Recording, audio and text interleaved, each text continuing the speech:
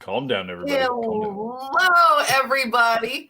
Welcome to my live stream. I don't know why this is so awkward opening them up. But hi guys. Thank you guys for joining. Thank you for watching us. And now we're at 1,000 subscribers, which we wouldn't be here without you. So tonight it's a hangout. We're talking about most random things, probably about food. Who knows? Ketchup chips. I have no clue.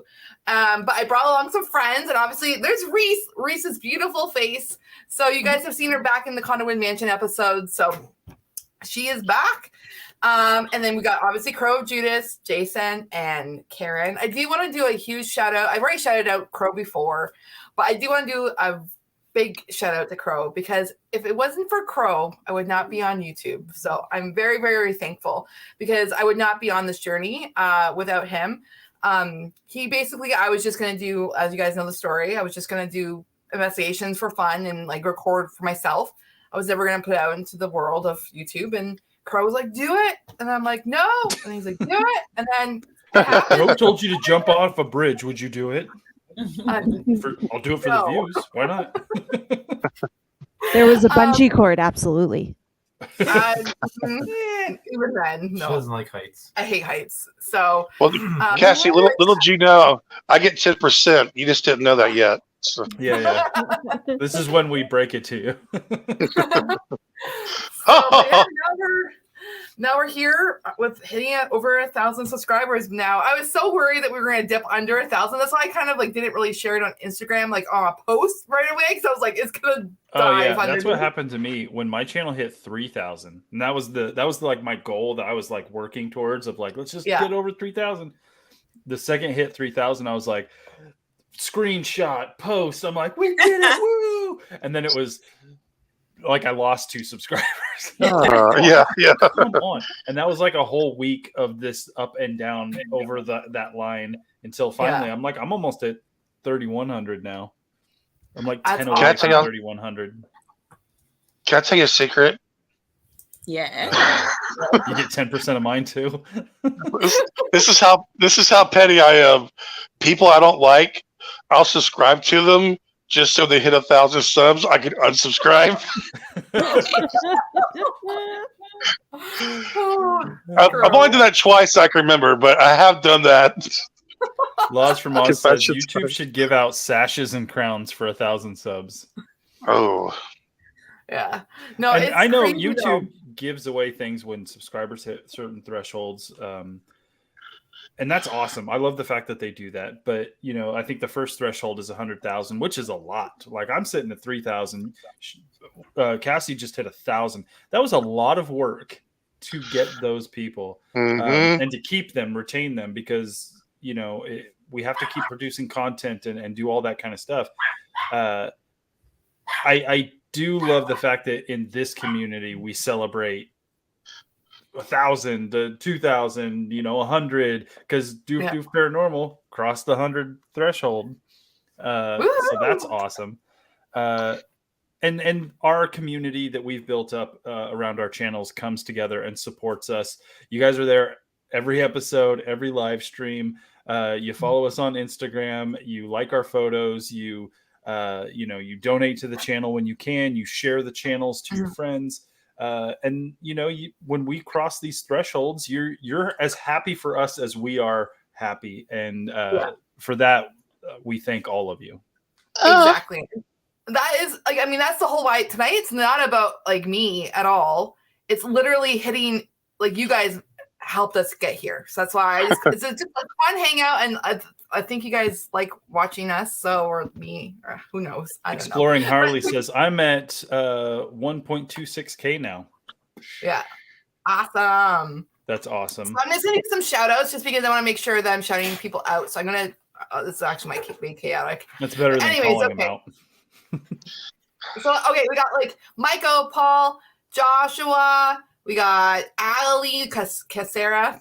Did I ever say Michael? We got Harley, obviously, because Wolfon's Paranormal. Oh, Wolfon's. Okay, I shouldn't scroll up. Okay, so Wolfon's, woohoo! We got Erica. Then we got Dantex. Sorry, guys, I suck. Soul Watchers is here. Actually, Dantex shouted a bunch of people out, so I'll know who's thing. Hodge. He's awesome. Laws, awesome. Hi guys. Okay, sorry if I miss people too. Like I suck, so don't hate me. No, that was great. But it's a bunch of great people. Yeah. So we got awesome. the greatest hits hanging out in the chat tonight. Yeah. Oh, Zed. I always say Zed. It's Z or Zed. Yeah, Zed's better. Oh, Daniel, Scary Birdman. Don't forget Birdman. Oh, Danielle. Oh, Danielle. Oh, Daniel. Holy crap! Sorry, guys. I've already had Daniel. I sent your McIntyre Villa koozie out a couple days ago, so you should have that shortly, sir. Ah. Awesome. Mm-hmm. Maisie. Hi, Maisie. Thank you for joining. Also, guys, put in your comments for all of us or for us, whatever. If you have comments or questions, concerns. Yeah, I'm gonna try and keep an eye on the the little dog on the chat for you guys, so that we don't miss any comments or questions or anything like that. And as we do on these live streams, we're just here to have fun and hang out. So exactly. Like whatever you guys want to know about, either it could be anything. Like I know we've all come together around the paranormal community and our investigations and cemeteries and spooky stuff and all that kind of stuff. So questions about any of that is on the table. But also if you just want to like ask us random questions, if you want to talk about food, which generally we do talk about food at some point. I want to talk to you guys about my lunch I had today. But yeah, we want you guys to be as much as part of this conversation as we are here on the screen. Because again, like Cassie said, if it wasn't for you guys, like it's fun to go and investigate these places, and don't get us wrong, but it's also amazing to share those experiences with you guys. Exactly. And I'm pretty sure I put it in my Instagram post and also my YouTube post about like our goal as Weaving Well Paranormal is to share our paranormal experiences as authentically as we can, right? So that's been our goal. And that's why, I mean, I know like YouTube, I'm like, I hate being called a YouTuber, even though my kids think it's like the best thing in the whole entire world. But my kids don't consider me a real YouTuber, so but my kids are younger, so that's probably why, maybe. I don't know. But it's like I can't even. I lost track of my thought process. I love how Crow's laughing. Is Ron okay? Did Ron eat brownies? No, you would know. You would know. I was just curious. Paranormal. Helena says, "Hi all. Like I said, can't stay, but have a great night." She just popped in to say congratulations to Cassie and Ron and Reese on hitting 1,000 subscribers. That's why we're here. Helena, it's good to see you. Yes. Thanks for popping in. By the way, out with us, Helena, you should have your mug by it. Should be there any day now. So be looking for that. Awesome. DJ Erica Bombshell says, "What makes a real YouTuber?" Well, apparently, not being their dad makes people a real YouTuber. That's so funny. I think my youngest kids think real YouTubers are the people who play video games online. Like that's real YouTubing to them. Yeah, it's all about PewDiePie. But you know what, Reese, Cassie, Ron, you're all real YouTubers too. You too, Doof Paranormal. You're a real YouTuber. And Crow, he's here. Anyway. So funny. I'll take that. So I do want some shout outs. Raquel, I can't remember if I said Raquel, but Ollie, hello. And I just saw that Sheila says, "Congrats, Cassie. I've never commented, but I have watched you and Jason since you used to comment on Jason." And Jason was the one with "We Shall Not Be Named." That's cool though. Mm-hmm. Yeah. She came out of the hiding to say hi to you. That's cool. Absolutely. Yeah. Maisie, how you doing? Raquel, how you doing? Kasara, how you doing? Guys. This is so awesome seeing everyone here. I'm like, it makes me giddy. I still feels very weird. When I hit 1,000, I didn't even realize I hit 1,000 because I was like watching and I'm like, there's no way. And then Allie messaged me and she's like, 1K. I'm like, what? I was not expecting it to happen that fast because usually it will like bounce down and battens back up and battens down. So I wasn't thinking I was going to hit 100 or 1,000. that day. And our goal was kind of like as like a tentative, like my birthday. So I know surpassed we that made it. by- My goal was to hit my threshold was Halloween, and we didn't make that. We had to wait a little while after that. So Mhm. it's pretty cool. We got to celebrate this, and then in a few weeks we get to celebrate the birthday. Yeah, and actually, which will be another live stream, guys, because it's gonna just be another live stream because that's what we do. So Also, Doof Paranormal, Karen over there is having a live stream on Saturday, correct? Your Saturday, yeah. I think it starts 9 o'clock your time, I think, Jason. I believe so. Yep. Yeah. So if you're not subscribed to Doof Paranormal, make sure you do that, because generally we're all hanging out on her channel and Cassie's channel and my channel. And really I've done live streams by myself before, and they're not fun to do personally, like just by yourself. Really hanging out with all of us and you guys in the chat, that's kind of what makes this. And really, it used to be live streams are what you use to kind of like fill gaps between content, and it felt like you were trying to fill a hole, just like, well, I don't have anything else, so I'm just going to give you a live stream. I think in our community, this group has really made the live streams like just as important as the content we produce. And that is absolutely because of the community we've developed, and for you guys, because if we were showing up doing live streams and nobody showed up, nobody interacted in the chat, I mean, we would have fun, but eventually we would just get on a Zoom call together and we wouldn't broadcast it to the world. It's really because of you guys that the live streams have become so much fun for us. Yeah. Hi. I saw more people came in, so I just want to make sure I catch everybody. And also, if I don't catch you, I feel really bad. But Brent, hello, Brent. Thanks for joining. Sorry, Joshua, you might already be on, but thank you. Hopefully, you feel better soon. You're awesome. Your jokes are literally the funniest jokes ever in the chats. He's the guy with all the dad jokes. We've got Kathy. Sheila. Hey, Kathy.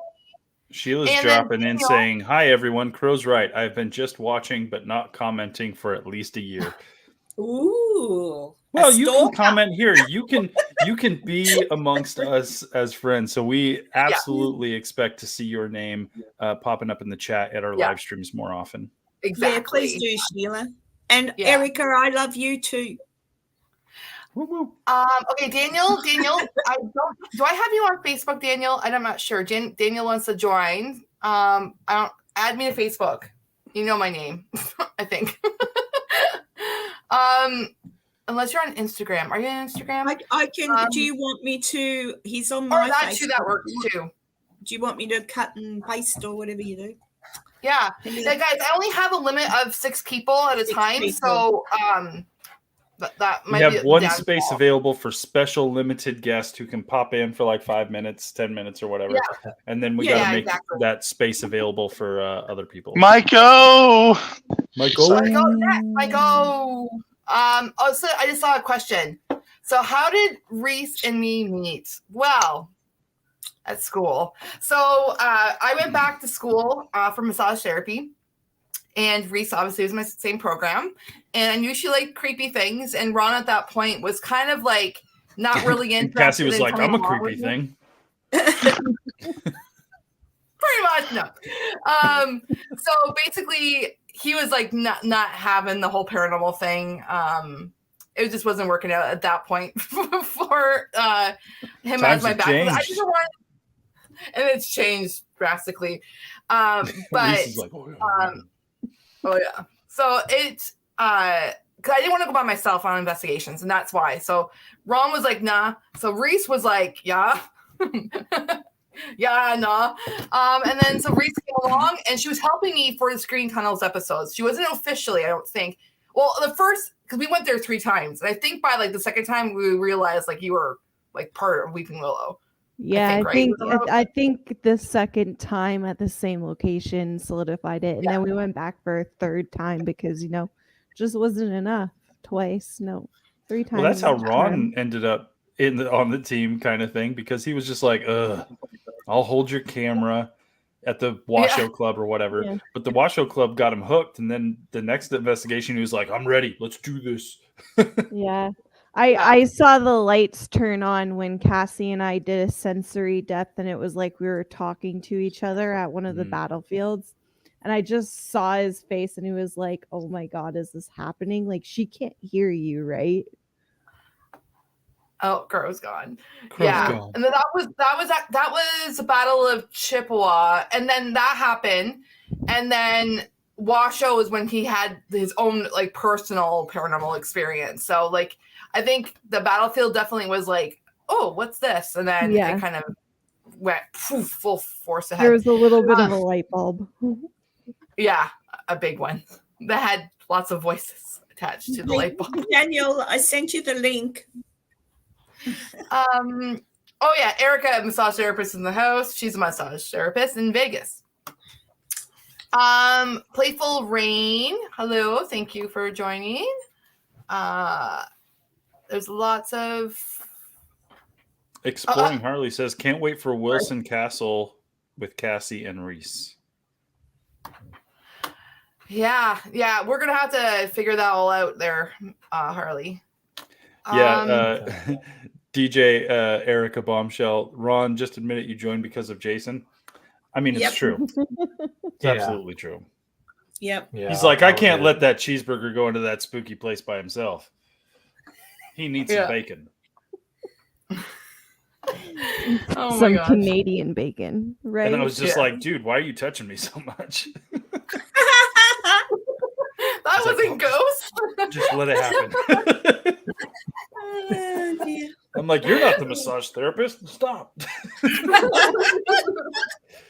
No, but I play one on YouTube. It's fine. Oh my God. I don't know. He just disappeared. Paul Ellis, I was going to say something, but that was off the live stream, so I'm not going to mention. Oh. Paul Ellis says, so many beautiful people here tonight. It is true. Me and Ron are hanging out with some beautiful people. Oh, where'd Crow go? I don't. He disappeared. Get another brownie? I don't know. That's why I had technical difficulties in my. That was like the funniest thing ever. That was priceless, Karen. I love that. Yeah.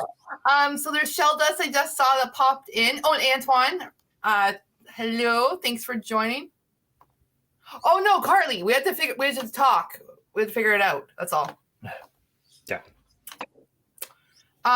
You're not keeping Cassie away from a haunted location, sir. Next X. Yeah. Kassar says, Jason, have you been to the gym? Keeping me accountable. No, I have really not. For like a month. I have not even worked out for like a month. It's been terrible. But I'm slowly working my willpower back up to exercising again. I'm getting there. But thanks for keeping me accountable, because I did ask you guys to do that, so I appreciate it.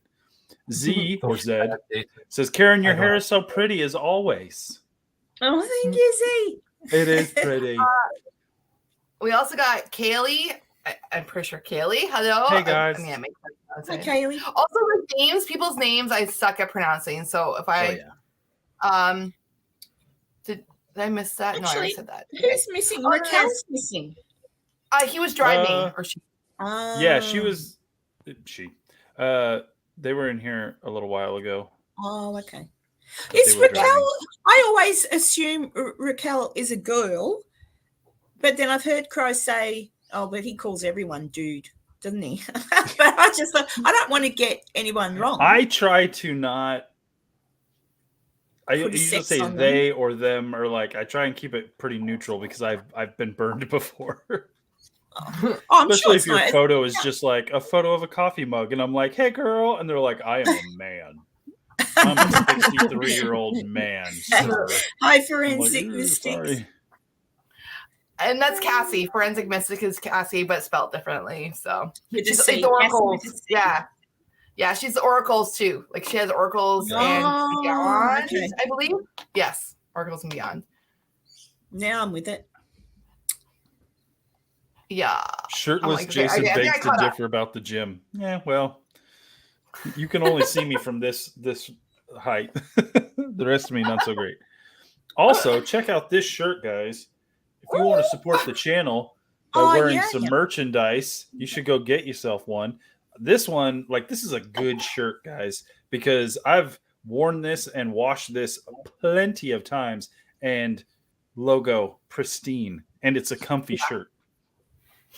That's what I find about Redbubble is their products last. Like, I have multiple shirts from them, and they're like, as long as they don't go missing. Remember my other Weeping Willow went missing? Reese, remember this? It just disappeared, among other things. So I was using the old store that we were using, whose name I cannot remember because it's been so long. So I have like 4 Cemetery Road t-shirts that were from the old shop. And then I have like 2 from Redbubble. The 4 other ones, they're garbage. Like the shirts are fine, but the printing is just, it's falling apart. It's like, they're only really good for like when I want to do like yard work or workout or whatever. But the 2 I got from Redbubble look brand new. And this is one of them, like one of the ones from Redbubble. So if you guys want to support the channel and kind of like be part of the unofficial street team for any one of our channels, like get yourself some merch. It does 2 things. It helps support our channel just a little bit, and it gets you guys some sweet duds. So exactly. There you go. Yeah. Oh, it's also it's a Hi Princess Scary. Hello, and thank you, Michael, for sharing all my links. And Daniel's in StreamYard, but there's nothing there, and I don't see you in the basement, so I'm not sure. You might want to check the address, or I just forwarded it to him, and then I did it again and cut and paste the address. So I'm not sure what's wrong. Oh, that's weird. I don't know. On Redbubble too, their mugs too are way better because I have like 2 other companies' mugs, and they're like peeled off. And the Redbubble, like, I put in the dishwasher. You probably shouldn't be doing that. And they're like, it says it's dishwasher safe. Oh, does it? Yeah. Oh, okay. I just thought it like, well, obviously the other companies is not, but it's like Laws from Oz says Redbubble is quick with the postage as well. They are absolutely quick with the postage. Absolutely. Yeah, I agree. Yeah. That's where I got those t-shirts I sent you guys, the collab ones. Mm-hmm. Yeah, they are nice. I have that shirt set aside for the trip. For the trip, it's like it's in the place where I will not forget it because I'm like, no, this one's got to come with me. Yeah, I'll probably have to wear that one on the way down, or should we wear it not? But anyways, we're not talking about where we're going, so. Yeah. Yep. Oh, Streamlabs.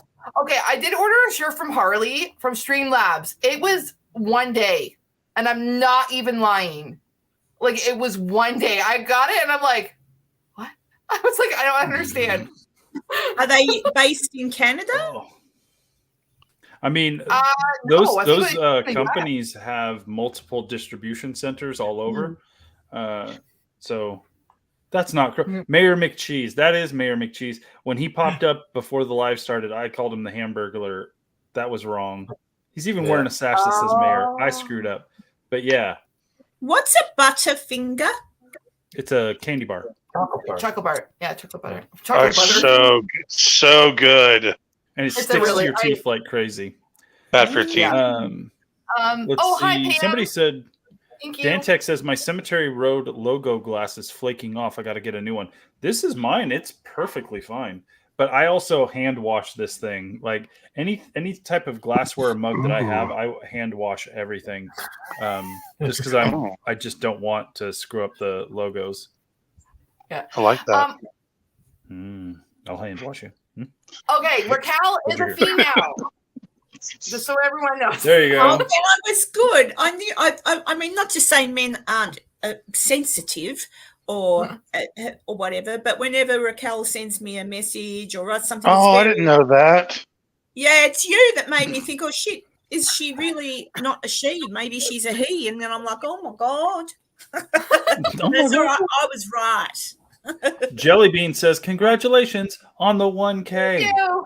Thank you guys. Woo. It's been a crazy journey. Like I started the channel March 4th of 2021, but I didn't post anything until July. So basically, it's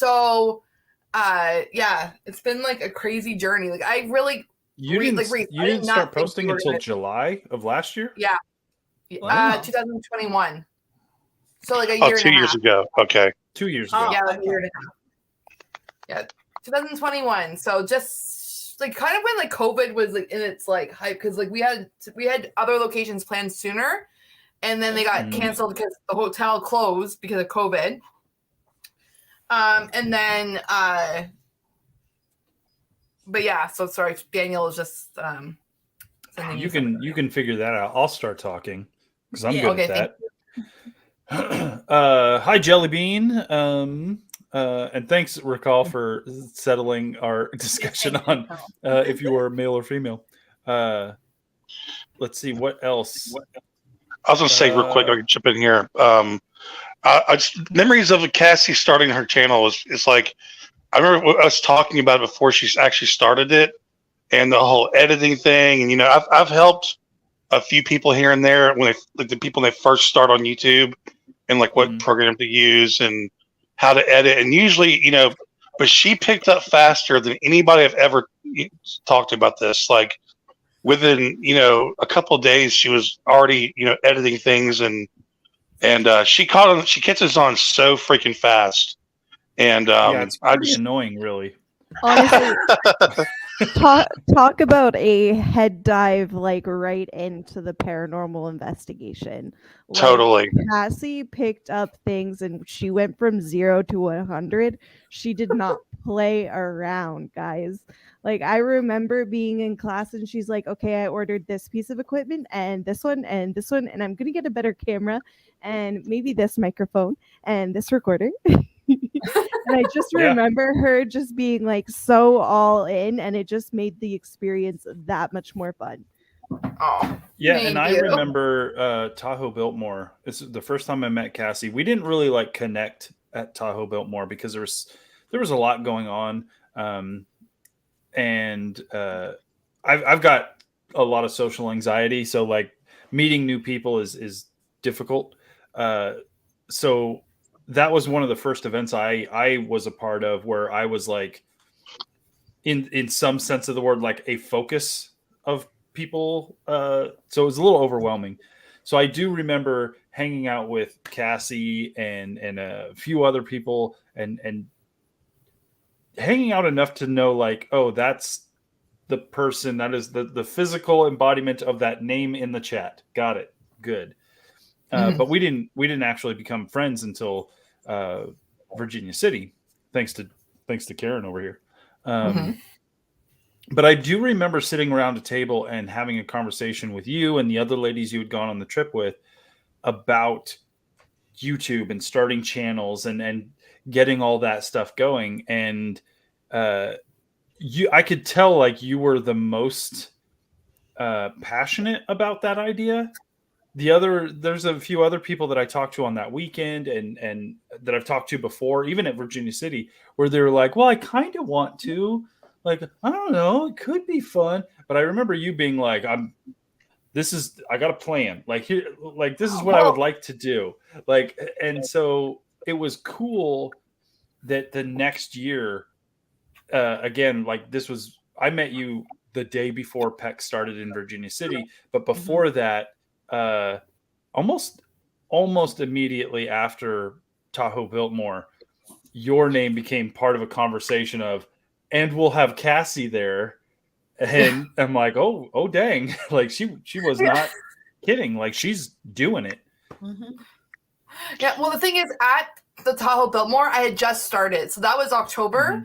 And I had started it I started in July, like posting stuff and investigating. Me and Reese, we did our investigation. I feel like it was May, but then we went back multiple times. And I think it wasn't like Screaming Tunnels didn't get released until like a little bit later because of how many times we went back and whatnot. But like I was in my baby stages at the Biltmore.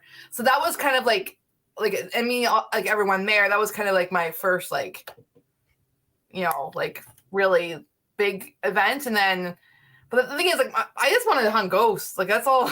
That's all I'm doing. But so I'm not The here to first get famous. I just want to see a spirit.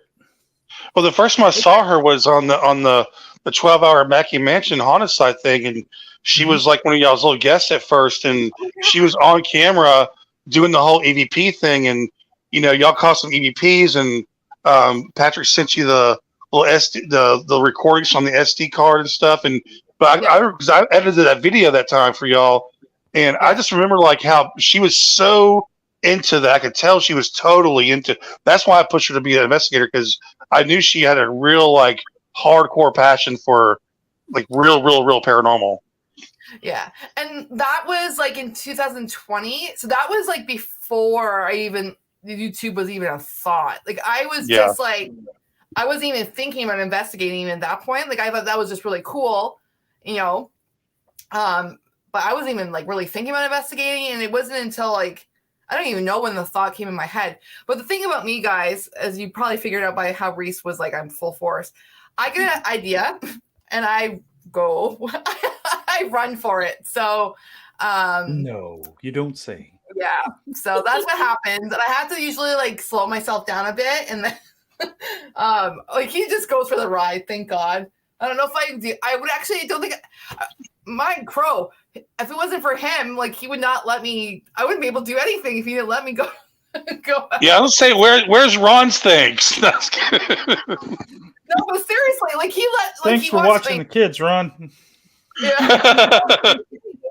I mean, But in the that beginning, is now a big it's deal. Like as much as I'm super happy that Ron is a part of our community, and in terms of like being an investigator himself and like going out and like, doing what we do, it is such a cool thing to have a spouse or a partner who's willing to let us do this really dumb thing that we do, wandering around in the dark in potentially haunted places for hours in the middle of the night, overnight trips, all that kind of stuff. To have a support system, even if it's just one other person saying like, oh no, go do that. Like that makes you happy. Go do that. Is huge, because if we had the person that we were closest to being like, why are you doing that? And every time we wanted to do an investigation, they're like, oh, that's such a burden on me. That would really make doing the investigations a burden to us as well, because it no longer becomes fun. It just, there's that thing behind you telling you like, I'm gonna have to ask if I can go do this, or if they're cool with it, or like I'm gonna be gone all night, so is that okay? Like and so like Ron being like, all right, yeah, go do that thing, and then eventually becoming a part of it, being a supporter of it, and like having fun, like that's a huge deal. Yeah. Ron? No, it is. Yeah. Just want to hear that sweet voice. Hey, go grab a brownie or something. Brownies. I don't do brownies during the work week, unfortunately. You shouldn't do them at all. Naughty boy. Why? Because of the sugar? Yeah, What? sugar's bad. Go straight Yeah. to your hips. I don't know. Yeah, That's the sugar. bad. The sugar. The sugar's the only bad thing in those brownies. Sheila, I'm in just south of Brisbane, so Brisbane, Queensland. Oh, thank you, Zed. I'm gonna say Zed for life. Oh wait, hold on. It's right there. There's Zed. Thank you. Yeah, like I really, guys, I'm kind of flabbergasted that this happened. So, or at least as fast as it did. But it's funny because I kept giving like Reese updates, because I would go through like surges of subscribers. So I'd send it to her. I'm like, whoa, look at us! Like, what the heck? And then when it got to like 99, we were in the 900s, like the high 900s. I was like, Grace. So, we're famous. I'd come out of treatment, and every hour I'd have like 4 new messages, a picture, and then like 3 new, like, oh my God, we're almost there. It's happening. Yeah. It's real. And we didn't dip under. Never mind, I'm not even saying it out loud because it's what happened. But Can you see Loz's comment there about Ron and Jason? Find someone who looks at you. The way Ron looks at Jason. It's true. Oh, I was just gonna look right now. Ron, So I'm drinking a beer I brewed myself. What's that? I'm drinking a beer I brewed myself. Oh, cool. Why are you so It is quiet pretty today, Ron? Are you okay? He's tired. Oh, See, he's tired. It was but a there's long more. day for him. He was bored at work. He's tired, but he's enjoying himself. I think. Are you? He's letting I am. Cassie have Quiet her tonight, moment. guys. Sorry, I'm just quiet. Don't let her it's bully just- you. Yeah, it's all right. You leave my bacon alone, girl. Oh, Oh boy, I love you guys. Somebody has to. Oh, speaking of this, like Ron has actually been watching TikTok, so he's like, "Have you seen this place?" And then would send me TikToks. By the way, I'm not gonna fangirl, but the girl that maybe people follow her, I don't know. Her name's Hauntings with Krista. She liked one of my posts on Instagram, so she has like 150,000 followers on TikTok. So that was kind of fun. Wow. So. Yeah. Very cool, man. That's What what does it say? I want to say too, though, like I think adding Ron into the mix is super awesome because he is like so unbiased, and I mean, so is Cassie, of course. I'm just saying, like Ron didn't have a passion for this, so he's like, it's like having a regular person on scene, and Ron was very Ron's skeptical. never been a regular person. Right. Come on now. Like he's very skeptical. So when Ron sees, it was very interesting to have him there in the mix to see what he saw, and he did end up having some experiences. So it's that, I think it adds a cool element to it. yeah. There's also like, a sense, and you guys have started to know Ron a little bit on these live streams. There's like this childlike amusement for him, and I think I realized that when we were at Washoe Club, and he like just disappeared. yeah, a little And we're just like, Ron, where are you? And like his wife is yelling for him. We're all like yelling. We are yelling throughout this abandoned building, and he just comes out around the corner. He's like, "This place is cool." Yeah. Like, did you not hear us yelling for you? He's like, "Oh yeah, no, I heard you. This is cool." Yeah. like, I'm like, "Oh no." in that place, like he could have fallen easily through something, and it was No, not well, the safest. I think he has a better directional sense than you do. I'd be way more worried about never seeing you again. I was just in awe of the moment, really. I when know. It was there. It was crazy. That's the downfall of me in big locations. I get turned around very easily. Like I like honestly, when you go to a location, I like especially like the Washoe Club, I was like, man, this is pretty cool. I want to go in here by myself and see if I can experience something by myself. I didn't, unfortunately. Listen, I say, because we're going on a trip. Cool. We're going on a trip, and I think at least one or two of those locations, we just give Ron a camera and send him in for 30 minutes. Please do it. I think that would be and great. we'll just pray he comes back. Oh my gosh, that would Wreaking be havoc. Yeah, Congratulations, Cassie. Thank you. It's so awesome seeing you here, seeing everybody here. I just say Erica just said that is the best drinking buddy. Oh, thanks, Erica. Absolutely. I do like drinking. Absolutely. Enjoy in life. He's like, well, now I'm interested in the conversation. I am. Things, but one of many things. And our favorite rocket ship. I was about to say that. I absolutely was about to say that. Going on a trip. Favorite rocket ship. Can Can you tell we're parents? Have you guys heard the remix? No. Oh my god, their remix is actually pretty cool. I'm Because gonna that's check what that I out. think about. Yes, there's really? a remix. There's a I'll have to remix watch to Little Einsteins. You gotta look it up.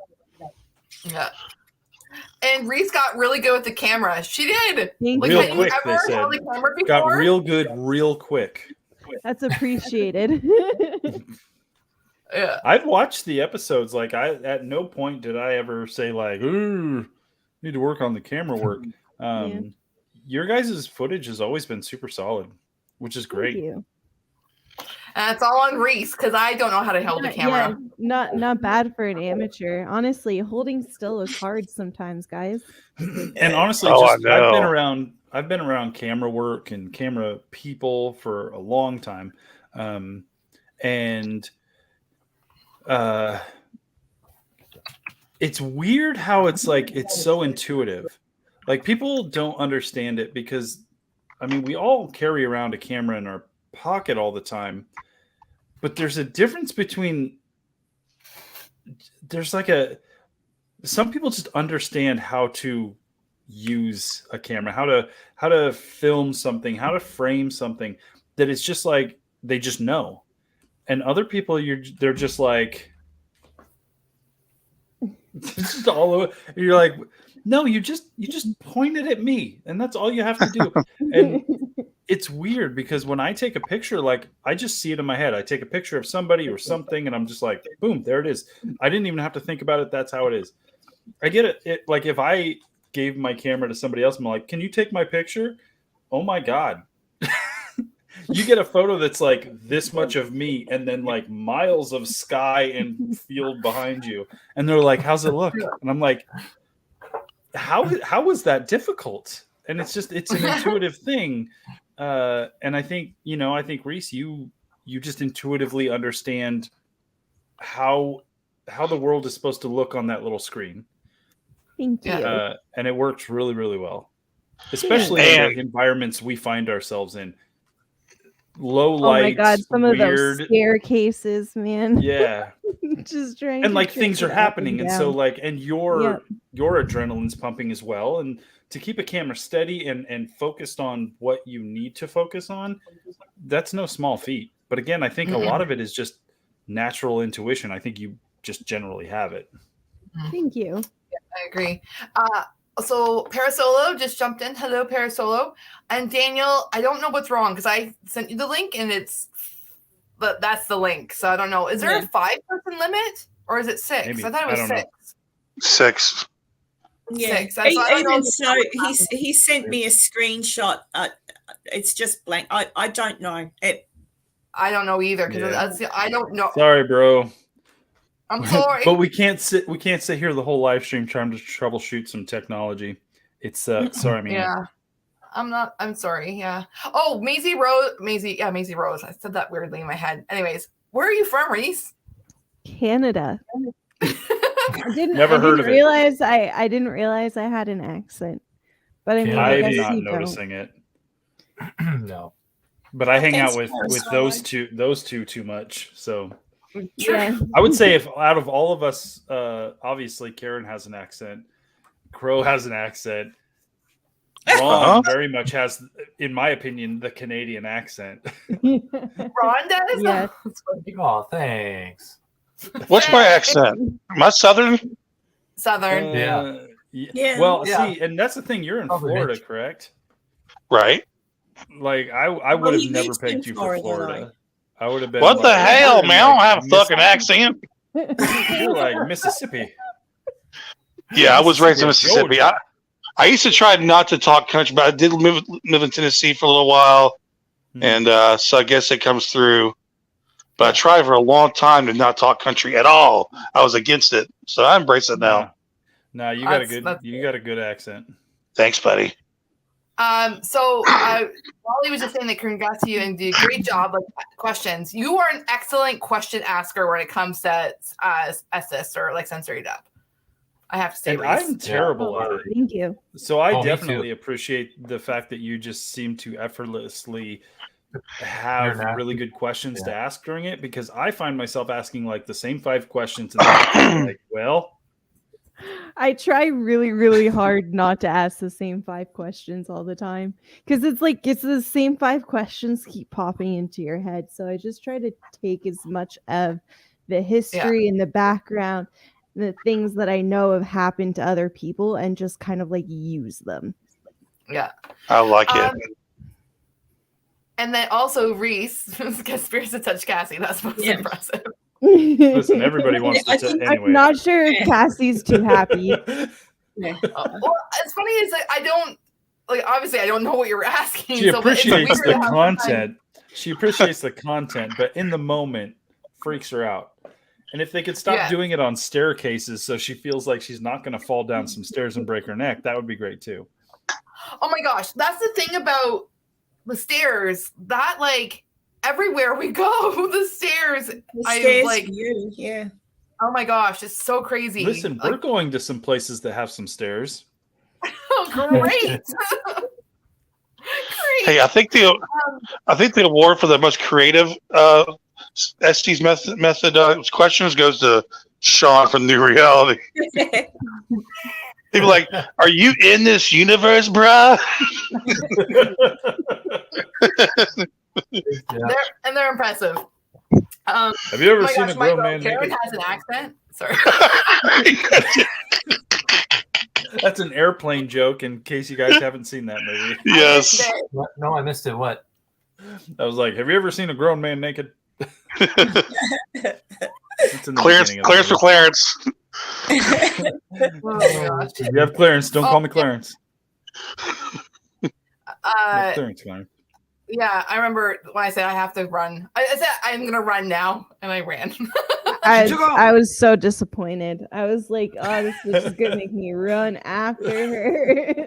Nope, you just let her go, girl. You just let her go. No, she just left you alone, Reese, so that whatever she thought was chasing her would get you instead. Well, see, that was the thing. I didn't want to be left alone with the creepy running towards me. It sounds like true. what they say for like bears. Like, you just got to be faster than your friend. Like, that's definitely what Cassie's goal was. Like, bears could be in the area, but it wasn't bears, obviously. No. So, Maisie Rose said we're in Canada. Reese is like literally, you grew up like half an hour from me. So, Southern Ontario, Niagara region. So, okay, so I scrolled up to crap. Okay, wait, we're good.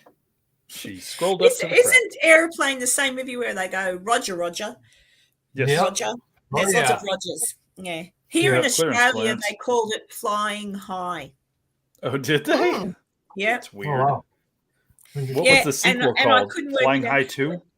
Yes. and for years that would annoy me because you've got to remember back in the day, nearly every single friggin' American movie that came to Australia would have its name changed. So I'd watch Entertainment Tonight and they'd talk about, some other movie or a movie, and I'd go, oh, that looks good. And then they'd change its name. I don't know whether or not the movie companies thought that Australians were stupid, so we'll change the name. Night, Jelly Bean. I don't know, but Good night, Jelly Bean. Night, Jelly Bean. When it comes to movie titles and other parts of the world, it generally is like we will name an American movie one thing, and then somebody in the marketing department over in the UK or Australia or China or whatever will deem that title not to be something that their society would understand. It wouldn't be marketable in their culture to name it that. I don't understand that you would rename Airplane anything else in the world. I mean, because it's just such a non kind of title. But yeah, that's the only reason. As if the title is making reference to something that's very like maybe American slang or something like that, that's not generally used in other parts of the world.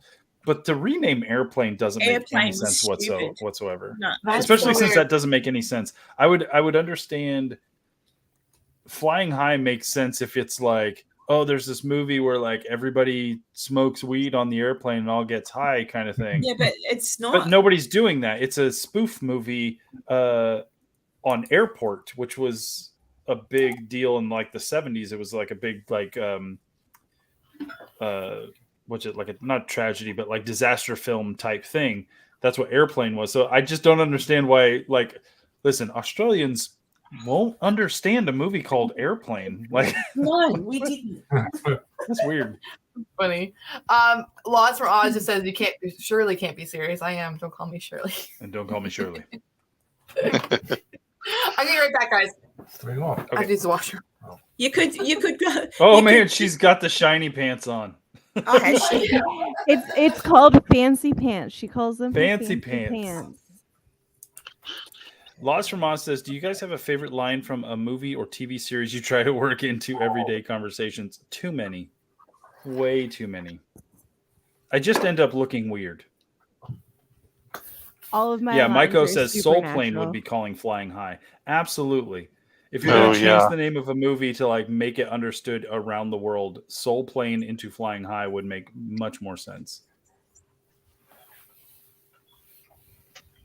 I think the only saying I use a lot is the one from The Office, and that's what she said. I use that a lot. It's funny That's- because I watch The Office a ton. Like even like on my shelf, you can't really see it in the blue light, but right here, this thing I'm pointing out right here is the Lego Office set. So Yeah. it's the Office thing. That's amazing. That is one of the funnest things I've ever put together. That's what she said is like one of the most famous quotes from The Office. I've used it. It's fine.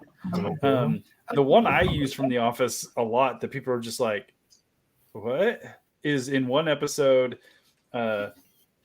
Michael Scott, who is Steve Carell's main character for the first like 5 seasons, he's trying to say how the tables have turned. But he gets it wrong, as he does every like common colloquialism. Yep. And he just stares dead-eyed at the guy he's talking to, and he's like, "My, how the turntables." And he just like he ends because he knows he screwed it up, and he doesn't know what to say next, and everybody knows he screwed up, and they all just kind of like, okay, anyway.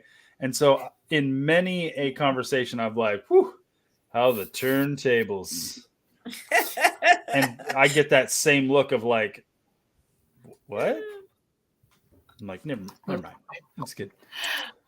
So we got another person just jumping in here, visiting Dead Adventures. Thank you. I love the photo of your profile. Nice little cemetery. Actually, Jason, you'd be proud. I follow someone from Ontario. It's a Facebook group, or a Facebook page, and they take pictures of cemeteries in Ontario. So I'll have to. I'll be even send you more the proud if you will send them a link to my show and say, "Hey, you guys would like this." link. I will. I missed that. Sorry, Kasara I was says, chasing a puppy. What Who did do you want have to for mention? dinner, Jason? I had a really nice salad. We had leftover spaghetti. So boring.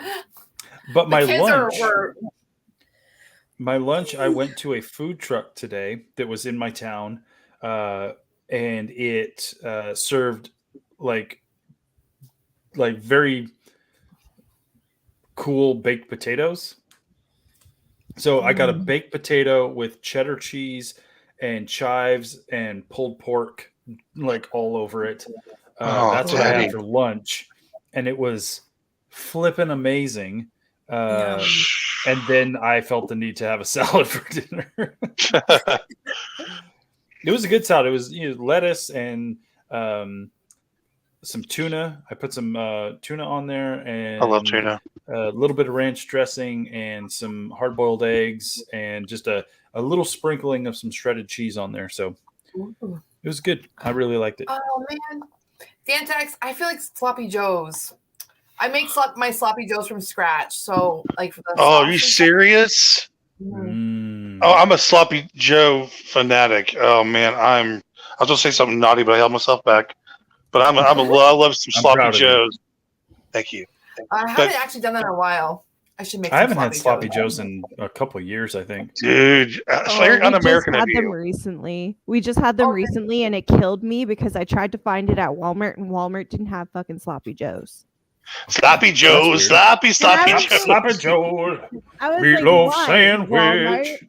So we had to like wait until we finally Out of found it all in the grocery places- store.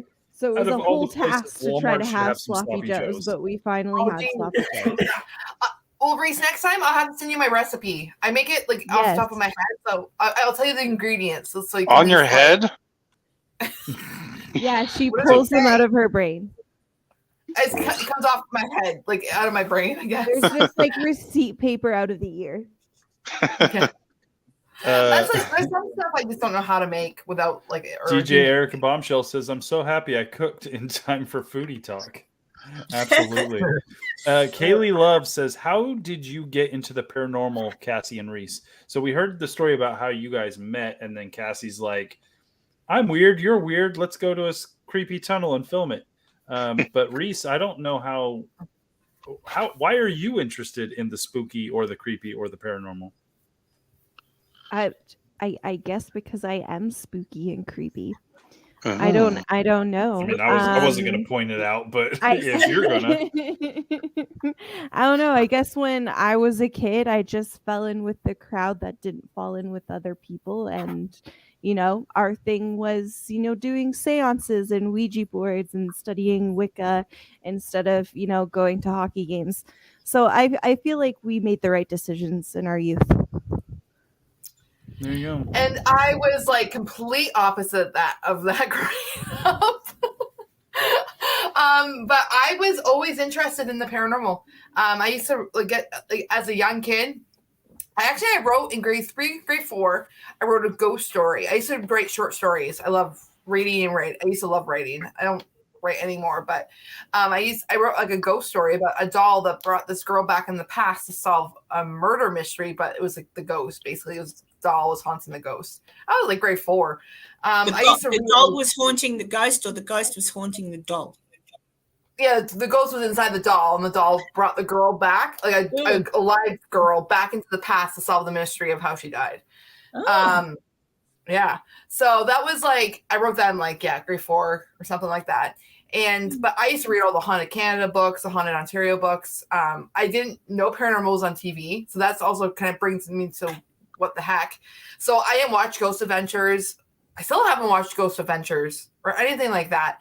I found paranormal from YouTube.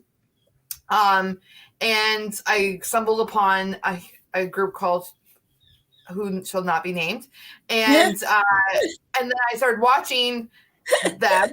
And then, and then I was like, whoa, this is really awesome. And then I kind of like just got into the community of everybody. And then as Crow said, I did an investigation. I paid for like a little spot to do a little investigation at Mackey Mansion. And then that was like a year before I even started, or even a thought. And then I'm here and investigating. So she's regretted it ever since. What did you say? I said, and you've regretted it ever since. No, this is like, I actually like, I feel so, it's funny because like I have like my Phoenix tattoo, and it's based off a book character. It's a new tattoo I have, but it really feels like I'm coming into my own. And I feel like this community and everybody I've met along the way and what I'm doing is a huge passion of mine. And I can't, like, I know it sounds like corny and cliche or whatever, but seriously, guys, like I absolutely friggin' love it. And I'll never go look back. So. Hell yeah. I was always in the paranormal since I started watching horror movies around 8 or 9. I saw my first Shadow Man around 4 years old in my house. Didn't understand the paranormal until I was a teen. Well, that'll do it. Yeah. Yeah. I had some experiences too that I'm not going to get into it. But why not? Well, because I started out with 5 haunting questions. Hold on to that story. Oh yeah, that's right. Okay. Hold on to it. We gotta save that for Doof Doof Paranormal's talk show, guys. That's right. Yes. I grew up with not that anybody's asking. I grew up with a lot of stories of people in my family having experiences, and so I was always the person who's like, I want to have experiences. And I did. Eventually I did. And it just kind of like grew from there. Have you ever said it on the live stream or anything? Yeah. I can't remember if you did. I have on my old team. I said it multiple times on live streams and stuff. And when Karen eventually invites me on her little You're talk after show, Cassie. You're after Okay. Cassie. I'm glad Cool. I'm so far behind. I'm on to you. Bro, next. what are you doing? You want to Don't do a worry live about stream, that. and you can ask me a dozen questions. Yeah, that's kind of what Sounds- it turned into with Crow and you won't believe this, Jason. So Crow and I, we hook up. Oh, You hooked up with Crow? it happened. It probably happened. Yeah, I can kind of believe that actually. So we're on the live stream. Well, we're going through it. I think we were talking Jason. for a Come good on. hour and a That's me. half. A good hour and a half. I did it all, and I've gone, oh, cool. And then I've looked up at the thing, and I've gone, oh my God, I didn't hit record. I hadn't hit record. Oh So, no! Yeah. So And it was it was so good. It was because I was really into it, and it was so like organic, you know, and we had to like redo the whole thing, and it was okay. It didn't turn out good, but it did not touch the first take by a mile. So listen, my as God. someone who So did next podcasts time, for Catherine, so just make long, sure just make sure you say to me, Karen, hit record. I don't know why. I wasn't thinking, and I'm like, oh my God, but it's all right. Crow stuck it out. well, when I do videos at home, like when I make my videos, I use this program called OBS, and it's like kind of like StreamYard. But I sit there and like I'll hit record. I'm reacting to this video for 45 minutes in the dark with a stupid mask on, and I realize it was never on record. That's so damn aggravating. It's happened a bunch of times. Oh man, that's always my fear. My fear is always pain, like, bro.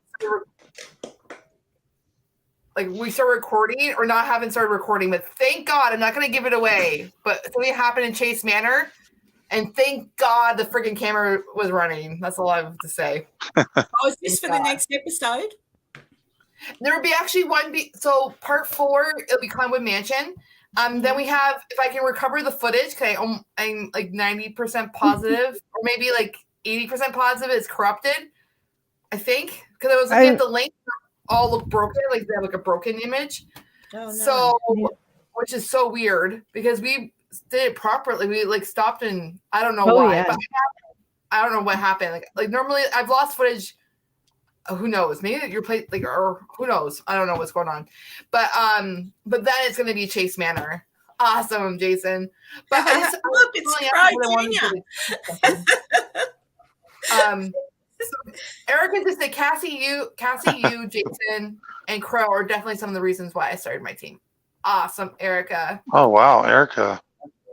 Yeah. Hit me up later. Just kidding. Wow. Jason looks cool with the mask on. I like that. See, the secret is sticking out. Oh my God, see, the secret is the mask, dude. What I do is I put a little it's a little styrofoam on the edges of the bottom of the mask, so it sticks it takes the mask off my face, so it's not like all smothering me. Styrofoam right here, but none here. That's it. Yeah. It would be like you can breathe so much better if it's just a little bit off your face. Totally, dude. Yeah, that's the secret. Especially if you're gonna do it for like an hour or 5. Hi, Daniel. What's up, Daniel? So you finally figured it out. Well, my tablet's haunted, so I tried my phone. Oh, okay. Was your bird sitting on it? I was sitting on it. Oh man, Daniel!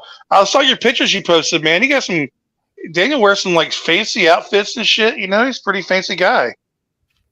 Yeah, I'm a dancer. I go on competition. Dude, you're a competition dancer? Yes. You must have amazing calves. Oh. You're so physical and Yeah, sensate. isn't he? Yes, he is. I'm very physical. Yeah, that's my dance look. That's impressive, dude. I mean, seriously, that's impressive. Anyone growing up watching shows like Goosebumps or Are You Afraid of the Dark back in the day? Hell yeah. Didn't watch Goosebumps. I was a little old for Goosebumps. I bought all the books for my kids. So yeah. Goosebumps was right in my generation. I loved it. I liked Are You Afraid of the Dark and like the idea of that show because it was basically like Tales from the Crypt for preteens. But I didn't get that channel when I was a kid, so I saw it very intermittently. But the guy who wrote Goosebumps R.L. Stine wrote Mhm. horror novels for teens under the Fear Street banner, and Yep. I read the hell out of the Fear Street books. Those And they then made Fear Street movies on Netflix. There's 3 of them. So if you're into horror films, go check those out. Oh, see, I used to read those books all the time. I used to go to the library, and actually, like I Fear Street. I'm trying to think of Christopher Pike, that author. If anyone knows authors, Christopher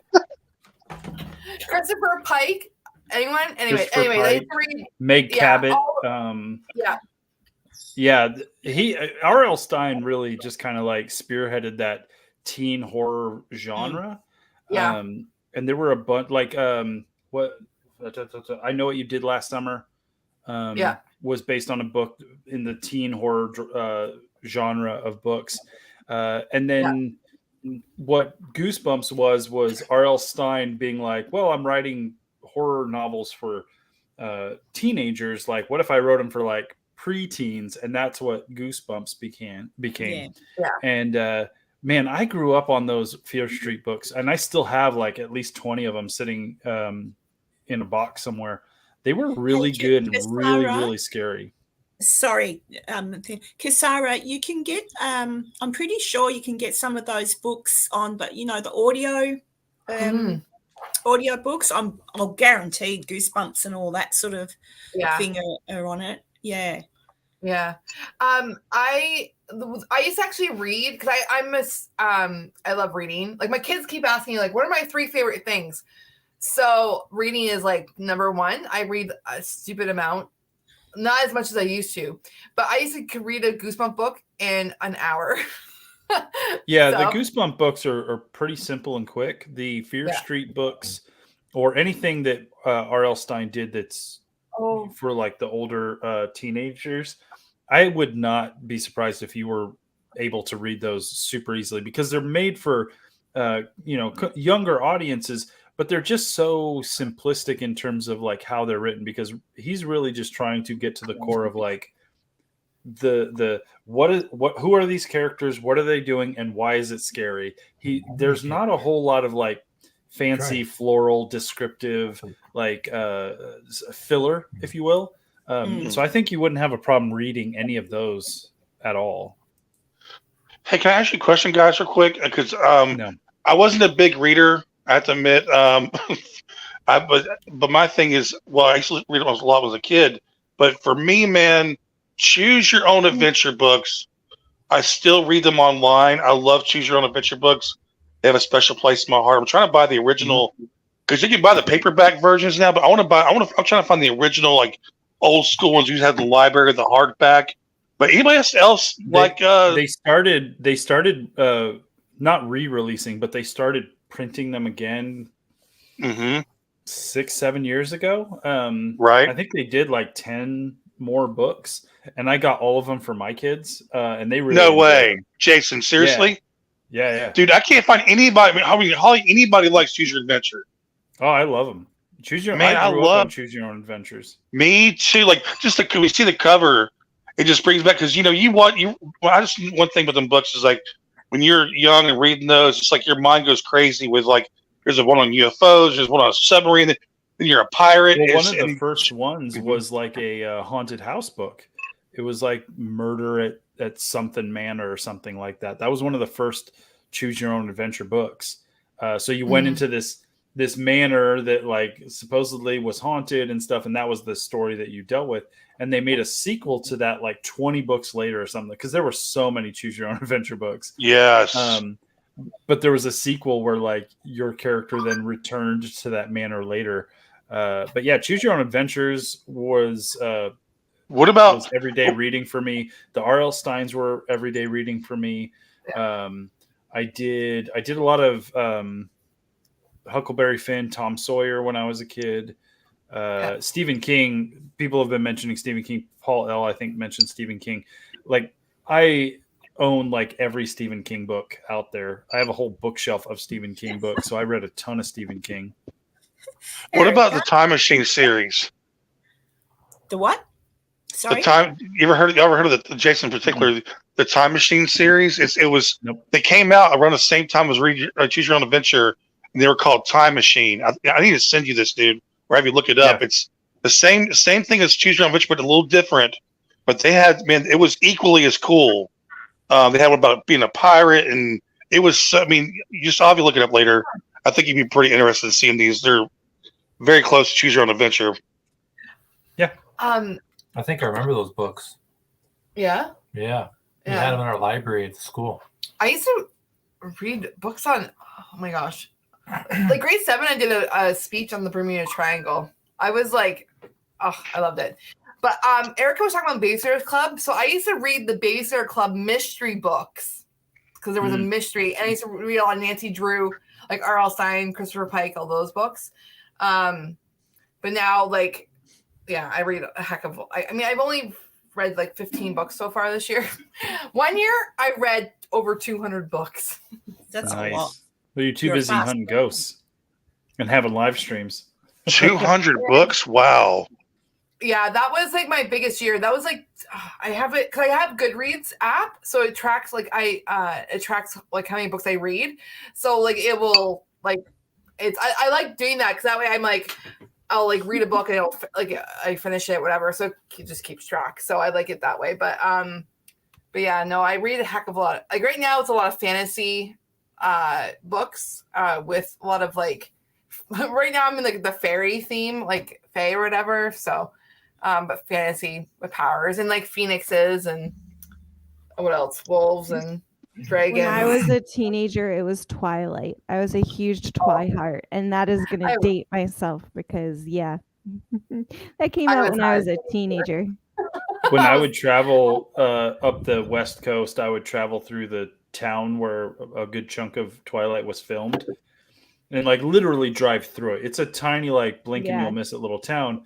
And you drive through, and if you look over, there's a big sign, a big banner. It's been there for years, hanging on one of the buildings that literally says like Twilight was filmed here. Come visit set locations. That's and hilarious. Stuff. And it's like all faded and kind of torn because it's an area that gets like rain and snow and all that kind of stuff.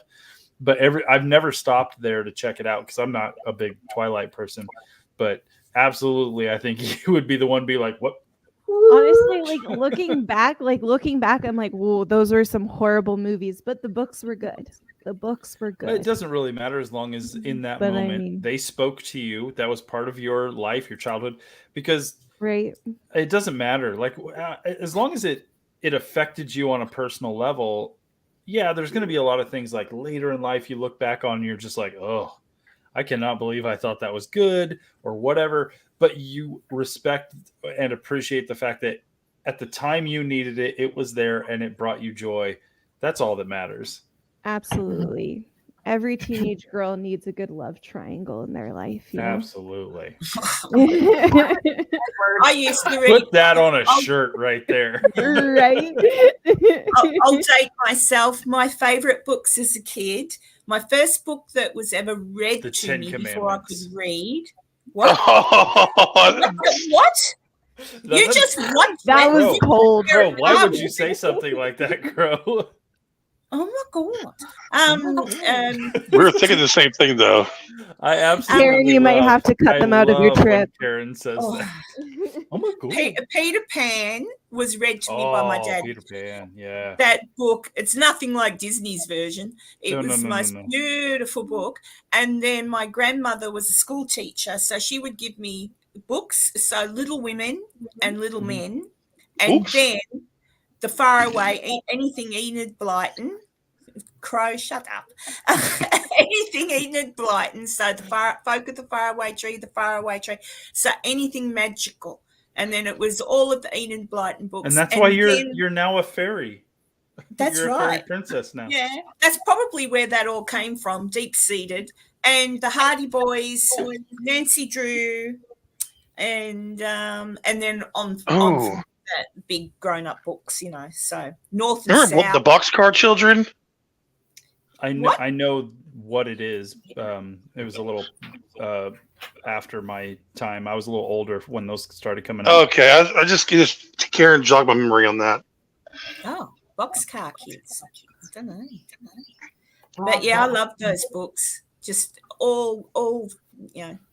Did you ever read The Faraway Tree, Cassie? I've never even heard of it. No. Oh my God. It's this big tree and it's in the forest.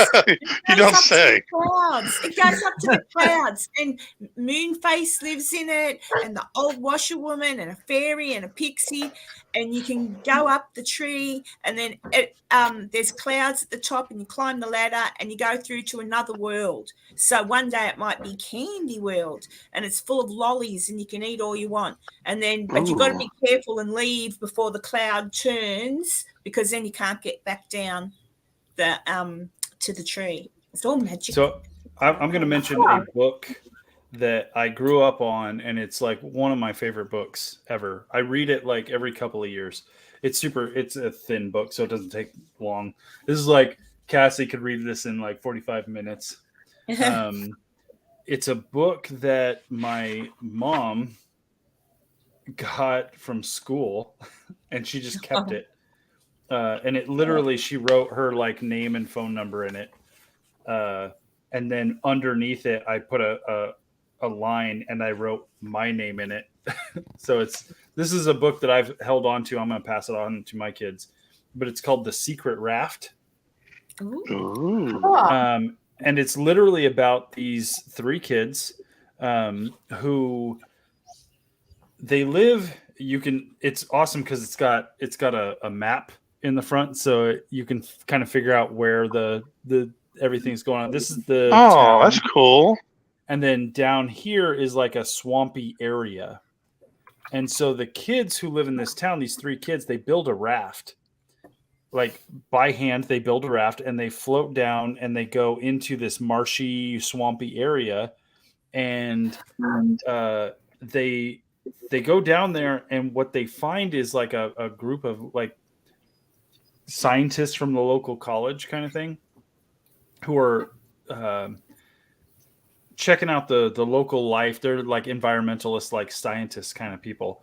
And so these kids keep jumping on this raft, and they go visit these scientists, and they learn, and they're helping them with their tests and stuff. And it's really cool. But they got to keep the raft a secret because their parents wouldn't approve of them like going off because it's dangerous and all that kind of stuff. But then there's this massive storm and a big flood, and the kids know that the scientists are in the swampy area and the flood is going to be bad for them. So they have to like sneak away when the town is like getting prepared for this giant flood, and they have to get on their raft because they need to go save these scientist people. And it's a simple kind of like adventure thing, but it's very Huck Finn-ish, Tom Sawyer-ish, where the kids have their kind of own life and their own adventures that the adults are oblivious to. And it really sparked my imagination in all of that. And so, like I said, I read it every couple of years, The Secret Raft by Hazel Krantz. And it's just this random book my mom had, and it's random. She randomly kept it, and it randomly ended up with me. And it really like sparked my imagination as a kid. And that's like, I want to say this book is part of the reason why I have this like wanderlust, this need for adventure and travel and exploration. And I still have it to this day sitting on my bookshelf in my office. And, I'm going to pass it on to my kids, and they're going to read it and enjoy it too, I guess. But yeah, this has turned into the Weeping Willow Book Club. I know. Seriously though, other books. And Cassie is not sad about that one bit. She's very happy. There's one book though. Well, 2 books that I used to read as a kid I loved. It was Bridge to Terabithia, which is so freaking sad.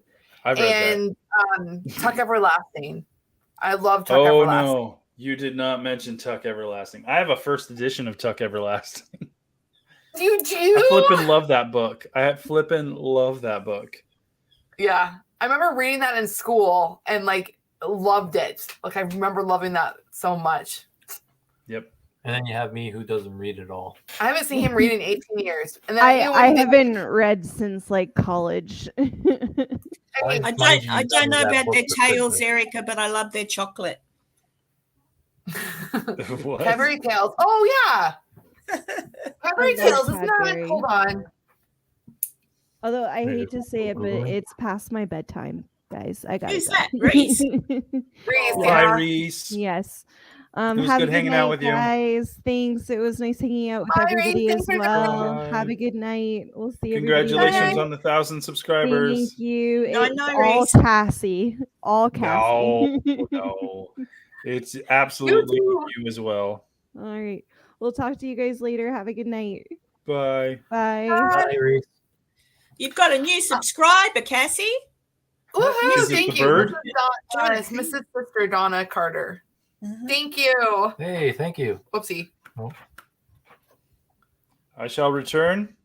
I gotta go check Okay. on the kid, I have but to I can Cadbury still hear Tales. everything you say. Oh, okay. We better not talk about him.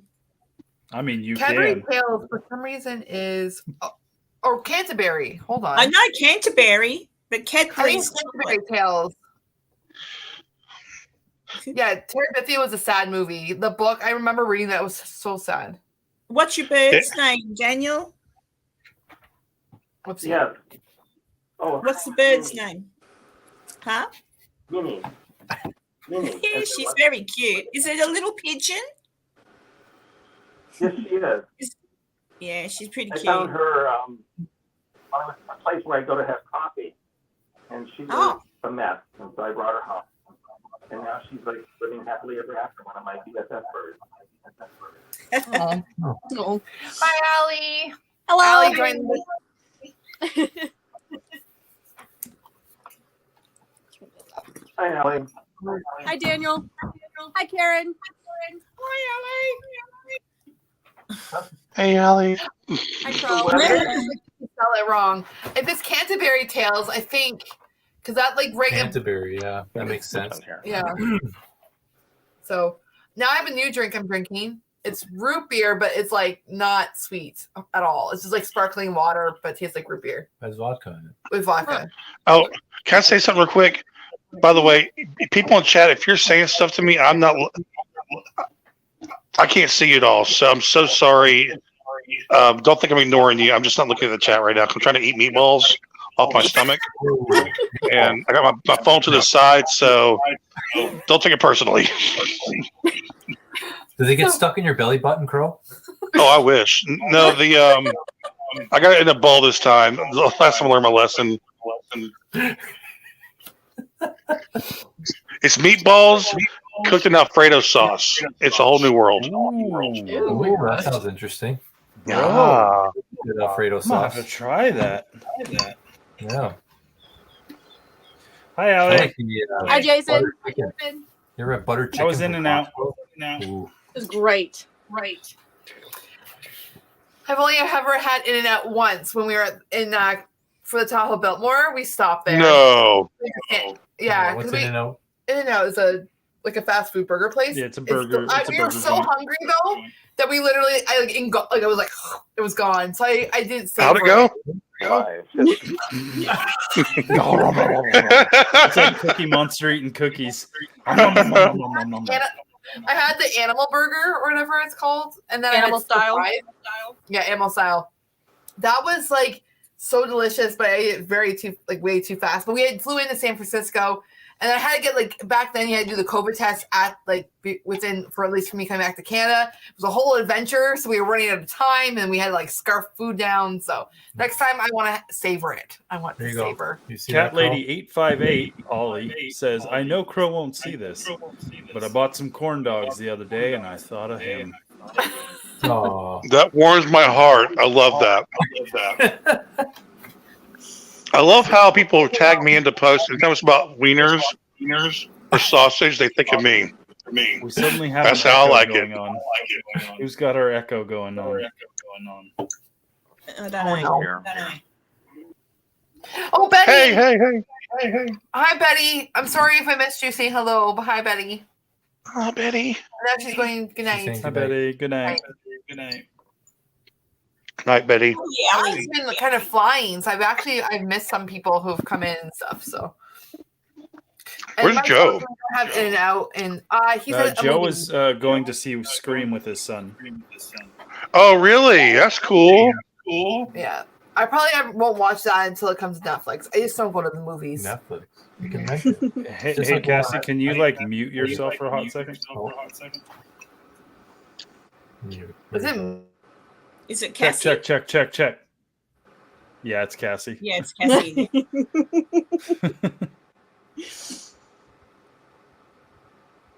Well, you can unmute yourself now. I am going to sign in and sign out like I did last time. Well, that It will fix check. it. Check. Check. Actually, Yeah, I've it's got still a question. running. I've got a question. Oh, it's echoey. Echo. Mhm. Applebee's, which you've already said, ew, Applebee's. But I saw somebody go to an Applebee's and order a meat mountain. And apparently it's a sandwich. It looked about that big because they showed it. That seems a little excessive. It does, and it was full of meat, Ew. but all different meats. So chicken, beef, whatever. And it was called the Meat Mountain. Apparently Check. finished it. I'm sure they were at Applebee's. Where's Talk, Daniel? Cassie. Hello? Oh, Daniel. All right, check. Yeah, fix it. Okay. I don't know. Yay. It just sort of started randomly, didn't it? Listen, It at least was we random. know what to do when it happens. Yes. Last time had to happen in order No, for. Erica. DJ Erica Bombshell says, I'm going to Okay. go put my babies Night, to bed. Erica. Good night. Good night, Erica. Good night. Thanks for hanging out with us. We Ah. appreciate it. And I know having live streams at like midweek, it's a Thursday night. I know you all have probably work in the morning or stuff like that, but we all appreciate you guys coming out, celebrating the 1,000 subscriber milestone that Weeping Willow Paranormal has hit. We appreciate you. So thanks for hanging out with us. I agree. Raquel said Applebee's would close all around here. Whoopsie. We still have one. Yeah, we have an Apple. I It's think not that good though. no, we've only once. Last time I had Applebee's when we were in Utah. I think was the last time we had Applebee's. Really? Yeah. I am so excited. Like, listen, we're going on a big trip in our favorite Only a rocket few ship. weeks away. I am excited for the paranormal investigations we are about to to head out into. I am almost more excited to just like go eat with you guys. Because I know while we're here in the US, we're going to eat at places that you guys are just not have availability for. It's not like I'm going to be like, Karen, you ever had you a Taco Bell? It's great. Like, we're going to be going to like local barbecue places, We've local got mom and Taco Bell pop here. places. Like, we're going to places like these guys and me, because in this part of the country, I want to go to places we just don't have access to. We're going to have a blast. And Hopefully a then good we're going to brewery go or up two. to Canada, and Ron is just going to barbecue his little heart Oh. out. And we're going to have a good time. You should probably video that. Well, And then Karen's going to run off to Virginia City and have all the Leave us fun all in the without dust. us. Yeah. Yeah. I'm there for I think 7 sleeps, maybe 8 sleeps. So I've already got a few days planned with I'm going to kill my chihuahua. It's doing that because I've put it down. Is that a slang in Australia? I'm going to go there and kill my chihuahua. Oh, it's just like, won't shut up. Yeah, so I've got I'm going to hang out with Taylor and then of course my friend Connie. And then I'm going to go and see. I've got a whole few things planned, and Jason's going to catch a plane apparently and come with me to. I honestly thought about it. Virginia City. Oh. I wish I could do that. I'm like running out of vacation days. Is there gonna be another PAX event? Does somebody have the YouTube channel open or something? Because I'm hearing an echo, but it's like way delayed. No. No, not me. Nope. Okay. Is there going to be another PEX event this year? Antoine asks. Unsure. No one knows. Don't know. Yeah, we've heard nothing. Honestly, I wouldn't plan on it. Just I don't know, but my knowledge of the event in the past, if we haven't started hearing information now, I'm very doubtful it's going to happen because it's such a a thing you have to plan so far ahead for. Yeah. Especially when it comes to like selling tickets and getting that word of mouth going. Well, If we haven't heard anything by now, yeah. I'm doubtful it's going to happen. No. But that's okay. I'm still going to Virginia City. That's right. Oh, well, you think about it, Jason. If you can catch a plane there, you can come in. You can come in the plane I leave in. Yeah, I would if I. Yeah, I gotta do things. Got things to do. Yeah, unfortunately. Anyway, by the end of the 2 weeks with me, you'll be sick of me. You'll be glad that I. Never. Never. Night, Rican. That's my troublemaker. Rican. What? I'm hearing echo now. Yeah. Daniel, are you watching us on YouTube? Yep, it's Daniel. Yep, it's Daniel. Daniel. It's Daniel. Troublemaker. Lars from Moss says you guys are having a mini PEX event. We are kind of, and at least like if you want kind of like a PEX-ish experience virtually, following our channels, Doof and Cemetery Road and Weeping Willow, you're gonna kind of get that. I'm gonna do my best to do a lot of behind the scenes doc style stuff of our trip, but we're also all of the investigations we're going to be doing is going to be put on our channels over like the course of most likely a couple months, if not 3 months, because we're going to be filming a ton. And so if you want to have that kind of virtual PEX experience, the trip we're all going to be taking here very, very soon will kind of scratch that itch a little bit. And we'll do a few lives. Scratch that itch, Crow. We're absolutely going to be doing some live streams all together from the same room. It's going to be awesome. The content, my goal is to film so much content that I really don't have to do anything else for months. And just so you know, guys. That's a good idea. You know what, guys? Just so you know, 49 days away. Wow. I know. 49 days until we're all together in the same room. Yeah. The top row, at least. The top row is going to be together. The bottom row has to watch along with everybody else. Running to like hug someone, we'll be like, We'll have to film that somehow or another. Like and have like Chariots of Fire playing. Oh, absolutely. Like Jason. Oh yeah, you too.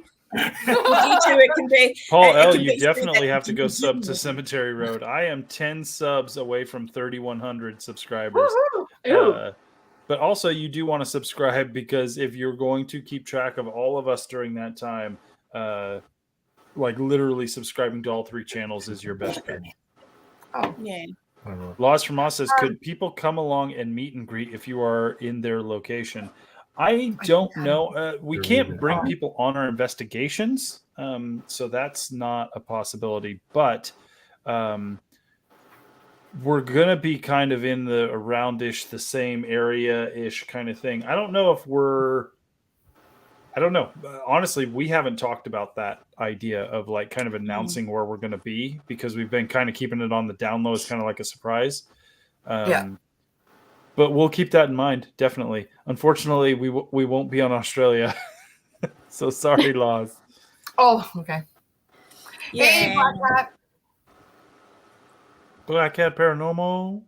You all plan. You all could plan to get together and have one yourselves, maybe somewhere different. Just have people RSVP, split the cost of investigating. There doesn't have to be a convention as such. That is absolutely true. And honestly, we have our trip coming up, and we've been planning this for months and months and months since PAX, honestly. And if there is no PAX this year, then next year we're obviously going to want to get together and hang out. The idea of possibly doing something as simple as that, not like a full-blown convention, but just like getting a location or finding a location that we can get and just announcing like, hey, we are going here at this time and date, and we have X amount of slots open. who wants to join us. Like the location would be paid for. That person would have to like pay their accommodation, food. Yeah, their way there, their food, all that kind of stuff. But the location, we could be like, no, we paid for the location. You just have to get there. That would be something. Yeah, that would be fun. Or even like do like a 2-night, like we can book it for like a couple nights or whatever, and then yeah, that way, and it would be very exclusive. We can talk about it when we're together, and then since I'm spending so much time, it depends what you guys can come up with too, but because I'll be in Virginia City and I already have a sort of friend base there, might be able to work out something with someone there about where we could go for a couple of nights and people could come. Absolutely, that's a great idea, because as much as I loved PEX, like I could never spend the time and effort, energy, money, all that kind of stuff to do something as big as PEX, a convention type thing, a takeover type thing. But we, as some smaller groups, smaller channels with smaller fan bases, could definitely do something more intimate in that, like once a year, twice a year, we take over a location and then invite 5 to 10 other people to join us, kind of thing, depending on the size of the location and all that kind of stuff. That would be a good idea. We will talk about it. Thank you for that suggestion. Yeah. It's a good suggestion. Great idea. Laws just said that we stole our older sister's phone. Most have a copy now. She subbed to all of you guys and notifications on. Awesome. I love it. I know it's funny because like my you all should do that. My oldest daughter is subscribed because she has like her own thing. Anyways, and then her boyfriend is too. So I'll get like comments from him. I'm like, oh, that's so nice.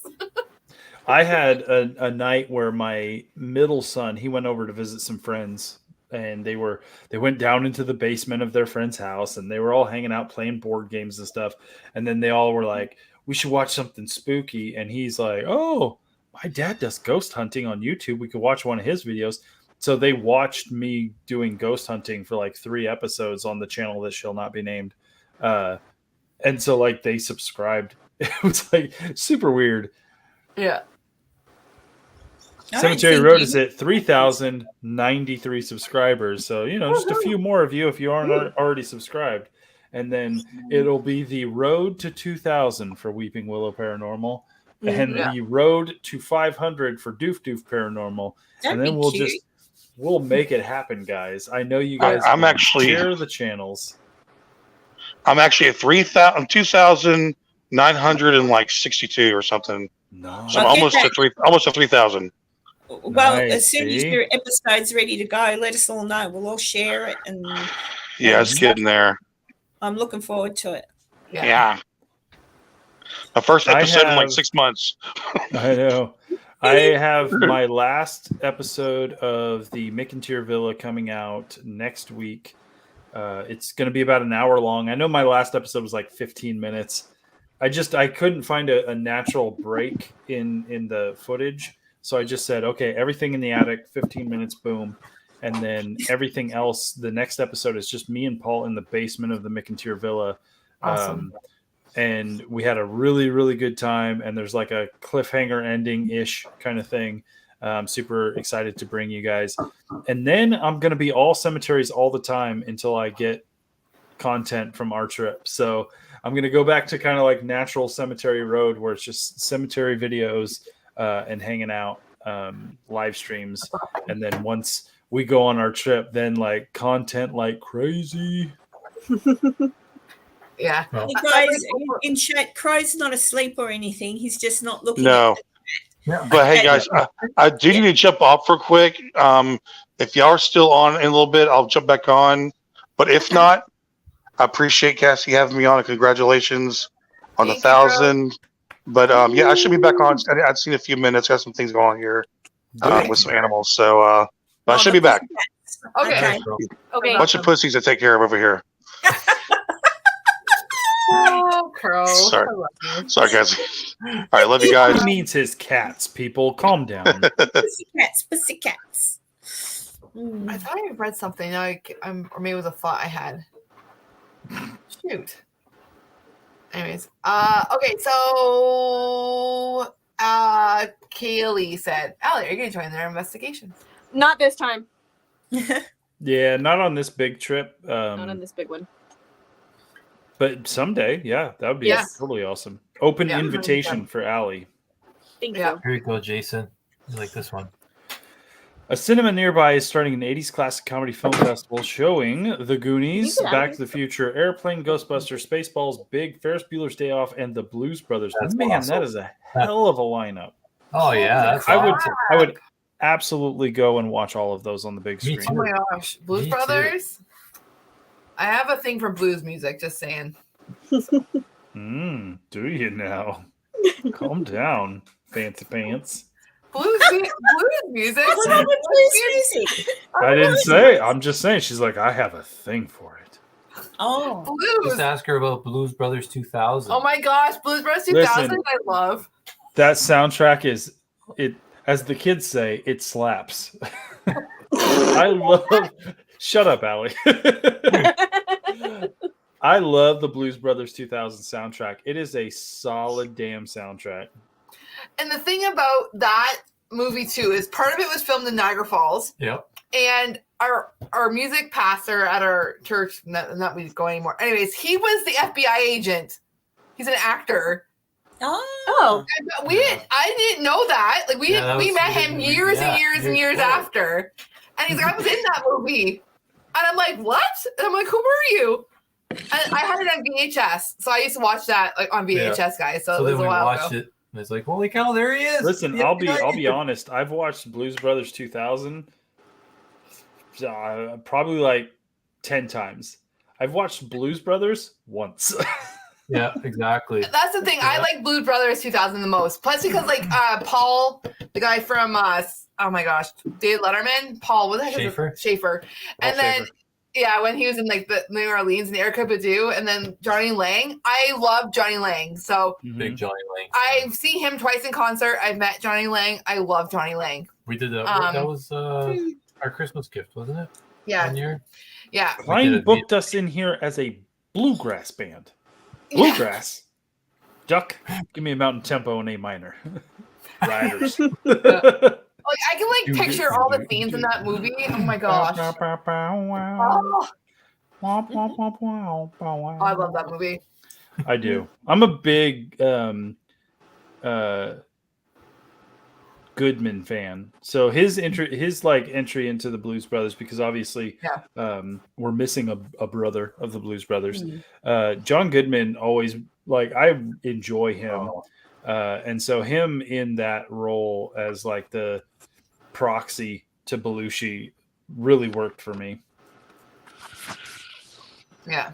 Anyway, I know like the film going public at large did not appreciate Blues Brothers 2000. Literally, Cassie, you are the only person I've ever met who appreciated that movie as much as I do. Really? Absolutely. I've never met anybody else who even knows that thing exists. Oh my gosh, I remember because like so much music was our like MTV. So I remember when like it was like on Much Music and like they talked about it where they were filming. Like I followed it. I was like, I love that movie so much. Like Aretha Franklin in it. Oh my gosh. I literally good. was listening to that soundtrack last week. Oh really? Yeah, because I was like, man, I haven't listened to that in a while. I got to listen to it. It's so good. Yeah. Oh my gosh. And Eric would do the whole scene. Oh my gosh. It's just like The entire like ending, because if you guys don't know, the Blues Brothers 2000, they're on the road to get to like a big battle of the bands at the end, and the battle of the bands just has the who's of kind of blues at that time. And it's so good and it's so fun. Like the movie's just kind of like fun in general, but if you're a blues fan, especially a blues fan of the 90s or early 2000s, like it's a who's who of blues stars of past and future, like Johnny Lang being kind of like the kid who's gonna be the future. It's fun. It's good. And even if you don't really care about the movie that much, if you're just like, oh, well, it's not as good as the original, the music is amazing. The music is great. Yeah. It doesn't matter. And then, Johnny Lang, he can't perform anymore. he wrecked his voice. So did he? Yeah, That that honestly doesn't surprise me because he goes like guttural. Like he's, you can tell he's singing from right here, and that's only going to last so long. Yeah, and he's only because I know this. Be in his maybe 30s, late 30s now. He's 2 years older than me, so he's 40 now. So like he's like that. I don't know. I said to Cass, like, I don't know if he'd be offended, but I think he sounds like Steven Tyler. In some aspect, how he brings his voice up so high and like screeching, like the. It's not really screeching. Macy Rose says, "I watch both Blues Brothers movies at least once a year. Love all the music." Yeah, and like absolutely, it doesn't matter if you like the movies or not. They brought amazing artists together for these projects, and the music is just amazing. Yeah. No, Joe. Hey, Joe. Joe. We don't want to. No spoilers because I'm going to watch the movie later. But like, out of 5 stars, what do you give Scream? Oh, you didn't ask me that. Oh, you said it was great. I'm like, okay, cool. And like me and you both share our love for Jamie Kennedy. I love Jamie. Okay, so how many stars? Out of 1 out of 5, how many would you get there? 4? Yeah. I'm watching it then. I'm good. Yeah. So also I want to say one thing about Blues Brothers 2000. So the scene where I love the fact we're talking about this movie. I'm so excited. Dan Aykroyd leaving the jail. Isn't that Kingston Penitentiary? Not Kingston Penitentiary. It's it's not Kingston. No, it's what the heck is it? Millhaven Penitentiary. There's a post-credit sequence in Scream. Does Karen know this? There's a what in Scream? There's a post-credit sequence. There's an after the credits scene. You gotta sit down. Fruitcake. Always watch the credits. Karen, always watch the credits. Hang on, Joe.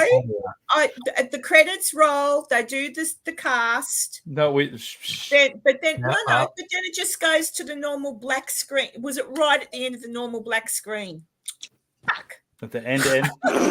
So Cassie, you were talking about Blues Brothers 2000. There's a jail that was featured. Yeah, so that's in Millhaven. It's where Millhaven Penitentiary. So where I was working for 4 years up in Kingston, you weren't working at the jail, but you were not working at the jail, but in that area. Yeah. But that's where Paul Bernardo is now housed. Just saying. So here's your homework, everybody in the chat.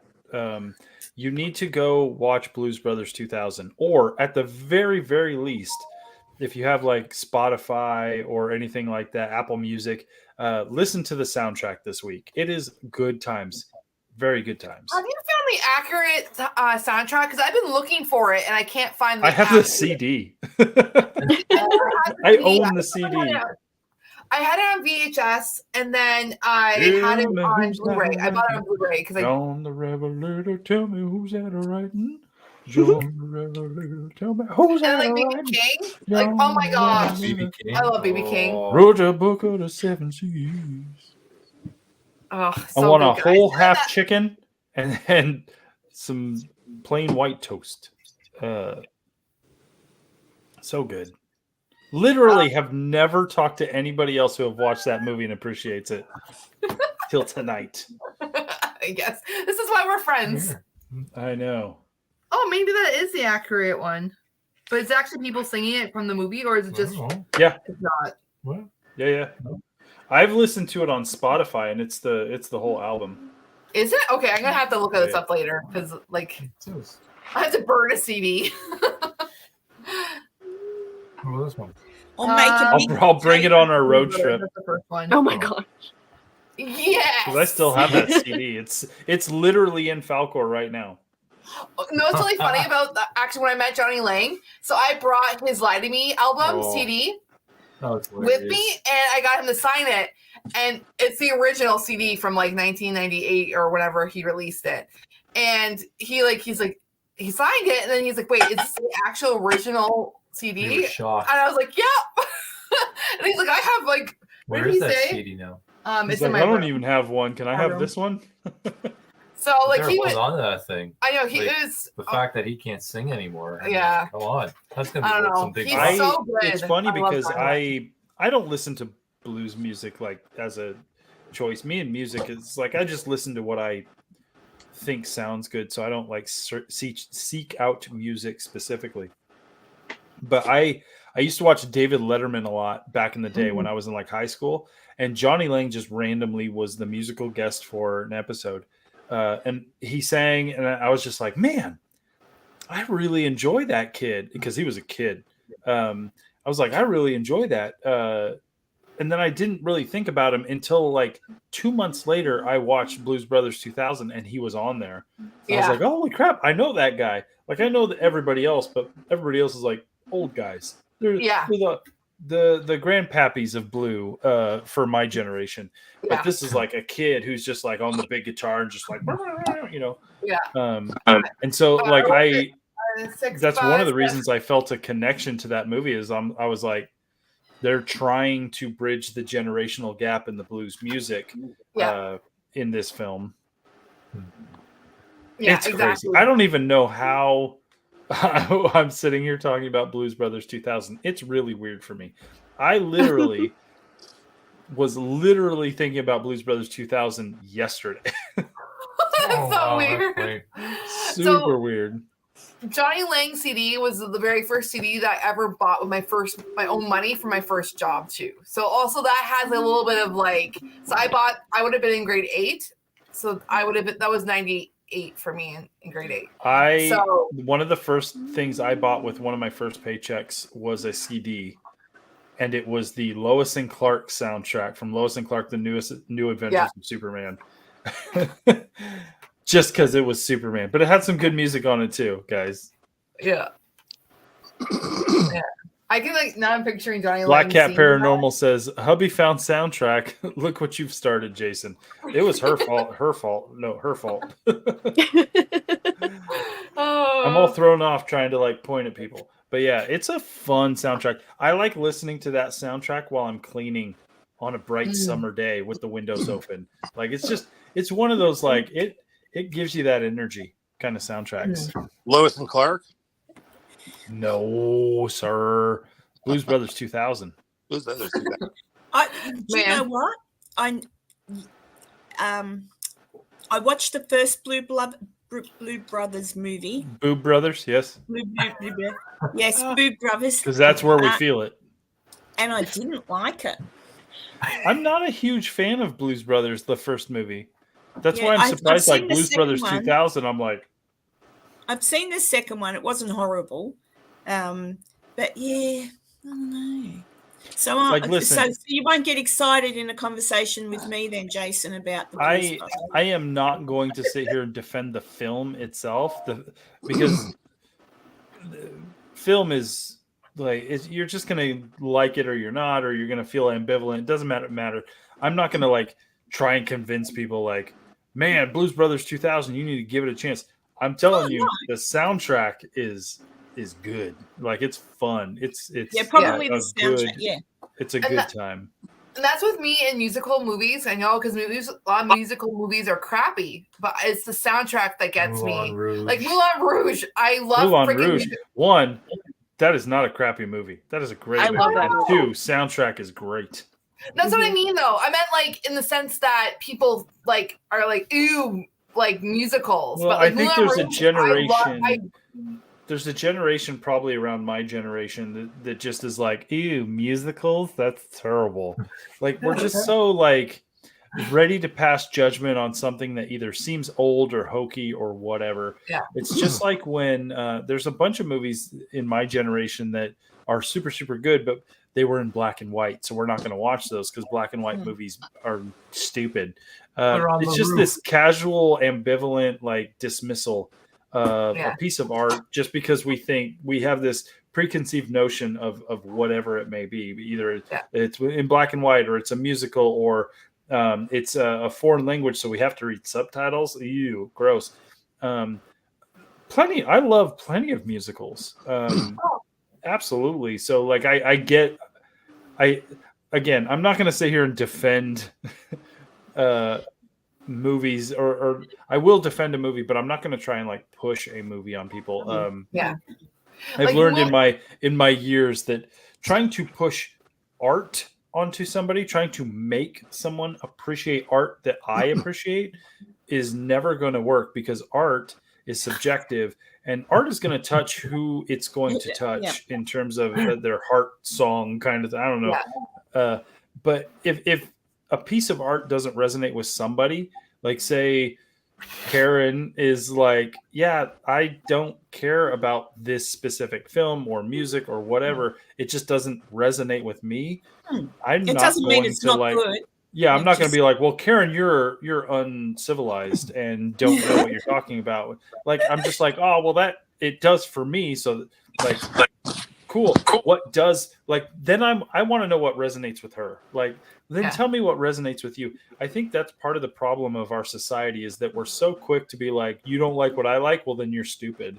Yeah. Instead of being like, well, what does resonate with you? Like, maybe it will with me, or if her interests and my interests just don't resonate with each other, that's fine. As long as we're all seeking out what resonates for, we're just not going to be friends anymore. That's I right. just want to say something, Sorry, though. Karen. Yeah. Hello, Blake. Thank you, Blake. Blake is awesome. Hi, Blake. Our kiss was good. Moulin Rouge, Yeah, though, Kiss I is have fun. to say one thing about Moulin Rouge. I love Ewan McGregor. Like that was like my. I love Ewan Let's McGregor. have Obi-Wan Kenobi. I know. The thing is, like, I've loved him and I love him in everything. I'm gonna do so. rabbit. Even I like the movie The Robots. I don't know about you guys, but when it comes to music, pipe organs. I know. Ron is pipe organ. Oh, what? Listen, let's move this conversation to what's really important. Pipe organs. There you go. Thank you, Jason. Yes. Lindsay Sterling is great. Absolutely Black Cat Paranormal. She's good times. Definitely. Yeah, I'm You're right back. I have to say I'm more but actually no, I'm all over the place right now. Hey Jason, Greta Van Fleet is like literally always on my playlist. It always pops up. Abso-stinking-lutely. Like Greta Van Fleet, like, and know what? Okay, you'll probably be very proud of this. So our son, who's a drummer, so he rates music. So I was asking a bunch of bands in like his little like way he rates music. Can you mute Karen real quick? Oh yeah. What's that? So Greta Van Fleet is like his in the top. So like just so you know, which is Karen's back. Oh, and then I'll mute you, Karen. So yeah, Greta up there. What else? Our bands are up there for him. Mountain Dragons is like in the middle, but going to the top. But anyways, so like I think Loz is still in here, and I'm not quite sure how old Loz is, but from an Australian perspective, I know you guys would know who the Little River Band is if you're old enough, and I know you might know who. Loz, Crowded House. Have you ever heard of Crowded House? Johnny Farnham.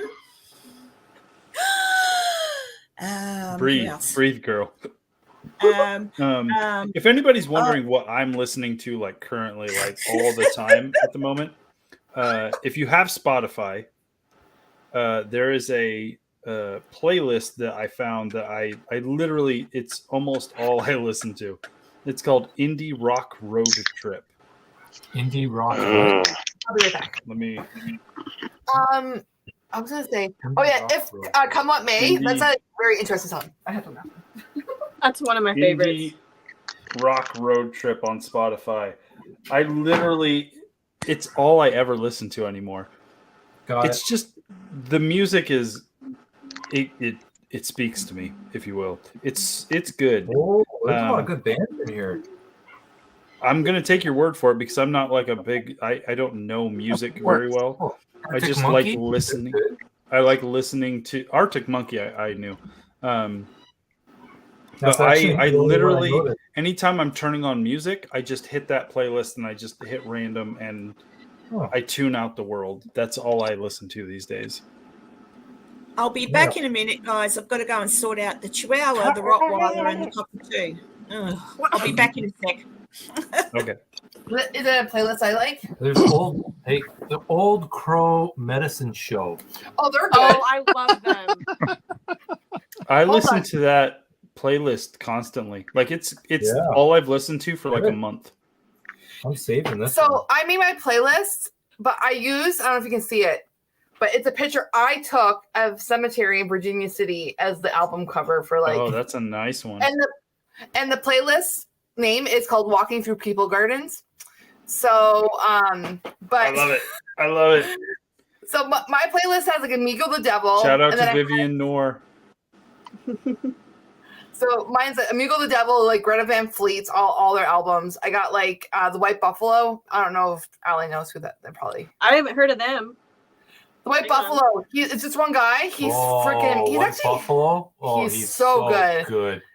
You'd like him. I got like Mumford and Sons. Imagine. Oh Dragons. yeah. Mumford and Sons is a little bit on that playlist I mentioned. Oh, is it? Yeah. I love Mumford and Sons. I've been like. What's the Lord Huron? Lord Huron? Oh yeah, Lord Huron. Yeah.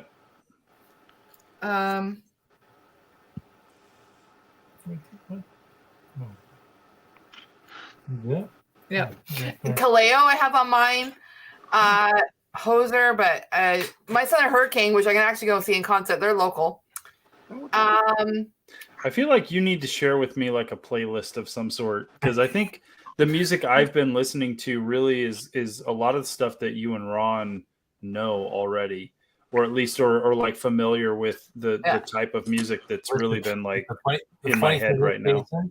I've introduced Cassie to a lot of the bands lately that she's really liked, which is quite comical. Yeah.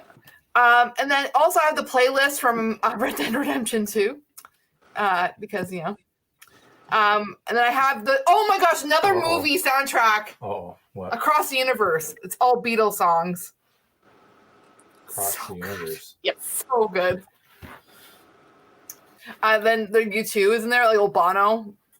Anyways, I actually want to watch that movie. I know you said that. I have Arctic Monkeys now in my playlist, just so you know. I have a very random playlist. Anyways, I love it. She is very random. I'm the most random music person. You know what I'm going to go buy tomorrow? A bow.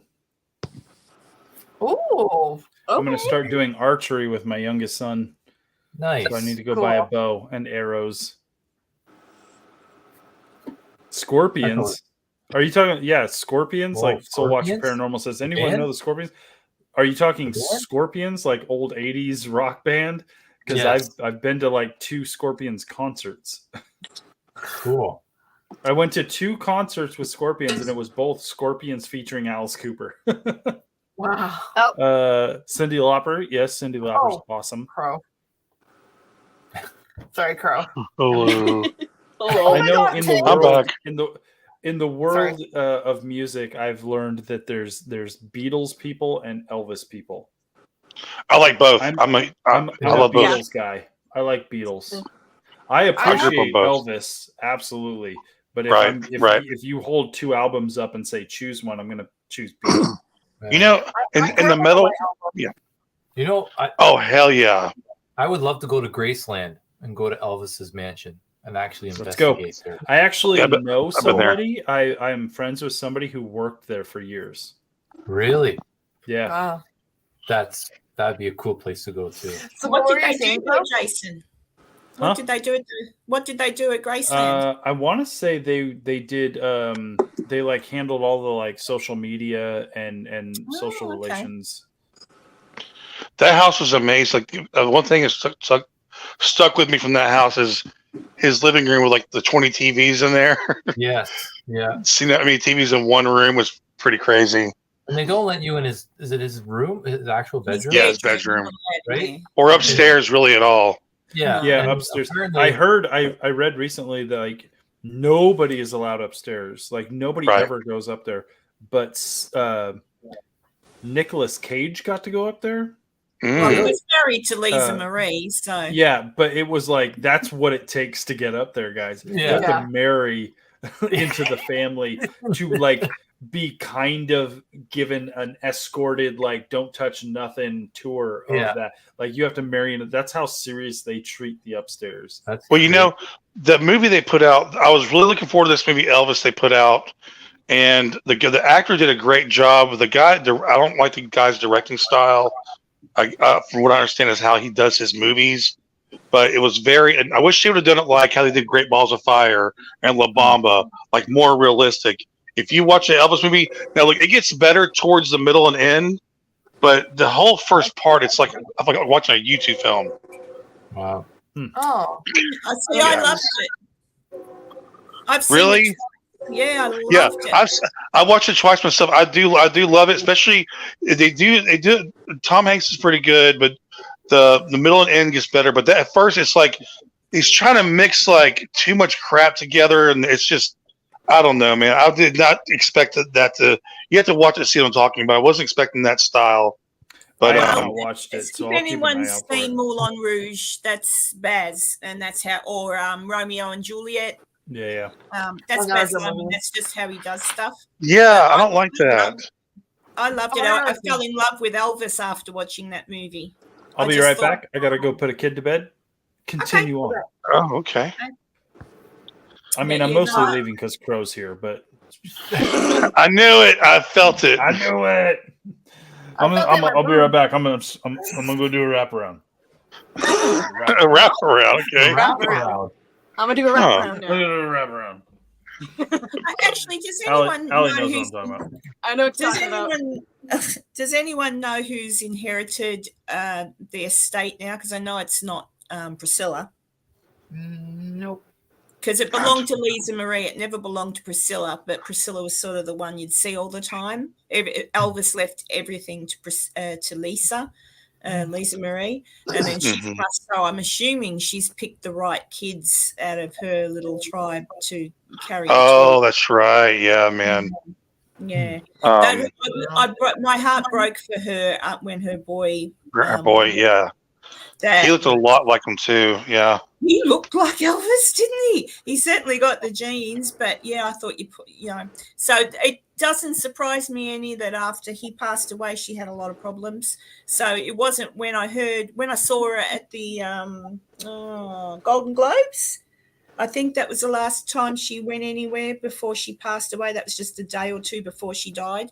I thought, wow, she doesn't look good.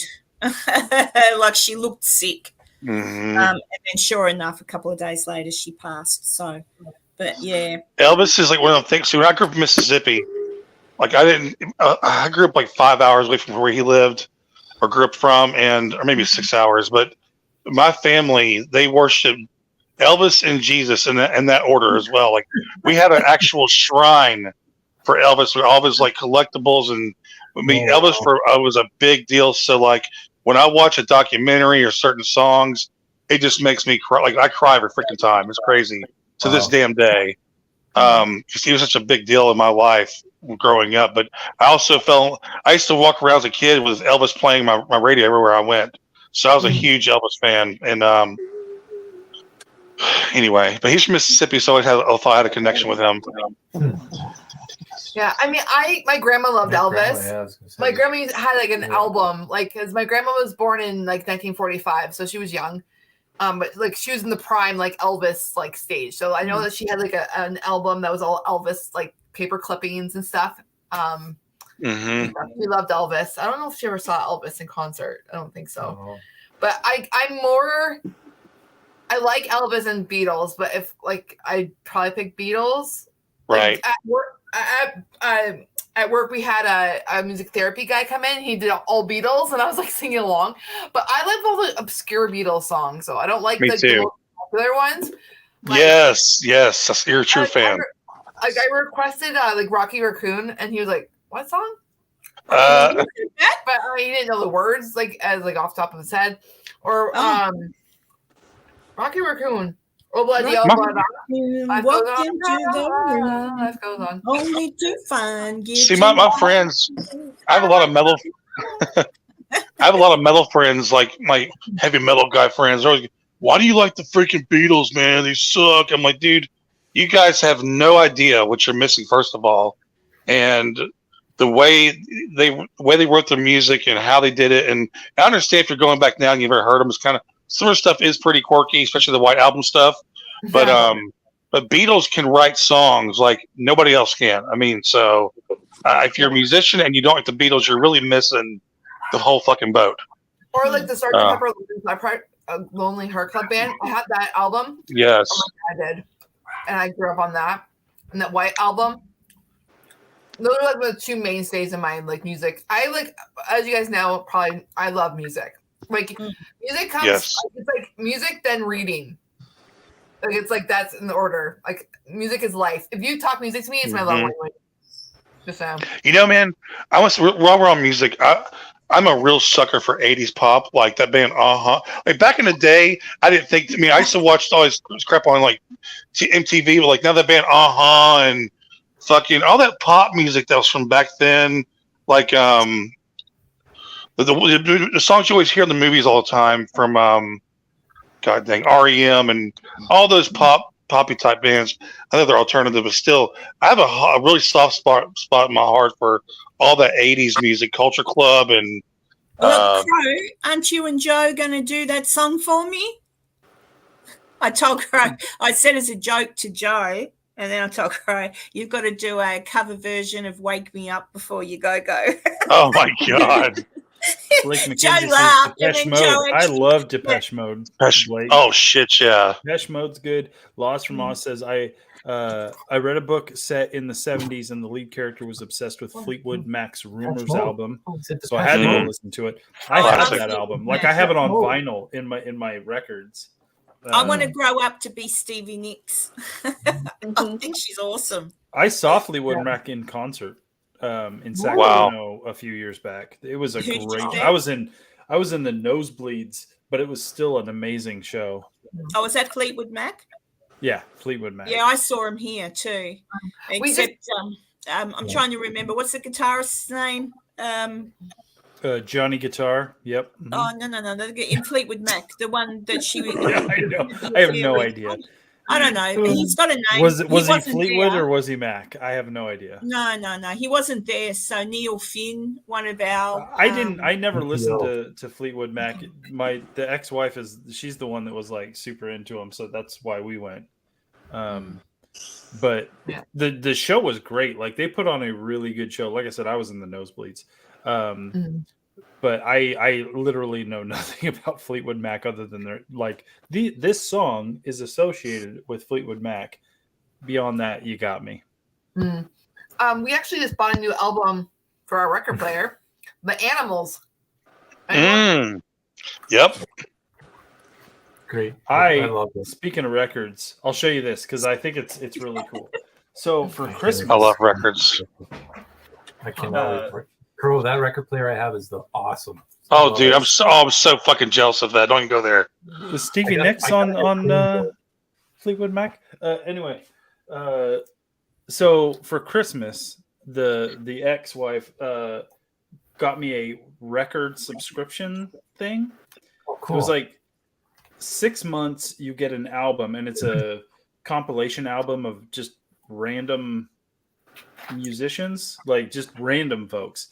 But each record is curated. It's a curated album of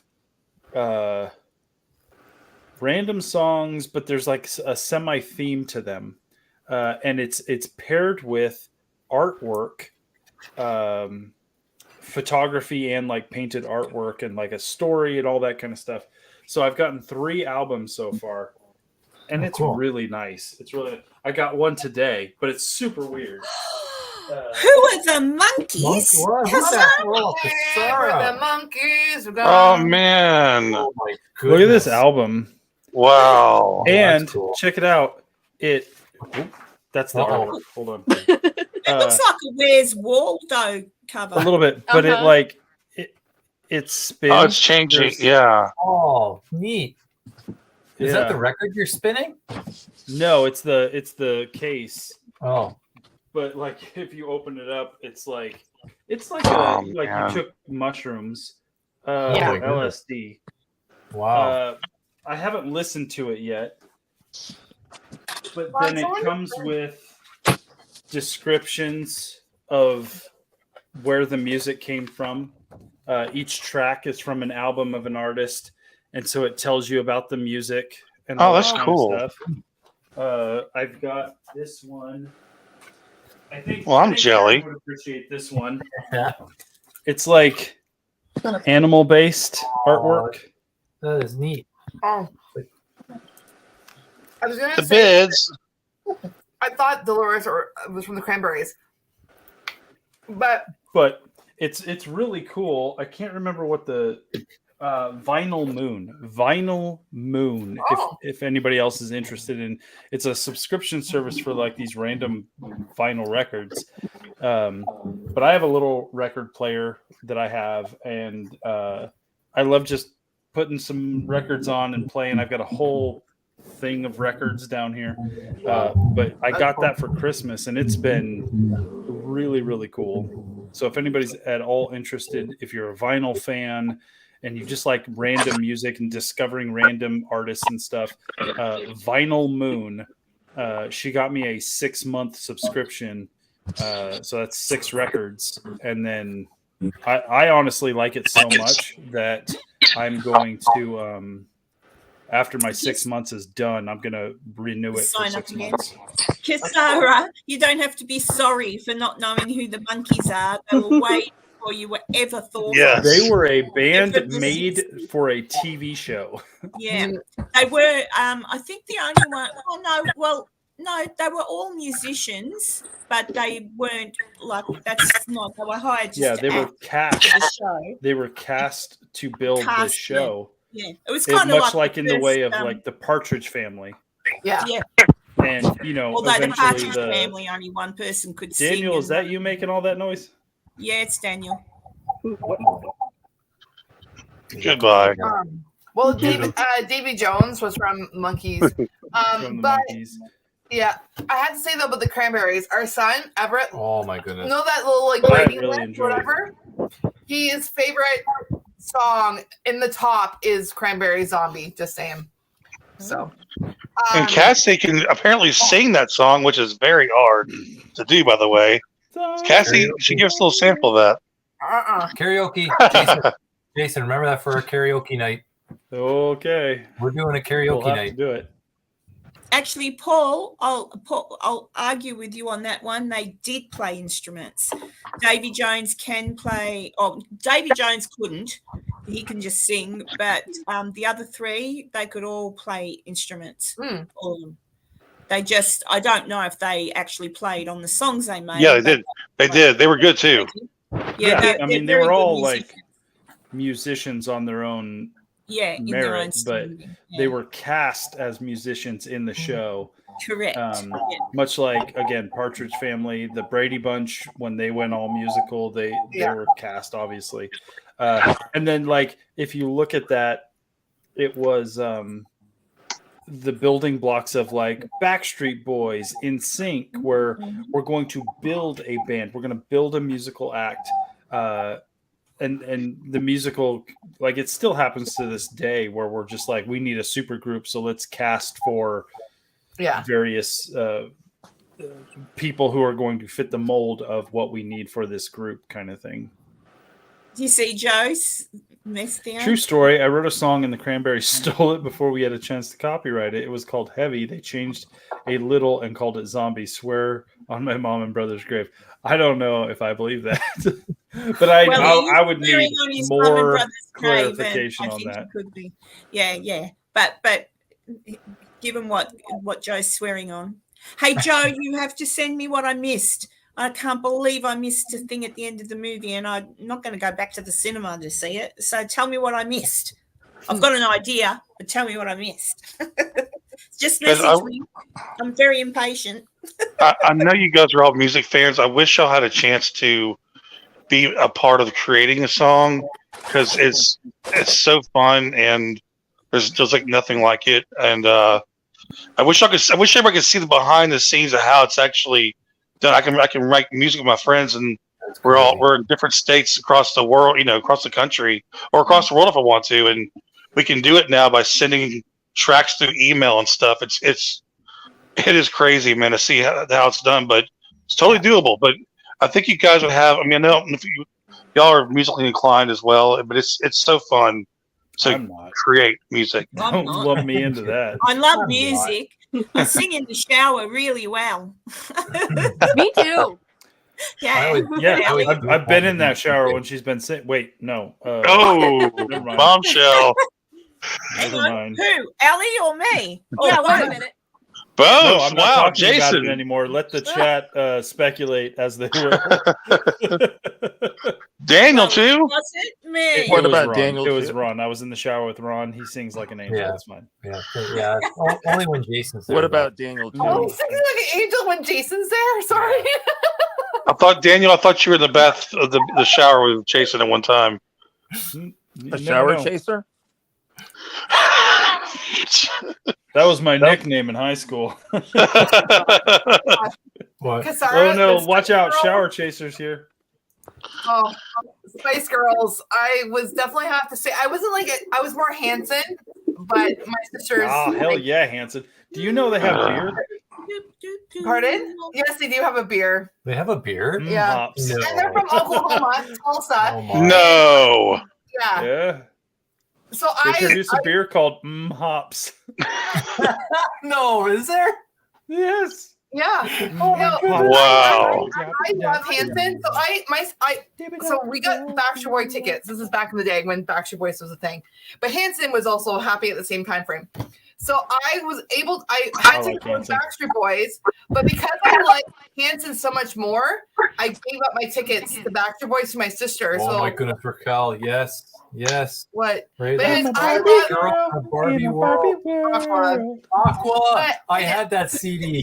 Anyways, Hanson, I love Hanson. Even to this day, they're really musically talented brothers. I'm just saying. They and their are. other brother, who's not in the band, they have multiple They're siblings. brothers. Anyway, They're not all girls. At least that one. they all have short hair now. Oh. Yeah, they all have short hair now. So Isaac, the oldest, whatever. Taylor is born in March 21st, 1983. Bro, And then Zach bro, is like, you should know all this information. Yeah, a second. Weren't they? They were. when we Their were eyes are watching- blue. There's Scorpio. Weren't they in Masked Singer? yes, they were a Masked Singer, and I knew they were a She Masked. called it. I called it from the get-go, and no one guessed they were Masked Singer. And I'm like, that's Hanson. That's Hanson. And it was Hanson. She's all flipping tables. Why don't they know? And so, anyways, I have a weird memory when it comes to like, because I had a, you know how my grandma had an Elvis binder? I had a Hanson binder. Anyways, but it's I kind didn't of know they produced enough music to have a binder. And milk. I had clippings. I have a clipping from when their baby sister What was were the- born. Remember, I don't know if you remember Jason. I mean, I didn't have these magazines, but it was like popular with girls. It was those pop, Teen Pop. Teen Pop, or, yeah, Pop or whatever it was. Remember those Oh magazines? no, those were big in the day. Yeah, Back before the internet. yeah. And the girl, like the girl Absolutely. from high school or school, would take the Okay. posters out and put them up on their wall. That was that's Cassie. something Cassie was the one. I have to say, my room. I shared a room with my sister. My I shared a house sister literally with my was room. divided Hanson and Backstreet Boys, and like it was divided in And half. It every was night they covered. would battle. And then, and I can still remember listening to Hanson, like Boom Bop on the radio. But anyways, but then I also love like Devin Sawa. I also like was all and Jensen Ackles before he like got. Anyways, I love Jensen Ackles. Blake. What do you mean? Oh, Before he Jensen got Ackles. what? Blake. That's another Jensen one. Ackles can Right? sing, bro. Jensen What? Ackles can sing. Who is that? Radio company. Radio company is in Have band. you seen Supernatural? I have it. The TV That's on my show playlist. Supernatural. Oh yeah. No, I watched 11 seasons of Supernatural out of I've the watched 14. 100. I want 1,000,000 seasons of Supernatural. I'm Jensen loving Ackles Jensen is a good musician. No, he's and very he's a good. brewer. He owns a brewery Yes, in he Austin. does. I've been Yeah. there twice. Oh, have Um, you? Did you yeah. see him? No. No. He's very rarely there because he's No, busy. I know. I Um, think I'd melt if I saw him. But Radio Company is his like group, and their music is great. It's really good. I Yeah. really, in the very last episode of Supernatural played one of his songs. Oh, But they anyway. did. I haven't watched the end of Supernatural, so shh. It's Okay. like I It's love all right. They'll be back. like Jensen Ackles, like the Well, they've got radio company- the prequel love it. coming out this next season. Yeah. Winchesters. Jensen Ackles. But also, he's in The I have Boys. no idea who he is. Mhm. He's in The Boys season 3. Oh, did you see Cassie? Listen, Yeah. he's I've seen Ron. him in The Ron, Boys. he can be the pickles to our bacon cheeseburger. Really? Oh, I tell you Oh, yeah. what, I'd throw away the cheeseburger, I'd throw away the bacon, I'd just have the pickles. And I would not blame you. I would not blame you one bit. God. I'd be like, go for it, Karen. Wow. But Cassie, watching Straight for the Boys- pickle. Yep, straight Mhm. for the pickle. As you I should. watched The Boys, and The Boys is a taste. Like you've got to. So I watched it, but then I fast forwarded through every single episode in that season just to see Jensen Ackles' bits, and I saw his bits. All right. Well, yeah. He shows his bits. I haven't Well, he watched doesn't show season the 3 front yet. bits. He I shows his haven't yet back either bits. because we were Oh, back watching season bits. 3. I got caught up to season 2 because Ron said he had watched season 2, so I caught up because Ron was working The at at Boys. that time. But then it turned out he didn't watch season 2, so now we have to catch up on season 2. Then I can watch season 3 with Jensen Ackles. I haven't Also, watched why, it yet man, either. he's We should butt. watch it at the same He's times, naked. and we can talk Yeah, about it. there you go. Yes, and also oh my gosh, what the heck is Tom Ellis from Lucifer? He can sing too, by the way. I Yeah. love Oh, him. yeah. Listen, Tom Ellis is a sexy man. I don't even know Not who as Tom sexy Ellis as is. Jensen Lucifer. Ackles. He's in Lucifer. He was the devil. He was Lucifer. like- He was devil. Lucifer. I don't know. Lucifer, I have a real soft spot for that show because it just It ended wasn't so bad. well. Yeah, it did. That was one of the best endings. I was very nervous how Mhm. it ended like just kiss. What? I'm just saying. Every once in a while, I'm like scrolling through TikTok, and there'll be like Breaking Bad stuff and Young Sheldon stuff and whatever Grey's Anatomy stuff, and then like Lucifer will pop up, and I'll just like, and I'm stopping here. Let's revisit Lucifer real quick. I liked So good. in Supernatural, you know, the character Crowley. Yeah. Played by I Mark loved something. him. I loved him Mhm. so much. He's had very similar cheeky. The way they wrote him was similar to how they wrote Lucifer, like that cheeky, backhanded, smart Yeah. ass. You know, but yeah, he was a good character. He was one of those guys that got brought in to do like One or two episodes. Yeah. and he was so good. They're like, well, we'll bring him back for another 2 episodes, and he was so Mark good. Shepherd. They're like, well, let's bring him back for like half a season, and then he just became one of the regulars for like 3 seasons. Mm-hmm. Same thing with like Castiel. He was meant to be in like half a season ish, and then he became like one of the 3rd main cast members. But I can't have remember the actor who played Death, Antoine, but I know he's dead. He died in real life. yeah, but he was Oh, great really? too. He was great. I'm a Supernatural fan, but I have good. yet to finish the series. I have like 3 seasons I've ever watched to watch, Supernatural. and then I'll finish Have you it. seen the Scooby Doo episode yet? No, because that's in the last 2 seasons, I think. I'll watch hurry up, and I'll watch the Scooby Doo episode with you when I get there. I love I'll that do that. Scooby Doo episode. Was Chuck in like the character Chuck? I don't know if that was God. The God. writer. Oh, the writer. writer. We won't give anything away. Yeah. Oh, He's Robert God. Rob Benedict. And then where's the death? Where is it? I'm looking at. Oh, there's so many good actors in this. Jake There was Abel.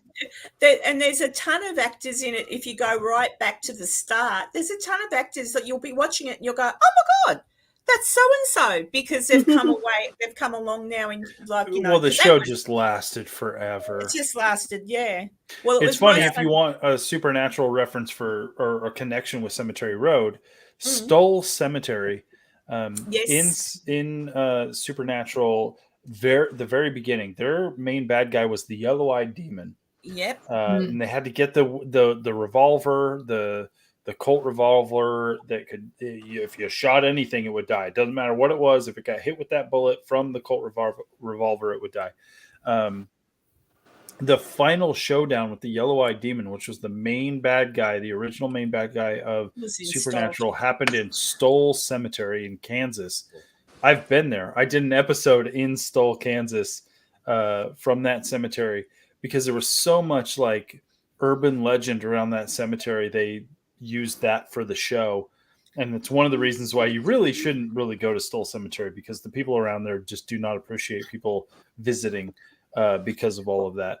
I saw it. But I did an episode in Stoll at the cemetery. It looks nothing like it does in the show, so don't expect it to. But that's one of the reasons why I went, was because I was a big Supernatural fan. I'm like, well, I gotta go check out the Stoll Cemetery.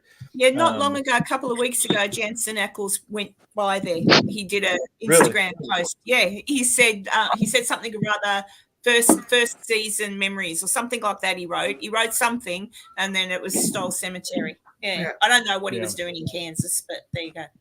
Yeah, and the actor who plays Gabriel, he's really good. Richard Speight. Yeah. Yeah.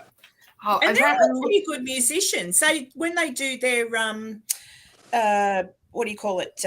Their conventions, the Supernatural conventions that you can go to. That's how I discovered Radio Company, is because on TikTok I was getting a lot of Jensen Ackles convention stuff, and they would do at night, him and a few other actors from Supernatural and just from the WBCW would get together and like play music at the conventions. And he was great. And then I discovered he created Radio Company with his partner. And the music's good. And the reason it's called Radio Company is because they produce music that you would want to listen to while you're doing a road trip down a long, like, country road at night. And the only thing to keep you company is the music on the radio. So they're Radio Company. And the music's really good, and it's kind of like folksy, country rock type stuff. And he sings. He's got people that play. He's got people in his band that like play all the instruments and stuff. It's good times. Yeah. So the actor that played Death was Julian Richings. Yeah. Yeah, he passed away not long ago. He played Death for at least 8 seasons in that show. It was a good. It was a good show. One of my 10 seasons. One of my favorite episodes out of that is the one with where they've got to solve a murder, and there's a dog in it, a German Shepherd, and Jensen's character takes a potion that can help him talk to animals. I don't remember that at all. You don't remember that one? And he's in it, and he's in the hotel room, and the dog. He starts to hear the dog. And Sam's trying to throw paper in the bin, and while Dean's talking, he picks up the paper that keeps getting thrown and throws it back at Sam, and then he does it. And then there's a postman outside the window, and he's, "What do you do?" Like he's like that, like a dog. And then the dog's talking to him, and they're talking about music. And then it's just the funniest. It's freaking funny. Listen, when you're in the car with Dean, driver picks the music, shotgun shuts his cake hole. That's right. They're talking about music. I just want to say, though, I do have Ozzy Osbourne on my playlist now for some reason. Ozzy's got some good music, man. No, that was funny. Goldust says Pearl Jam, absolutely. David Bowie, absolutely. Everett was Metallica. Yeah. Definitely. Pearl Jam. Yep. David Bowie. I love David Bowie. Jason will get that reference. I don't know. Will I? I think so, isn't it? Come on, it's from a movie. Isn't it Wedding Singer? Yeah, Wedding Singer. Oh, yeah. David Bowie. I love David Bowie. When they're on the airplane and oh shoot, at the very end of the movie. What's that guy's name? Oh no. The beer has wiped my memory. I'm looking it up. Who's that musician? It's somebody's got to help me. Wedding Singer. Oh, Billy Idol. Thank you. Billy Idol. Out of my way, Billy Idol. Out of my way, Billy. Oh, that's another movie I love. We pretty much let our first class passengers do whatever they want. Oh, I love that movie. Nobody talks to Billy Idol that way. I love, like, I don't know. Anything that has music in it is like I will love usually. Absolutely. So I hence have why. no idea. Blues Brothers 2000 is how we got on this conversation. I'll tell you that. Also, School of Rock is also a really good show with Jack Black. yeah. Or movie with Jack Black. Yeah. That's funny. The trivia question, I knew it like, boom. Yeah. Like in a second. Ooh, you want to play some trivia real fast? There you go. Yes. Yes. We have to. I have the cards Yes, right here. we do. I even have a prize, guys. Oh, here we go. I'm ready for it. All right. I got trivia cards. Who needs a prize? Okay. Y'all, whoever says it first, I have 2 prizes we could choose from. Another McIntyre Villa koozie, or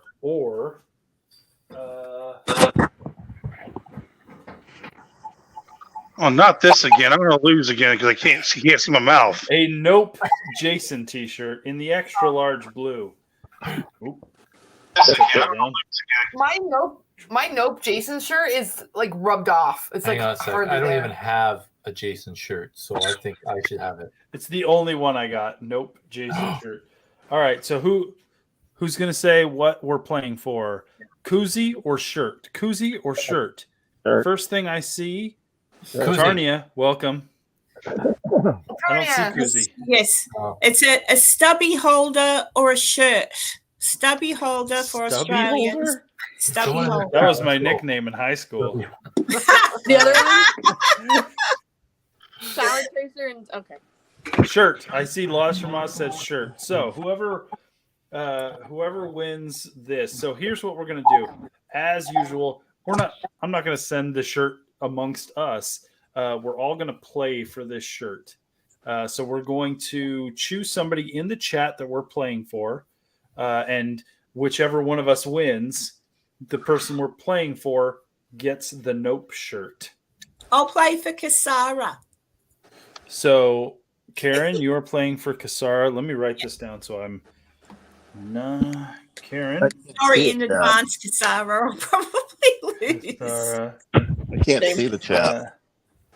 Ron, who are you playing for? I'll play for Paul. Paul. Danny. Cassie, who are you playing for? Kaylee. That was my first where my eyes went. Crow, who are you playing for? I'll play for Shell Dust. Shell Dust. I can't guarantee I'll win this one. Allie, who are you playing for? Laws. Laws. Oh, She didn't have to think about And that Daniel, who are you playing for? Is Dan Tex in there? Yeah. I mean, Dan yeah, Tex. he's right there. Dan. Oh, Dan Tex. All right, so that's who we're playing for. We'll do 5 questions. Whoever gets the most out of 5, and we'll like tiebreaker, all that kind of stuff. It's just movie trivia, guys. Movie trivia, and then somebody gets a shirt, guys. Let's have some fun. First question, and I will be the final judge on who I hear first and all that stuff. Do we Here just we shout go. out the Hold on, answer? no. Just Hold on. shout it I out. wanna say thank you. Thank you, Danny. Spirit Walk. Sorry, he's just congratulations. What? Shout out if you think you know it. Question: which actor and director wrote the theme songs for Unforgiven and Bridges of Madison County? Whoa. He's in the movie. Jesus, he's got Oh, a son. oh. Clint Eastwood. Yeah, Karen got it. Clint Eastwood. Damn it. Sarah has a point. I knew that. I don't know why I didn't say it. Next question, guys. Which singer played the Green Fairy in Moulin Rouge? Kylie Minogue. Oh, Kylie God. Minogue. Daniel. Cassie got it. Cassie and Kaylee got that one. It was Kylie Minogue. Can't get you out of my head. Which Yes. Oh. 2009 remake sees Jason terrorizing residents of Crystal Lake? Yeah. Oh boy. Are you serious? Oh, guys? you want to Friday know the the 13th. name of the movie? Friday Crow the got 13th. it. Crow got it. Friday the 13th. Oh, I thought it was a trick question at first. That's why I'm like, nobody really. That is the first card, guys. We've done 3 questions. Karen has a point. Cassie has a point. Crow has a point. Yes. Yes, Queen. Yes, Queen. Next one. What is the name of the 3rd Ice Age movie? So Ice Age 3. Ice Age 3. Oh my goodness. Oh man. The parents should know this. The Wow. ice. It's like on the. It's like a. Oh. In 5, 4, 3. No cheating. 2, No Googling. End of the 1. world. Nobody gets it. It is Ice Age 3, Dawn of the Dinosaurs. I got it. Number 2, older movie. Who played Atticus Finch in To Kill a Mockingbird? Oh, it was Gregory Peck. Oh, Daniel coming in. Oh, we got a 4-way tie. 1 point each. Okay, this is a pretty easy one. Name the sport played at Hogwarts by Harry Potter and his fellow students. Oh, Basketball. Cassie comes in. Cribbage. Cassie comes in with Quidditch, giving her 2 points. Cribbage. Quidditch. Not I heard it's cribbage. Quidditch. Quidditch. Cribbage. No, Quidditch. Quidditch. It's not. Quidditch. Harry Potter. Harry Potter, Karen. Quidditch. Whatever. Flying around on the brooms with the. Okay, but I thought it was Quidditch. Oh, gosh. Not cricket. Not cribbage. All right. Here we go. Which high school musical heartthrob also appears in the movie 17 again? Oh, I heard Karen. I heard Karen. Oh, I I love heard Karen scream it from the top of her lungs. What's the answer? She felt it in her boobs. All right. I wish. In The Great Escape, what are the code names of the 3 tunnels? Oh, Oh my jeez. God. That's a good Steve movie. McQueen named them all. 5, 4, 3, 2, 1. Tom, Dick, and Harry. Oh. Tom, Dick, and Harry. Okay, this is a 50-50 true-false question, guys. Tom Selleck was the first choice for the lead in Indiana Jones. Yes, that was true. That was Ron. true. That was Ron. Did you Yes, see? Tom Selleck was the first pick. Do you even know what you're? 50-50. He was like the first person. There's footage of him trying out for the role. Unfortunately, they're like, yeah, we like you, but he's like, no, I'm shooting this new show, Magnum PI. Like, I already gave him my word, and so they had to recast with Harrison Ford. I just want to say something really quick. About Paranormal, your episode was awesome. Congratulations, getting all those views. Woohoo! Okay, we're good. Woo-woo. You want a fun fact about that? The Tom Selleck, Harrison Ford thing. Have you ever seen Chip and Dale's Rescue Rangers? Yes. Yes. One is dressed like Magnum PI. One is dressed like Indiana Jones. No way. Chip is dressed like Indiana Jones. Dale is dressed like Tom Selleck. I think they offered Tom that they had him in mind first because he did a show he did a movie called Quigley Down Under. Mm-hmm. Quigley Down Under is a good film, guys. It's not bad. Oh, yes, it is. Yeah, and I think that's where the producers went, ooh, but it was too late. He became Magnum. Yep. Listen, he's doing okay for himself. It's not like he's like in destitution. No, Johnny Depp plays which character in Finding Neverland? John Barrett. Oh, John, the author of Peter Pan. John I'm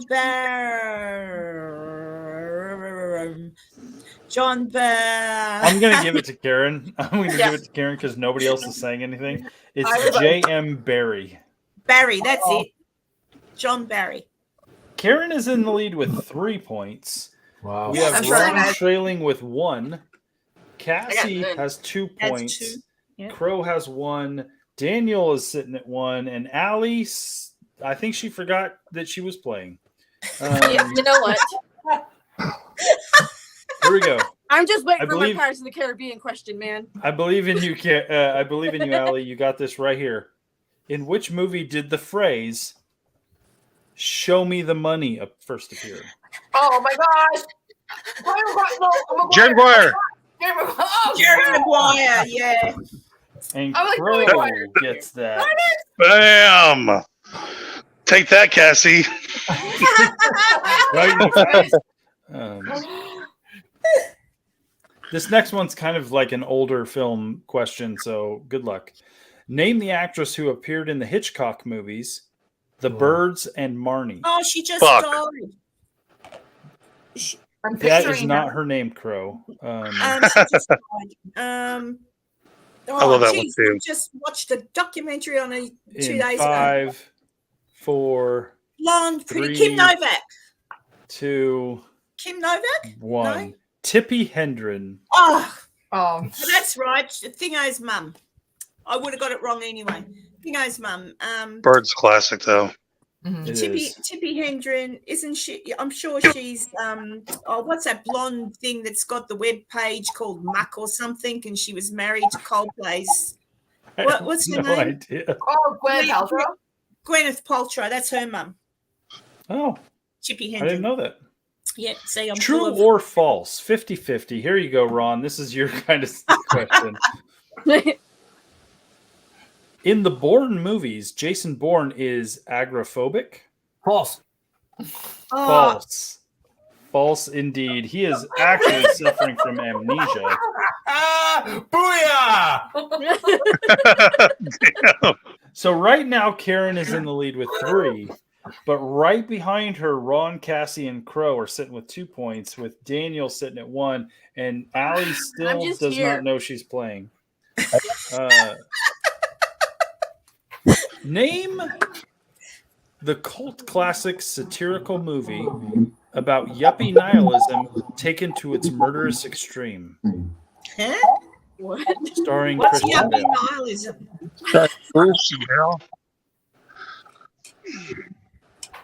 Satirical that movie question about again. yuppie nihilism taken to its murderous extreme, starring Christian Bale.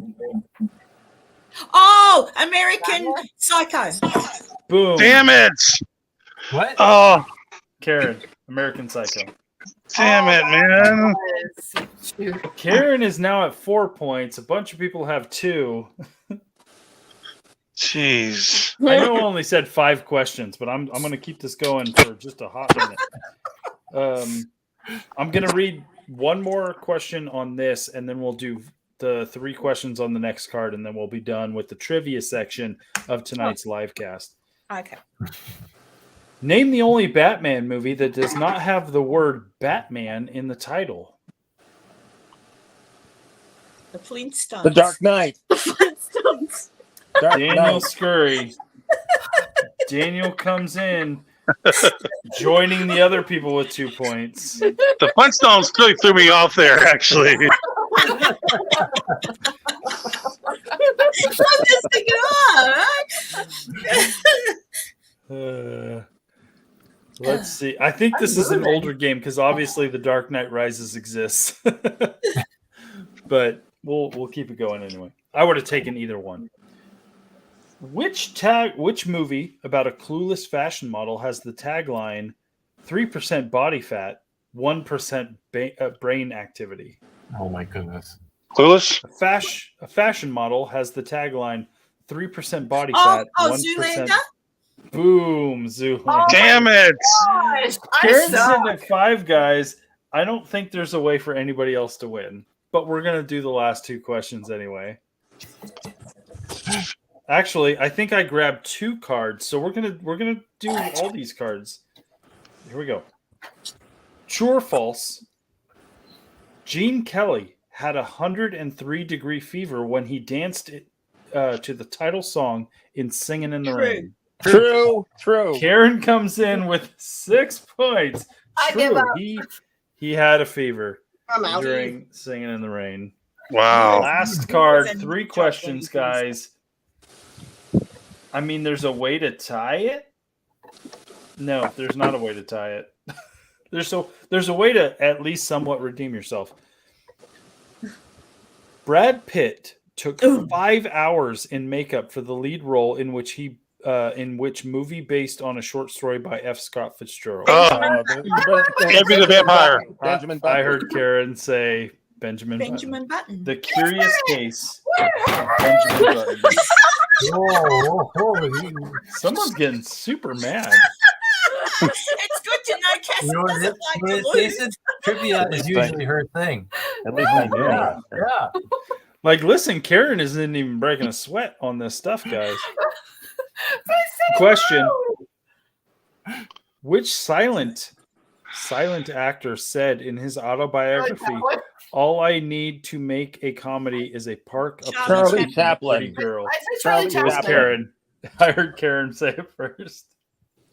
Say what? What's with that face? Wait a minute. No, That's hold favoritism. on. She said Charlie Chaplin way before I said Karen. it before you even finished talking. I don't think my microphone's on. No, I heard no, Daniel say it. You Daniel, I came see in you. after me. Yeah. Oh my gosh. I'm This gonna is say- rigged. Okay. I'm going to say I'm not going to give anybody that point because apparently Cassie was trying to talk over me and my headphones didn't pick her up. I didn't hear Oh, because Cassie. Blake said it was Cassie delay. I was like, oh my god, I said that before you even finished talking, and I was like, oh, was that Karen? Last question, or we can keep it going if you want, but I think Karen's going to win. In Tropic Thunder, who plays a white method actor who undergoes a skin procedure Robert Downey Jr. in order to portray a black character? Why do we might as well just throw a Did you curveball get in here. there, Cassie? Did you, Cassie? No. Did you? Kasara, you win. Kasara! I got you the t-shirt. Kasara, you get the He's probably Nope gone. Jason t-shirt I think that this I is have what happened with worn. Crow last time. This is a worn by Jason Nope Jason t-shirt. Whoa. Oh, So Has it been send washed? me- yes, it's very clean. Oh, I want that Jason set. I know. I'll work on that for you. Kasara, send me your address. I think she's gone. How dare she? All that. Well, I'm gonna hold on to it. I know Kasara I'll won. message So, you in my thingy. so I just need her address at thecemeteryroad@gmail.com. I'll send it out next week. But thanks, guys. I'm glad I could bring a little joy to this live stream in the form of trivia. I'm so fury. No, I love trivia. Do you remember what happened though with Crow last week though, where it was delayed? goodness. I think the same thing happened because there was at least 2 times I know that my voice was before, so I think it was something. I really don't care. Blake. Let's spin the wheel, guys. Let's spin it. Oh, she is there. Oh, good, Kasara. Yay! There you go. Kasara got a t-shirt. Just send me your address at thecemeteryroad@gmail.com. Perfect. Look at Cassie. Cassie says it's rigged. Look at her. She's got a grumpy face now. No, I'm like, I really don't On care. my own live stream, I lost. I was like, no, but the thing is, I was like shocked because I said it. I was just like, I was flabbergasted at that one because I was like, I said it before you finished. Yeah, I'm gonna chalk it up to sometimes if we have 2 mics going at the same time, it'll cancel out somebody. Yeah. So if you said it while I was talking, I'm just gonna assume it got canceled out and I couldn't hear you. Yeah. Also, Danny, I have to talk to you about something. He's in the chat. I'll have to message him. I have an idea. Keep talking. I'll be right back, guys. I'll wait till he comes back. What I was going to Stay say tuned. is We'll that be right back with more after these messages. I was going to say maybe in the private chat we can type the answers in there, and whoever comes up first wins because it'll be exact. Oh, that's not fair. Because what if you're a one? I'm not. I can type fast, but what if you're not a fast typer? What if Or you if you're type? on your phone. That's your problem. Yeah, you're right. That wouldn't be fair for slow typers. That's true. Yeah. No, I just got to shout loud. I just want to say a shout out to Michelle. I just saw her in chat somewhere. Where is she? Michelle. I haven't seen Michelle in forever on YouTube chat. So hello. Welcome. Hi, Michelle. Okay, I'll message you, Danny. And We're going on 3 hours. this is great. Wow. This is a celebration. The whole point. I told Allie. I said, what did I say to you, Allie? You said we're partying into the early hours or something like that. Yeah. I have to go to work in the morning. I know. I don't have off tomorrow. Yeah. And to boot, there's supposed to be a snowstorm tomorrow. Oh yeah, there's supposed to be a snowstorm. Yeah, we're supposed Listen, to Ron, you're not going to break our hearts if you have to go, sir. I'm not You have an going anywhere. important job if you have to boogie out, or if you just want to go lay on the couch back there and listen until you fall asleep, you can do that too. I'll Poor send Kathy. you I'm Jason's. gonna go lay on the couch. Listen, she bounced back super fast that You night. did. She did. That was pretty I'm funny. just typing your email in. I think Cemetery Road. I Yeah, really hope because that's Sarah wants it. Yeah. thecemeteryroad@gmail.com. Tarnia's Hi, got me Linda. hooked up. Thank you. Hi, Linda. Just Oh, need your address. I'll send it out next week. I'll throw some stickers in there for you. I feel like that's your email, right? Did I do that properly? Yep, that's it. Okay. Oh, there, Cal got it before I did. Oh, and then Blake got it. We got you. And then And then Antoine says we should try some music trivia on the next live stream. That would be great for all of you. I would not get any of it. yeah, I wouldn't Me be there. neither. Names are hard. That's the thing. Like movies, I can like place better than music, even though I love music. Like music is my thing, but movies are a lot easier for me to like remember. So I've also popped it into your messenger Michelle on Facebook. 4G says, "Hey team, good to catch you all. Glad Hey, you could Michelle. catch in on the live stream." it's so awesome. Linda says, Everybody- "Yahoo!" and yabba dabba doo. It's awesome. Like there's like 23 people here still watching. This is awesome. Maisie Rose says, "Cassie, where's Toby? I want to cuddle and cuddle and cuddle her." Yeah. She's getting up. She was Very bugging slowly. the hell out of Ron earlier. That's Yeah. I think Ron kicked her out or something. Oh no, there No. she is. She was just laying down on the tile floor because she's hot. And, it's winter. Okay, come on up. Oh, she has the dreaded bone. Zed says maybe mixed category trivia can even it out for everybody. What we need to do is get like a Trivial Pursuit card set. That way we can do trivia that's like all sorts of trivia, not just movies. All I I have just are need to movie watch more trivia, movies. guys. Yes, I know she stinks. Yeah, y'all need to watch more movies, dang it. I know. So this bone guy. Don't even tell me she stinks. Don't even start. Oh, I forgot. Don't Sorry. even start. She just stood up and I was like, oof. Allie's But dealing with guys- skunky dogs. Nah. I've never had. That's why she's doing the wrap around. Knock on wood. Knock on We're wood. doing a wrap around? Are we wrapping around? Okay. Do a I wrap do have to around. say, guys, this is the bone that That put caused her me. in the boot. Is this the bone that had the boot? Maybe Oh, had that's the boot. it? And That's you the still bone. have it? Yeah. She randomly leaves in places and I yell at it. I was like, at the bone, not her. Ron's like- like, you seen the boot bone?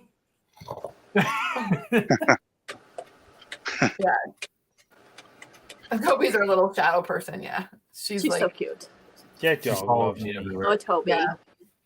Yeah. Now she's like, why? I came into their house, guys, and they were just like, listen, she's not going to like you kind of thing. That dog loved me immediately.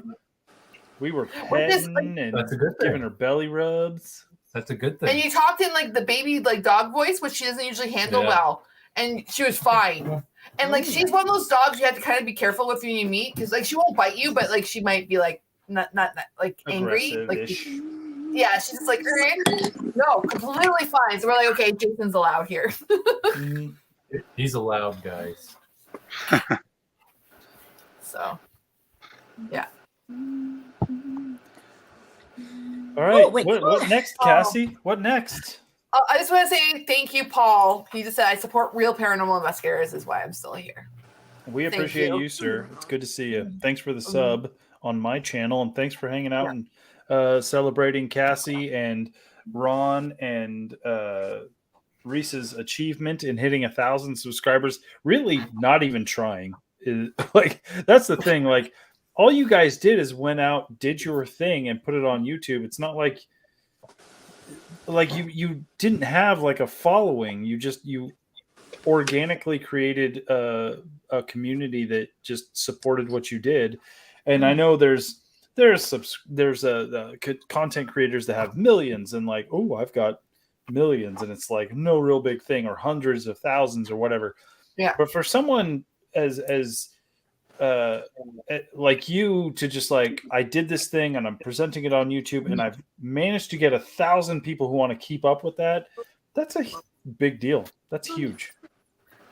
Yeah, it's insane. Like, even like I wanted to grow authentically too. Like, so even like I had a connection that I could have like shared where I could have got like subscribers that hit me over 1,000. I didn't until after I hit 1,000, and then they subscribe a couple. You know what I mean? You know, it wouldn't have been a lot, but I felt like I was cheating if I did it that way. So I really, my goal was to have like people watch my stuff like and grow authentically, and you know what I mean? Or organically, you know what I mean? Like, that's what my whole goal was. Obviously, I've connected with other teams and whatnot. Toby, you look so different. I'm really shocked. She's like, so, but yeah, like I'm like I obviously have collabed with other bigger, like, you know, bigger or not even bigger bigger teams than me at the, you know, whatever. But like mine was just mostly trying to get to locations and investigate and show you guys paranormal, like what we caught, you know. So we might not have like crazy things happening, but I showcase what we catch. I think people are appreciating the honesty of the channel and just like the eagerness that you show, and you and Reese and Ron, like that's the thing that's really approachable, because you guys are excited to be there, which brings the excitement to watch it, and like it all works together to make something that's interesting and fun to watch. Yeah, and I mean, like I think Hollywood Mansion, like for our most recent episode, like that. I know I did a YouTube short, and it's really hard to see the wispy thing, because the wispy thing, like when it's on the shorts, it's small. So it's really hard, but I'd recommend watching it on TV because you'll see it a lot better. I do zoom in on the YouTube short, and it's on my Instagram post too.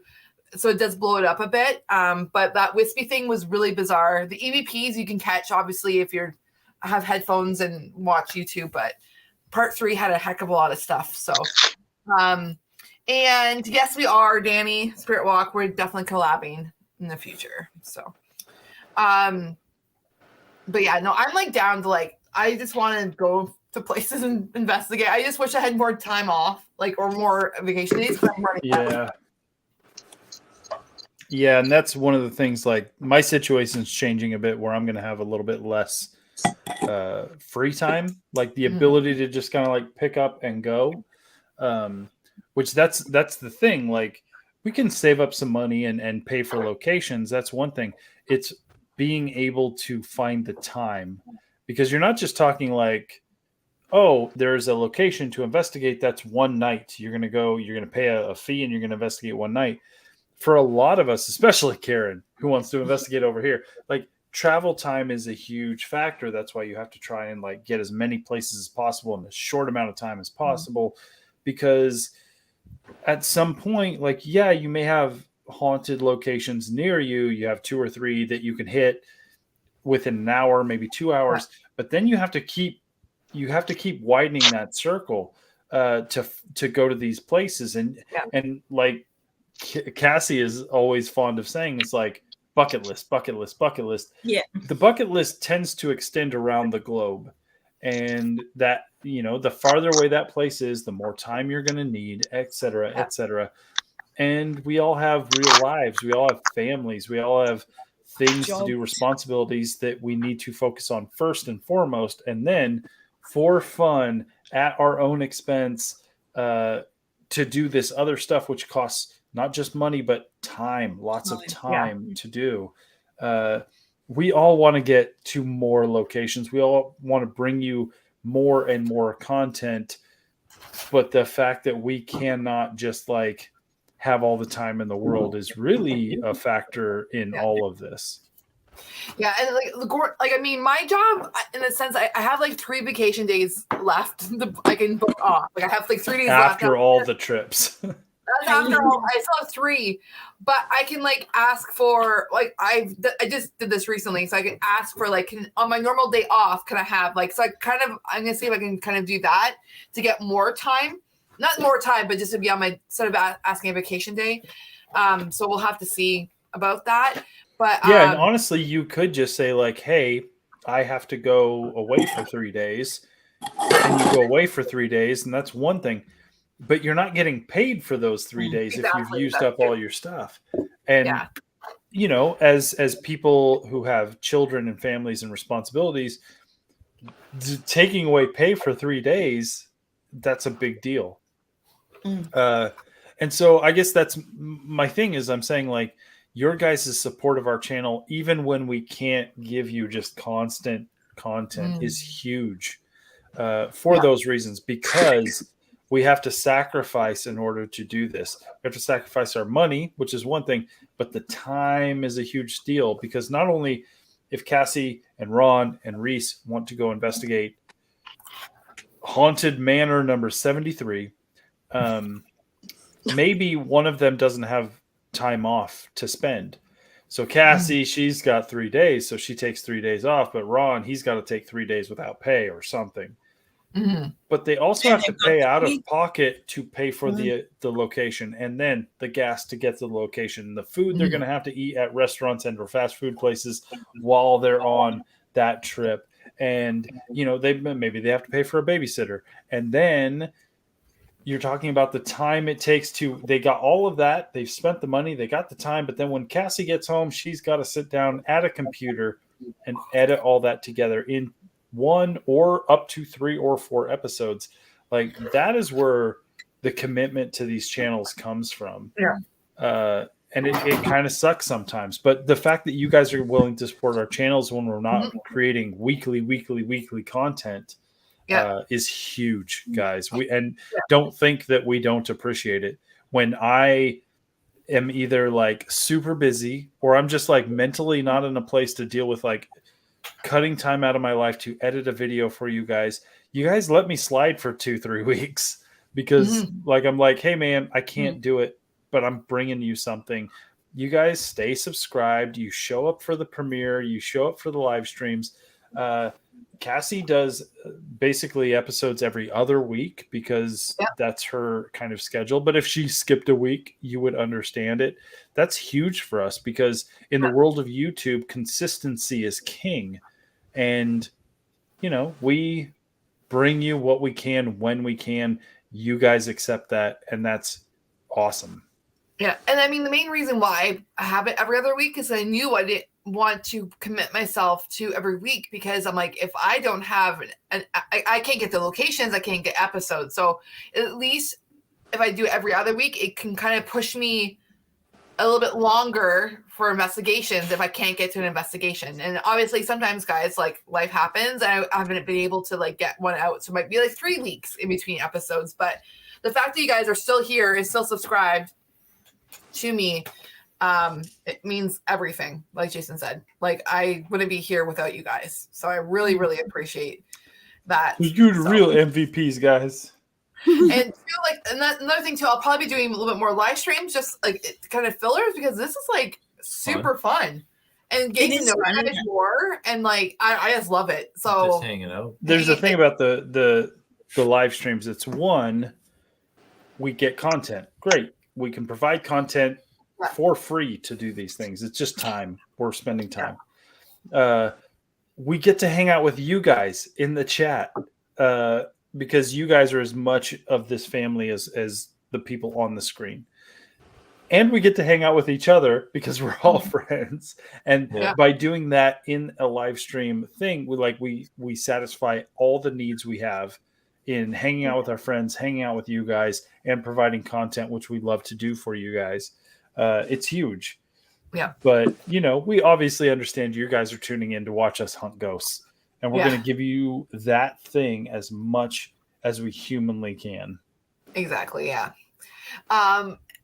But yeah, that's the thing. Like Spirit Walks, they put in an episode a month. But his stuff, guys, okay, you have to check out Jason, you actually have to check out his channel, Spirit Walk Paranormal.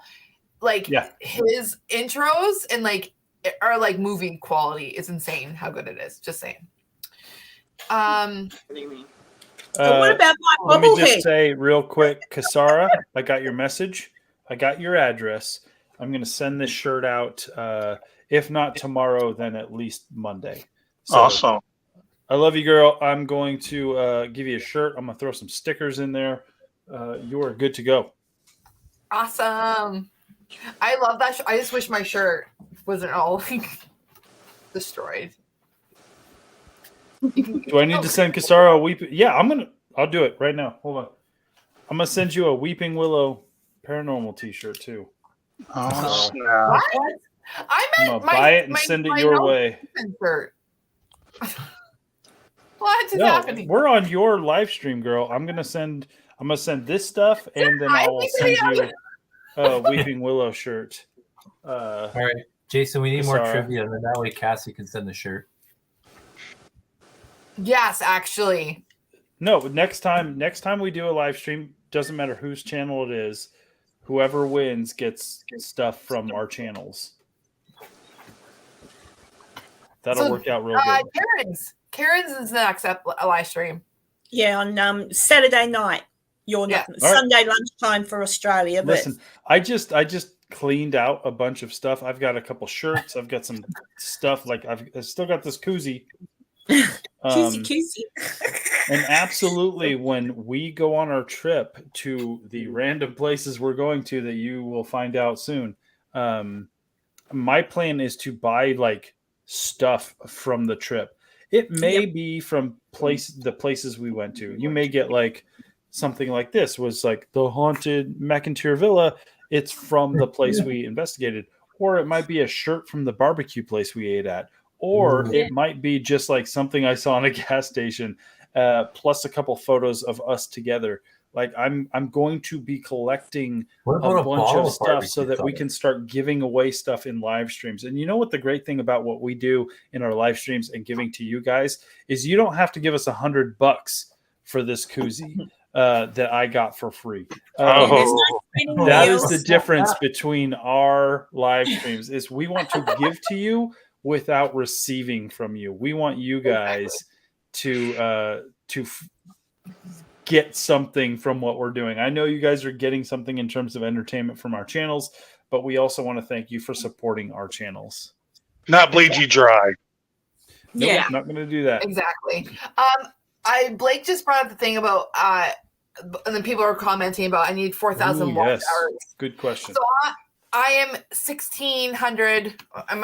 It might not be updated completely now because of this live stream, but I needed 1,600 before everything happened. Listen, the people who watch our 3 to 5 hour live streams, that is helping her watch hours so much. I know. Listen, do I have to take my shirt off? Come on. Are we to that point? Allie? We got to get Cassie monetized. We have to get to that point. That's the next level for this channel. Like she's got her subs, she's got her content, like she's built a community that's awesome. Let's get this channel to the ability to be monetized. She's not going to be a millionaire if we can, but it's going to be the next step that's going to make her move forward. That is the thing. The more support we can, and literally the only thing I'm asking for is to watch what she puts out, watch the live streams, watch the episodes, watch anything she puts on this channel. Just watch it.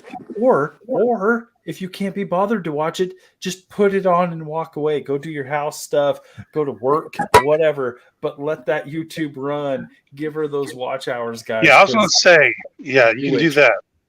It's easy. Tarnia, calm down. Yeah. What's she say? Dang, girl. Oh, she wants to see Jason. Oh, shit. Sorry. No. I'll do what I can. Enough, Jason. I am not. I do have, just so you guys know. Hey, Jason, I go put my robe on if you want. I just have to say, let's see how we feel for Karen's live stream. Well, that is- Kara's like, yeah, I mean, no. So I just have to say one thing. I do have a playlist on my channel. If you go, and it's all my episodes. So if you want to watch like a marathon, Put it type on of thing, and go to work. Yeah. Oh well, I watched 6 yesterday, Cassie. Yeah, I saw that you were commenting on them. And your episodes were on, and I was playing my word find game because I've got to multitask, and then I'm looking at the words, and then I heard you say here, oh, somebody touched the back of my neck, and I'm like, oh, rewind. Okay, well, touch the back of your neck. Okay, you get touched all the time from the very beginning. That is Karen. The secret that's is a t-shirt it was too. me. I wasn't there. You get touched all the time from the very beginning. That is what happened to me yesterday. I was rewatching Jason's says, episode. go to Jason's OnlyFans. Yep. Oh, yeah, so what'd you say, last night, because I was late to his premiere, so I was like rewatching it, and then like 5 minutes in, that's when the whole dog fiasco happened. So I had to deal with that. Dog fiasco being her dogs got sprayed by a skunk. They got sprayed by a skunk. I thought he was dying. It was a whole thing. And so I never pressed pause because, I have a freaking dying dog over here. I think it was like an hour. I heard voices and I was like, what is that? It was YouTube. I probably watched it like was 10. Just my episode like repeating itself. No, she still hasn't watched. It was others. It just kept playing episodes. So I don't know how many Perfect. I ended up watching, but I didn't watch them. That's fine. And my go, I'm planning to get touched as much as possible when I'm in America. If Cassie can get touched, I Karen, can whoa, Karen. Oh, look, now you made Jason leave the room. Whoa, listen. Hang on. Enough of these. I'll touch anybody. I just mean Cassie's always getting touched. I want to get touched. Did I just hear a frying pan? That's probably Daniel. Although he's on mute. I don't know. A frying pan. Me and Allie were cheersing. It's fine. We're gonna do a wraparound. So funny. Oh my god. Blake. you all right over there, Cassie? Yeah, I'm like, I drank and then smiled, and like the pain in your jaw. Crow, did your ears perk up? Well, I heard that frying pan. Yeah. Spirit Walk Paranormal says, get spicier than Allie's spicy water. They have Mike O says, well, Karen, water. It is America. Your chances are pretty good. Not wrong. You know who isn't here? It might be. I didn't see Mike B tonight, did he? Is he here? Oh, yeah. No, he's been here. Yeah. Okay. Oh, has he not? No, I was thinking Mike O. Wait, I think I saw something from Mike B saying he was busy tonight. I'm not sure. Oh, okay. Michelle, nothing wrong with getting touched. And it's not like it's like an outright like hand. When Jason, when you got touched at Old Hospital on College Hill, right? Yeah, that was an outright like touch. I just been like, it's almost like I just been always been just brushed or like poked. No, you feel that too, like, and it's different. There's definitely like the hair standing on edge kind of feeling, there's that one. which can sometimes feel like something's brushing you or whatever. It's different when you are not having that feeling of like all the hairs on my body are standing up. When you're just like cool, like your adrenaline is not running as much and you're not like on edge as much, and then you just feel you feel a brush that feels just more physical than just like I don't know, just a passing wind or breeze or whatever. Well, you jumped up for me at Mackie Mansion when I was sitting in that little chair, and we were waiting. I think I don't know what was going on while we were waiting, and I was sitting in a little chair, and I'm like, like thinking there's a bug on my neck, and then it did it again, and I went, and Jason got up and had a look, and there was no bug. Yeah, and that's the thing. Like you could feel that and think, well, maybe it's a bug, and it could be. Like that's a very disprovable or like. We can't just like straight up be like, oh, Karen, the ghost touched Karen. Like we can. There's a reasonable understanding that that could have been a bug type thing. But when you felt it the second time, and I checked, like I got the phone light out, I looked, like there was nothing there. But Karen was like feeling like the same feeling over and over again, like at least twice, and visual inspections showed nothing that could be a bug. We can't say like, yes, a ghost was touching Karen, but we can say we cannot define what that was. Yeah, and Cassie was. It was the same room, Cassie, in the room where the where we were waiting in the room where what's that big room that with the heavy door keeps things in it? The dummy was in it, in that room. Oh, the vault. Yeah. Or the safe. Yeah. But also, remember you were napping on the ground too, and you felt like a cold air like blew in your, and you like woke up out of like. Oh, that was Jason. Yeah, that was probably me blowing in his ear. It's a joke. Listen, I thought I was safe with you hanging out in breweries and karaoke and dance clubs. Yeah, you'll be fine. I think Ron's going to have to watch my back, bro. Yeah, I'm too old for that. I'm just joking. Listen, nobody's too old. Please tell me nobody is too old. I don't know. Oh, totally. I have to have hope. It's fine. Kasara says, Allie, I like your hat. Thank you. Is it pink on the sides? Karen, no, it's gray. Gray. It's just the lighting. Yeah, it's the lighting, but it's very much like a color, not just like white. Man, dog. Yeah. All right. I gotta let the dog outside. There we go. Oh no! So is that what you call it? She over the topped her hat. You know, hey guys, It's Cassie. like a switch. Cassie. Not that Wrap dog. around. Come on. Cassie. Cassie. Yeah. Cassie. I feel like for some reason, I know it's like not. What? But because we were planning it to be, like I keep thinking like, Cassie, happy birthday. I know. It's like, I know. But we're a couple weeks short because A little bit. Yeah. We'll have to have another you made it celebration. before. I No, know. we're doing a birthday party. Yeah. It's a Thursday too. And we're going, so my birthday will be is obviously on Thursday. So not this Thursday, the 30th Thursday. So we'll have a live stream too planned for my birthday. Cool. I'm going to get a party hat. I'm going to put a party hat on Rawhide. It's going to be great. I think Joe's still in the chat, so I can't say much. But Allie's I've made birthday Joe was a last birthday week. card. Yeah. 26. So happy birthday. We know you were busy. Thank you. I know. Yeah, she was too busy for us. Her birthday was far Tarnia more says important, Karen obviously. has needs. I was drinking with the parental units. My dad's freaking funny when he drinks, so that's what I was doing. Just drinking with my father. What? I got drunk with my mom 6 months ago. My mom doesn't get drunk. Jim, on the other hand, he has like 2 Coors Lights and he's done.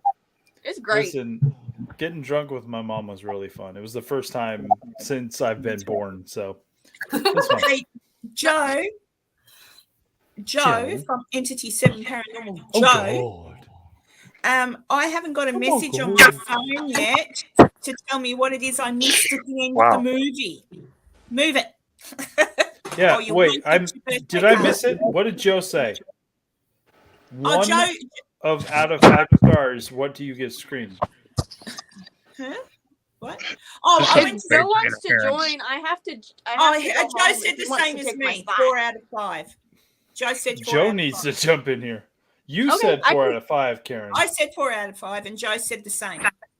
Oh, okay. That's great. I will go see that movie in the theater then. That's a good Yeah, rating. no, it was good. It was all right. But yeah, To be Joe, honest, I'm telling you- you would have to say 1 for me not to. yeah, no. I don't go to the theater. Like I did. I left Oh, a line. girl, I don't like. I would go once a week for decades, twice a week sometimes. I have not been to Telling a his movie in a message to long me, time, Cassie. but I happen to have. I'm putting all my kids are away doing things, and so I have the house to myself. So I was like, I have the house to myself. What do? I'm gonna go somewhere. So I'm gonna go buy a bow because I'm going to start archery. Yeah. And then I'm going to go see Scream and Creed. There's the slight possibility I might see another movie. But I don't. It depends on how long it takes me to get a bow. But like, I haven't seen a movie in a theater since. Oh, what did I watch? Oh man, it's been a year. It's been at least a year since I went to a movie theater. That's not good. So yeah, like I'm gonna try and do at least a double feature tomorrow. I watched. I went to the movie theater. Like I say, I've never been. I've been for years, but for work, I went and saw Puss in Boots, the new Puss in Boots movie. I heard that was good. It was actually pretty good. I went with my clients, and then I saw. I haven't seen the other ones. Yeah, our kids will watch the TV show, and then I watched Top Gun Maverick with my clients, but I haven't we haven't watched the movies in years. Oh, heck yes, Joe, Super Mario Brother movie. Hell yes. I don't know. I heard that Mario doesn't have an Italian accent. No, it's he has a New York Italian accent. It's Chris Pratt, isn't it? He just doesn't sound like Yahoo. It's I don't know. That for me, that you want to listen to that for 2 hours. Mario thing, though. You want to listen to that for 2 hours? No, I'd much rather listen to Chris Pratt. A Princess Peach, and we gotta go. We gotta save him my brother, and we gotta go down to the No, I don't want to listen to that. No. Okay, I shouldn't say that because actually, I don't know if Jason, do you remember the TV movie? I do. No, not the movie. The Super Mario Brothers Super Show. Yes. So and it was sounds like that. Yeah.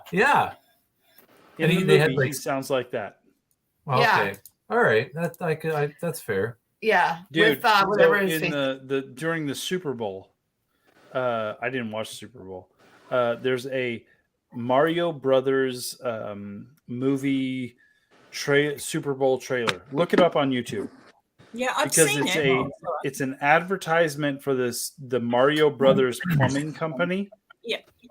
And it's literally like very much referencing that TV show. Oh wow. From the music to the way they talk, like you would appreciate that, sir. That's what sucks about like when you watch the Super Bowl in Canada, we get the Canadian commercials. We don't get the American commercials. Yeah, YouTube it. Yeah. I'll have to YouTube it. It has the theme song playing the whole time from that TV show. No way. Oh my goodness. Yeah. No, the same King Koopa with the shrunken turtle head. Yeah. Like I remember I watched that movie so much because my aunt worked at Blockbuster. So she used to rent movies. Oh.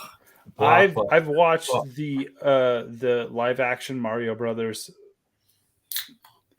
too many times to like feel comfortable saying. But one of the things that like is my thing is in the trailer. So they get these boots that allow them to jump because in the game you jump. Boink, boink. Yeah. So the trailer music was like, "Jump for your love, jumping," and like I loved that song because of that trailer. So like, I don't know why I said that, but like Mario Brothers movie live action, solid. Yeah, that. I do not know why I was going on my phone. Oh no, this is bad. We need to end Cassie. this. Yeah. Cassie, Yes. I have to leave because I've got you have to take your daughter to the shops. Yes. She's every time. Your daughter does nothing but go to the mall. How old is she?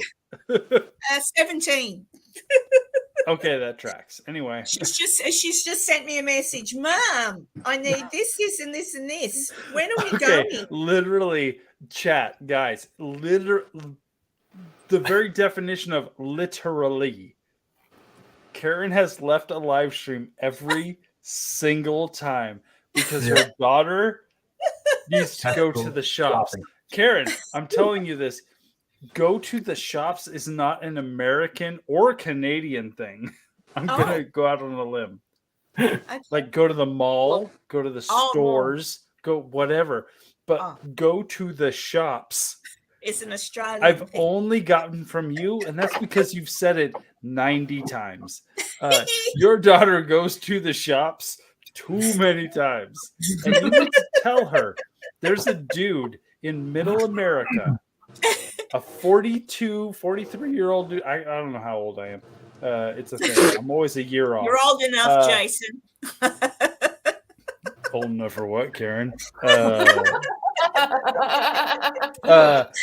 You need to tell her there's this middle-aged dude in America, Midwest America, that thinks you go to the shops way too much. Thank you, Internet. I promise I won't leave my live stream. But you might still be on when I get back. Oh, no. I think we're wrapping up. We're at 3.5 hours. 3.5 Holy, I gotta go home. Yeah. We told you to go home a long time ago. You could have been back by now. You didn't tell me anything. Huh? What? What? What? What? What?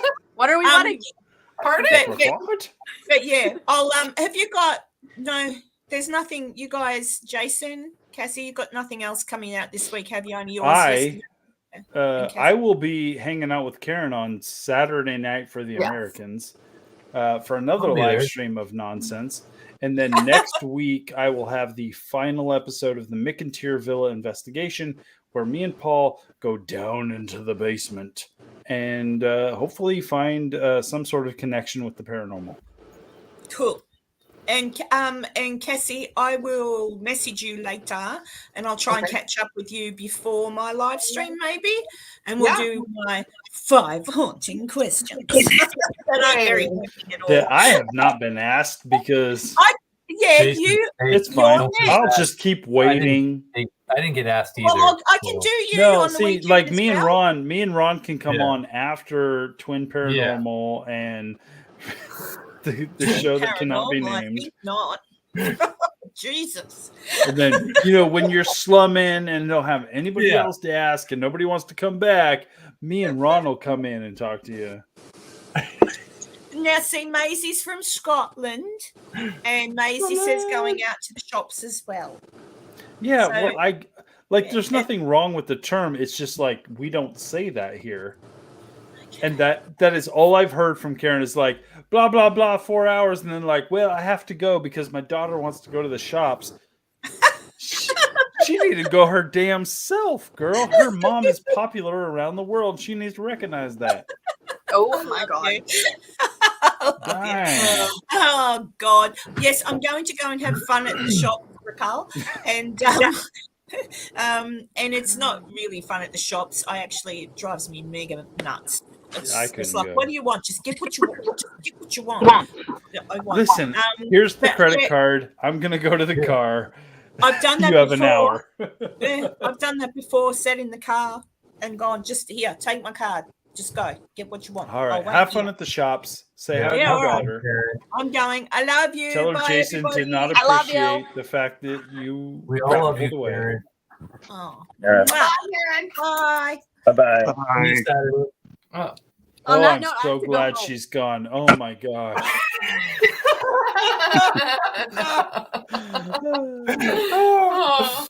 All right, Allie, go home. Good night. Okay, We're wrapping up here. Well, I love you. I'll jump on if you guys are still Bye. going. Bye-bye. Bye-bye. Bye-bye. And then Now there's four. There's 4, but now the real fun can start. Oh no. Oh no, we have more fun. Oh yeah. Oh my gosh. Well, I need another drink, guys. I already got one. Look at this. I'm Jason, working on look at this. this Look thing. at this. Have you ever had this? Oh, beer? Trooper, I've had that. Heck yes. Hey, isn't Good that's beer. a good one? It's Oh, yeah, delicious. yeah. It's All right, actually I'll be right back. Have no fun without me. We'll be right All right. back. Oh my gosh, I don't trust any of you. We know you can hear us. Fire up the lawnmower. What? What? Who's firing up a lawnmower? Mike B. Mike O. Oh, why is it B? Whoa. Whoa. Oh, after hours at Cassie and Ron's, yes. Come on over. There you go, Crow. There's your invite. Come on over. I wish, man. Hey? Crow, my parents, actually, I shouldn't say my parents, my mom, because my dad couldn't get over the border. Anyways, he's not vaccinated. He got turned away. Anyways, they're in Florida right now. My mom and my sisters. That's cool. Where they? Which part? Orlando, like they're Kissimmee or whatever. Orange Lake. Yeah, they have a timeshare at Orange Lake. Oh man, that's actually. Well, I won't say it here. Never mind. Never mind. Never mind. Okay, I can wait right back because I have to use the washroom. You guys carry on. Oh, carry on. Carry on, peoples. Carry on. Isn't that a dead animal? I don't know. Oh, yeah. What? The Cass got the reference. I didn't.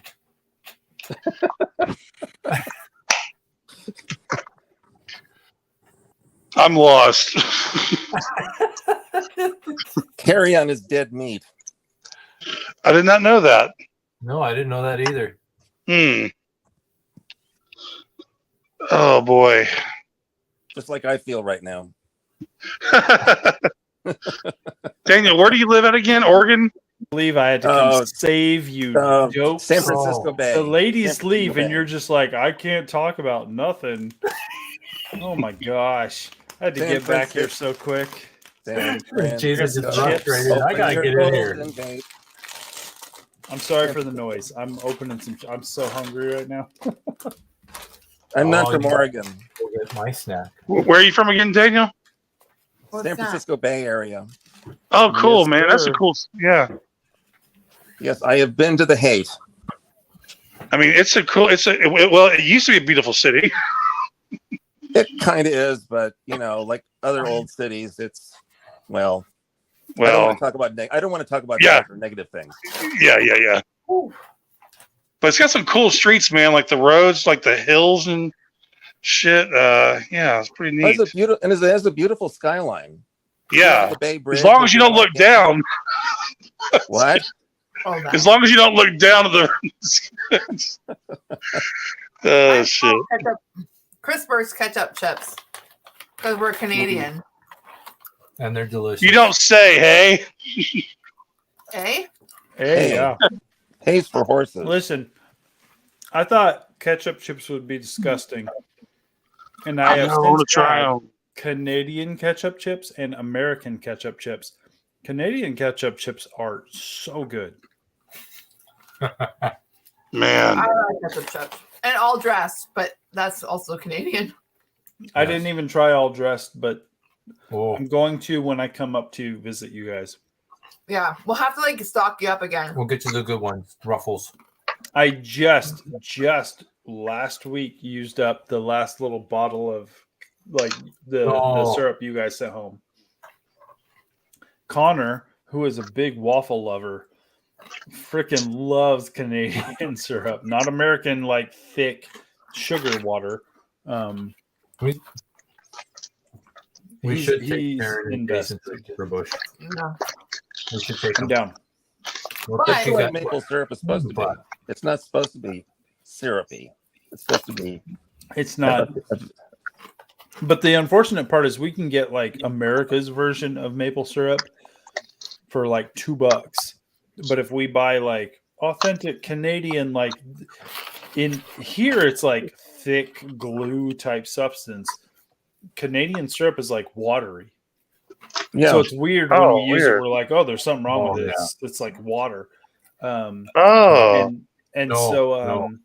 My kids are they understand the good stuff is the watery, wet syrup type stuff.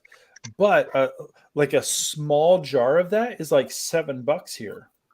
So we could get American syrup for two and change, or we can spend $7 on a smaller jar of water maple syrup. Oh, it tastes so much better. I think I need that thick action though, man. No, and I agree with you.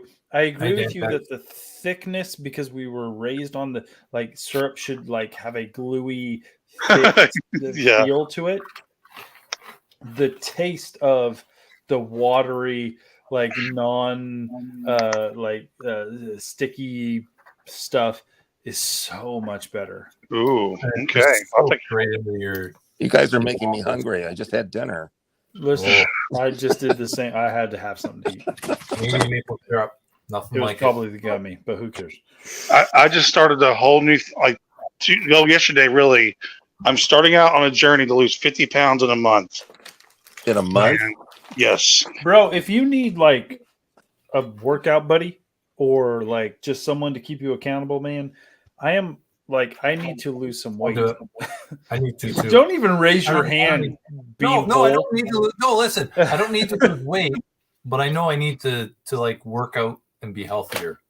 But Crow, if you need someone who's like, I wish there was a guy who would like call me up and be like, did you work out? Knowing that they're going to also get the question of, well, did you? Let me know, man, because I need to lose I would love to lose 20 to 30 pounds. see, I'm really envious of people like you that can just like take 2 shits and like be back to normal weight, because I can't. 20 pounds and you're done, bro. Like 20 pounds, you're so back to normal. Like not even normal. Like if I lost 20 pounds, I would be at the weight I feel like that would be the best starting point for me. Like, I see. You see me from like boobs down or boobs up. Like the rest of me's like I'm hefty. I always have been. Yeah, I've seen you in the videos, in the ghostling videos. You always seem like, bro, the last video you saw me in was 8-9 months ago. I'm heavy. You're thick. I don't want to get where I'm at. But yeah, I'm going. I've been and bought, or I had her buy a bunch of fucking just like salad, ground turkey, all that bullshit. And I'm just like, I can't keep doing these slow diets where you lose 3 pounds in 1 week and shit. I just got to do like a Band-Aid and rip it off and just go for it. I don't think that's the best idea though. Like I know there's that feeling of like wanting it now and fast. But the problem with losing weight that fast is you're going to have excess of skin, and that's a surgery later down the line. That's like, even if you lost it slow, I probably still have excess of skin. You probably will, but not as much as you would if you lost like double. So true. That is true, man. You think about that. Damn it. And I've always been the person when I've lost a bunch of weight, because I'm right now at the heaviest I've been in 5 years, but even half the weight that I was when I was at my heaviest. I was nearing 300 when I changed my diet and started working out, and I got down to 217. Right now I'm sitting about 240. Which is more than I want to be. I want to be at like 220. How tall are you? Wow. 5'7". Oh, really? Yeah. Okay. I'm not that tall. I'm the shortest in I'm the tallest in my immediate family, my kids, my wife or ex-wife, and I am the tallest of my mom and my brother.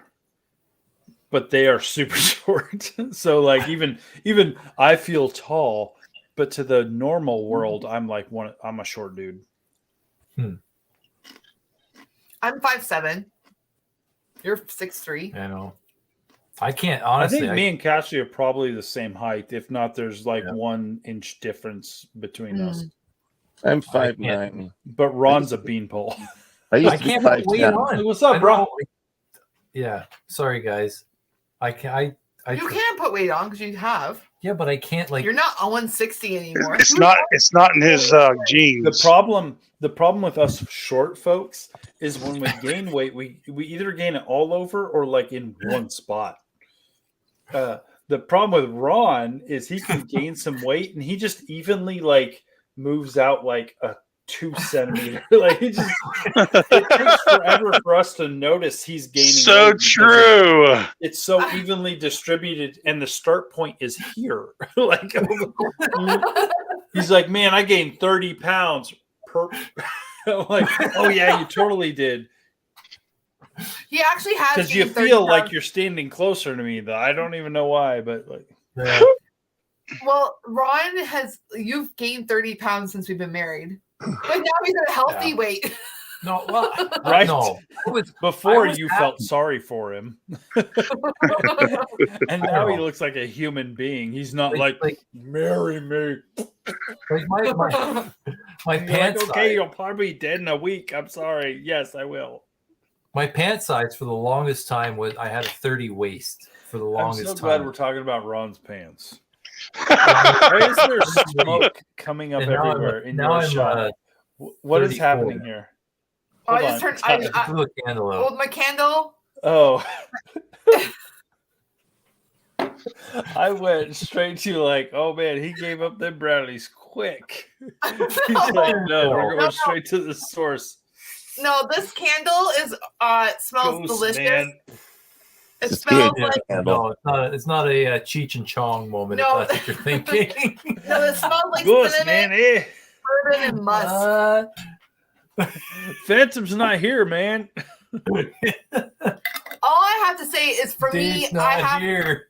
I need to lose a heck, You need to lose what?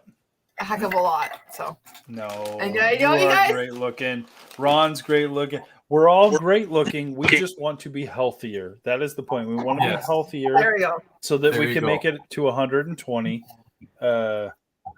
Unless I had this conversation with my youngest, who's like 9.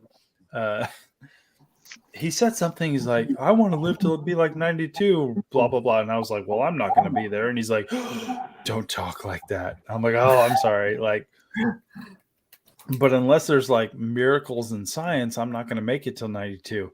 He's like, oh, I don't know if I want to make it to 92 either. Because I don't want to deal with the back pain. And I'm just like, I'm literally right now dealing with some back pain. And I'm like, oh man, does it get worse when we're 92? Because this is not fun. Well, and what's really funny is I went to the massage therapist, and I guess like she was massaging my back, and it was so bad. But the problem is that my shoulders were so bad that they were more pain than my back, my lower back. So I was like, what do you mean my lower back is that bad? So then she was like massaging whatever. And then now I've been having lower back pain because she had massaged me, so I'm a little bit more even. But now I'm like, oh, my back, like lower back. Right now, I'm currently dealing with my left arm right underneath my shoulder blade area. Like I've been moving furniture and stuff, and so like I strained my back a little bit more. So I'm not debilitated. Like I'm not like, oh, Cassie, congratulations. Oh, but it's there. It's every time I move, I'm like, oh, okay, there's some soreness. Yeah. Something doesn't feel right there. But like the point is, like, I'm 43. If I gotta get to the point where I'm 93 and my kid is like, I want to die, I'm like, no, I'm good. Let's not do that.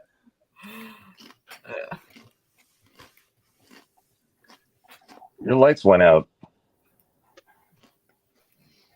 That's the end of it, bro. We almost 4 hours. Almost 4 hours at 100% blue. It went out. Sarah, I'm 38. I'll be 39 on March 30th. So Ron is 15. And we have to decide whether or not we want to keep talking to Cassie. I'm 15. No. A good looking 15, bro. What? Ron is one of those dudes who's Ron will be 119, featured on CNN, who's like oldest man in America, and Ron will look exactly the way he does now, except it just takes him longer to answer. How did you live this long?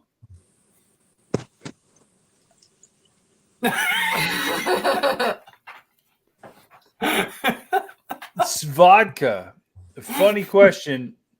Vodka all day. And then there'd be like, and what do your great grandchildren think of you? And he's going to be like, okay,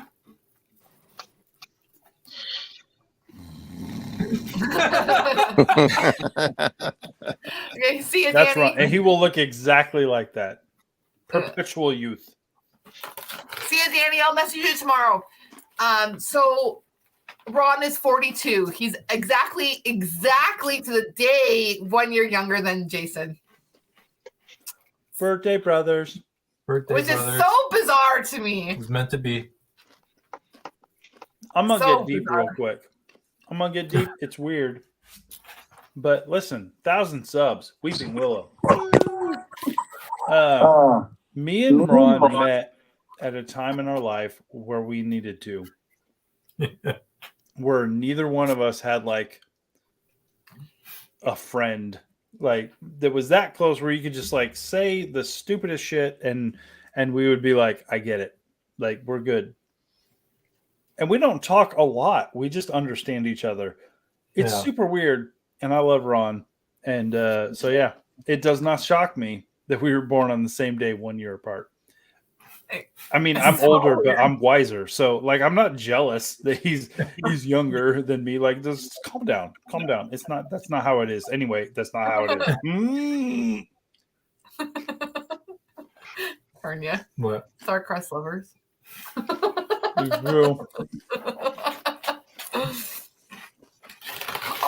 am so looking forward to. I know this sounds weird. I gotta say it quick, or else Crow of Judas won't make it through this part. I'm so looking forward to smoking some meat with Ron. I mean, it's almost better that Crow went. That'd be great. That'd be awesome. Well, me and Ron are hot tub buddies, and we're gonna hang out in the hot tub with the smoker right there. Oh yeah. Cassie's gonna be like, "It is 5 o'clock in the morning. When are you gonna go to sleep?" And we're like, "We just put 2 more briskets on the thing. We got like 19 more hours." Hot tub's not getting colder. I mean, we look like 90-year-old men because we're all shriveled up because we've been here for 2 days. But listen, oh my goodness! As long as you feed us that sandwich that will eventually come out of the smokers, because we will have no strength in our tiny power arms, we're good. Oh my gosh! I can't wait. It's gonna be so much fun. It will be. I am so looking forward to hanging out with you guys. That sounds like a great time.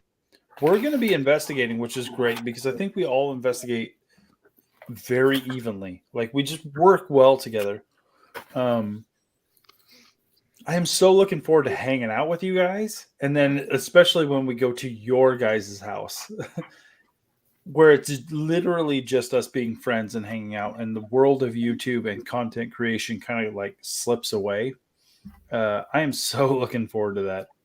Yeah. It's going to be great. That's awesome.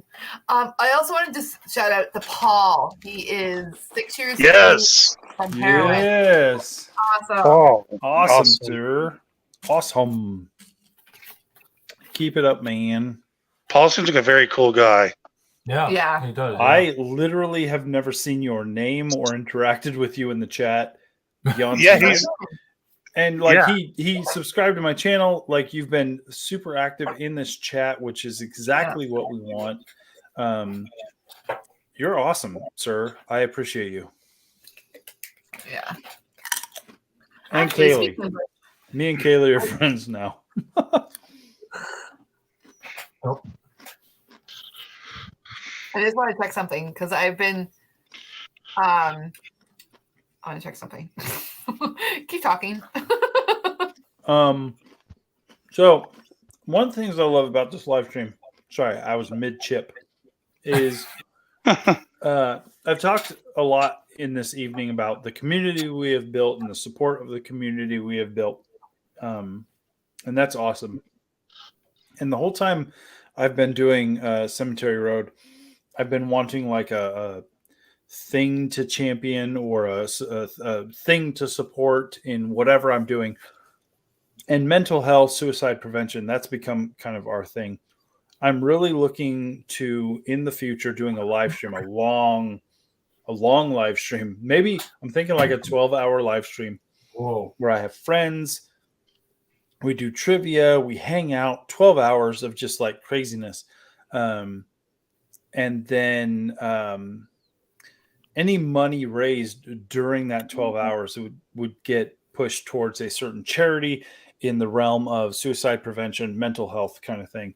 And I'm setting my goal, and I feel it's a little like high.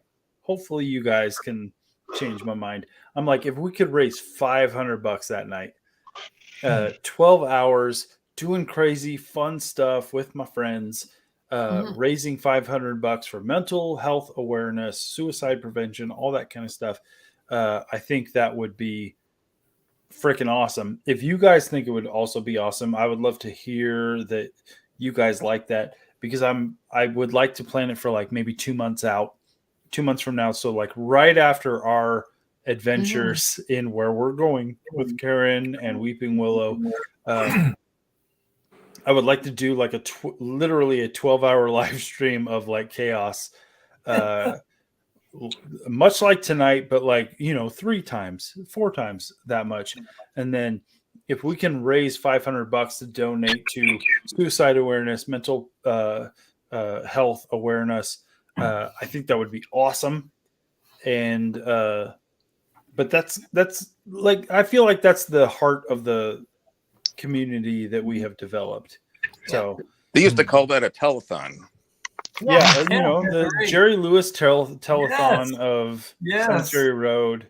I absolutely agree with that. And I feel like we could do that. And I feel like that's a better use of our time and money that we have gotten through our time of working jobs and stuff than just like,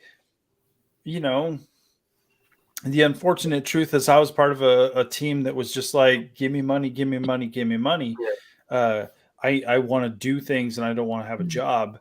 I want that, like, when you guys give us stuff and support us, we give you stuff, t-shirts, fun stuff, whatever. And if you're going to support a cause, then I think we should spend that time we're not getting back no matter what we do, to give instead of receive. And that's something that's been sitting on me for a while. So I want to do that. That'd be cool. And I know, Cassie and Ron will be there. I know Karen will be there, and Allie and Crow, and all the normals. But like, I really actually want to also reach out to some people who aren't in our circle. I'll be there, because we'll have 12 hours. Like, we're gonna have some things to fill.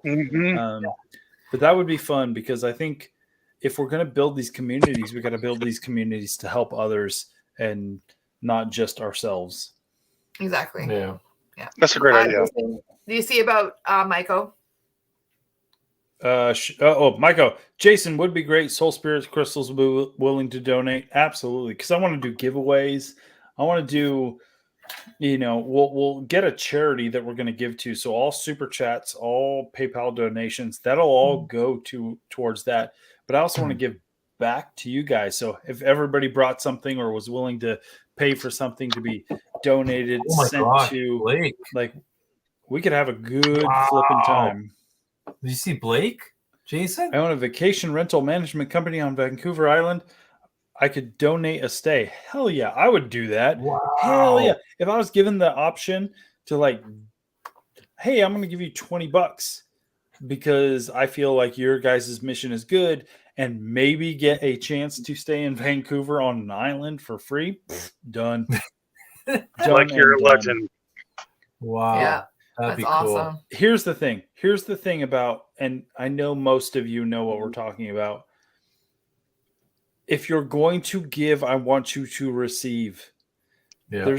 And I know it's like, I will give so I can receive content, but you are not getting the content you should have received. I want you to get a shirt. I want you to get something, a trip, an experience, a shirt, a thing.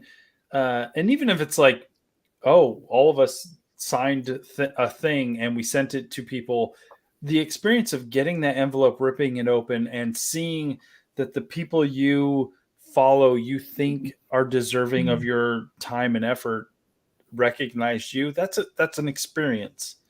I want to do that. I want to do more of that. That's the thing I want to do.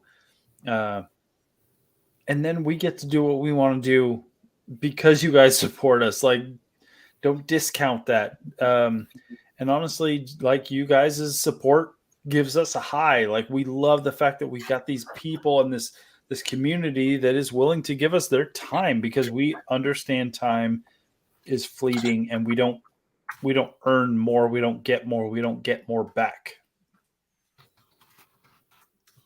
I'm excited. I want to do that so bad now. That'd be awesome. It'd be fun. Hell yeah. Paranormal telethon. I'm doing it. Yeah. There you go. Yeah.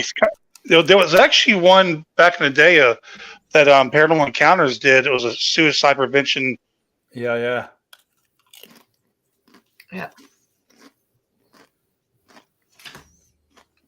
No, I'm excited now too.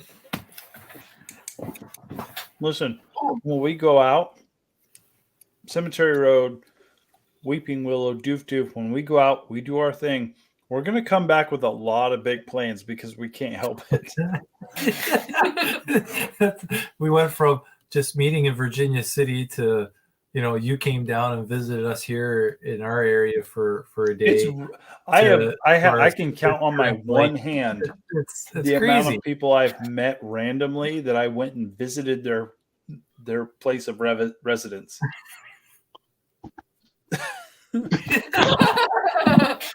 Ron and Cassie. Guys, you don't understand. Whoa, Robert Blake died? Who's Robert Blake? An actor. Oh. Wasn't he the one that got Little Rascals? Oh. Little Rascals. What? Yeah. No doubt. Also, Beretta. Oh, yeah, bro. Sorry. Don't That do was, the crime if you can't do the time. Joe. What other shows? What else has he been in though? Old school 70s, like, and before actor. He was 89. Long life, bro. Yeah. Born in 33. Wow. Amazing. It said this community is like our online family. Her online family. And honestly, like, don't think I don't feel the same, Maisie. It's been a rough year. It's been a rough year. And I told Ron earlier, hanging out with you guys on live streams, in the chats, all that kind of stuff is literally sometimes all I look forward to. I will not lie. I was counting down the hours to this live stream all day long, like all flipping day. And I live in a world of 3 time zones, because I have a Worka time zone, I have a my time zone, and I have a Cassie time zone. To where I know I'm like, Cassie and Ron are up an hour after me. Like, they're like that much farther away. All day long, I was looking at clocks being like, West Coast, Central, Eastern. I've got 4 hours. Here we go. I can get through it, because, this is my family, guys. And I know it was quick and weird that we all came together over the last 6 months, but y'all are my family. I get excited to be here on live streams, not only with the people on the screen, but the people in the chat as well. I love you guys. I don't know how to explain how much myself, Cassie, Ron, Reese, Crow, like, we all super appreciate the names on that screen. You guys aren't just names. You are people to us, even if we've never met you. It's a, like, I don't want you to think that you aren't doing something by being in this chat every time we produce something. It means the world to us. All your names. We know your names. We speak about your names. We talk about you guys offline, kind of thing. Oh, yeah. I'm just hanging out. I would have second. Okay. Yeah, it's a big deal to all of us. Yeah. So I do want to do a big shout out to Paul. He did donate a PayPal amount to me. So thank you very, very much. That is going into, so far, all my PayPals that I've ever gotten in the past, like, I don't know, months, have stay in my PayPal account because it's going to be paying for our trip. So anything I That's get what Cemetery Road does. Every dollar that goes into PayPal, I just save for travel for when I have to pay for gas, food on trips, for the haunted investigation stuff. I'll pay for investigations through there, but everything goes into the content that is provided to you guys. Right now, everything I get through PayPal, through YouTube, Super Chats, all that kind of stuff is going towards the trip. Weeping Willow, Cemetery Road, and Doof Doof are doing in 50-something days. I'll check again. So we're anything you give to our channel is going to our channel and producing things for you. So don't think we're just like, I don't know, buying cool Cemetery Road bottle openers. I bought this myself. I want one of those. I gotta have one of those. That's got. I'm gonna hang that up. Thus cemeteryroad@gmail.com. We'll figure out payment plans. I got you, Ron. It's amazing. How much is that? Listen, it's not much. You send me the money, I'll make one for you guys. That's not what I'm here for. The point is we appreciate your guys' support. So if you give us money, and especially if you give us time, for me, I understand time is the thing you're never getting back. Money, you make money, you get money, like whatever. But when you sit there and watch my 15-minute video or my hour-long video or sit here for 5 hours in a live stream, you're not getting that time back. So that's the most important, most expensive thing you're giving us. And we will never take that for granted. But the point is, we love you guys. We want to support you guys, but we also want to give you as much content as possible. And these live streams are the best way to do that for all of us because we have fun. You guys have fun. But Weeping Willow, Cemetery Road, Doof Doof Paranormal, we're going on a big trip and we're going to bring you so much content, guys. Fun content. Honestly, I'm looking forward to those food trips and the behind the scenes stuff. The investigation stuff is going to be great.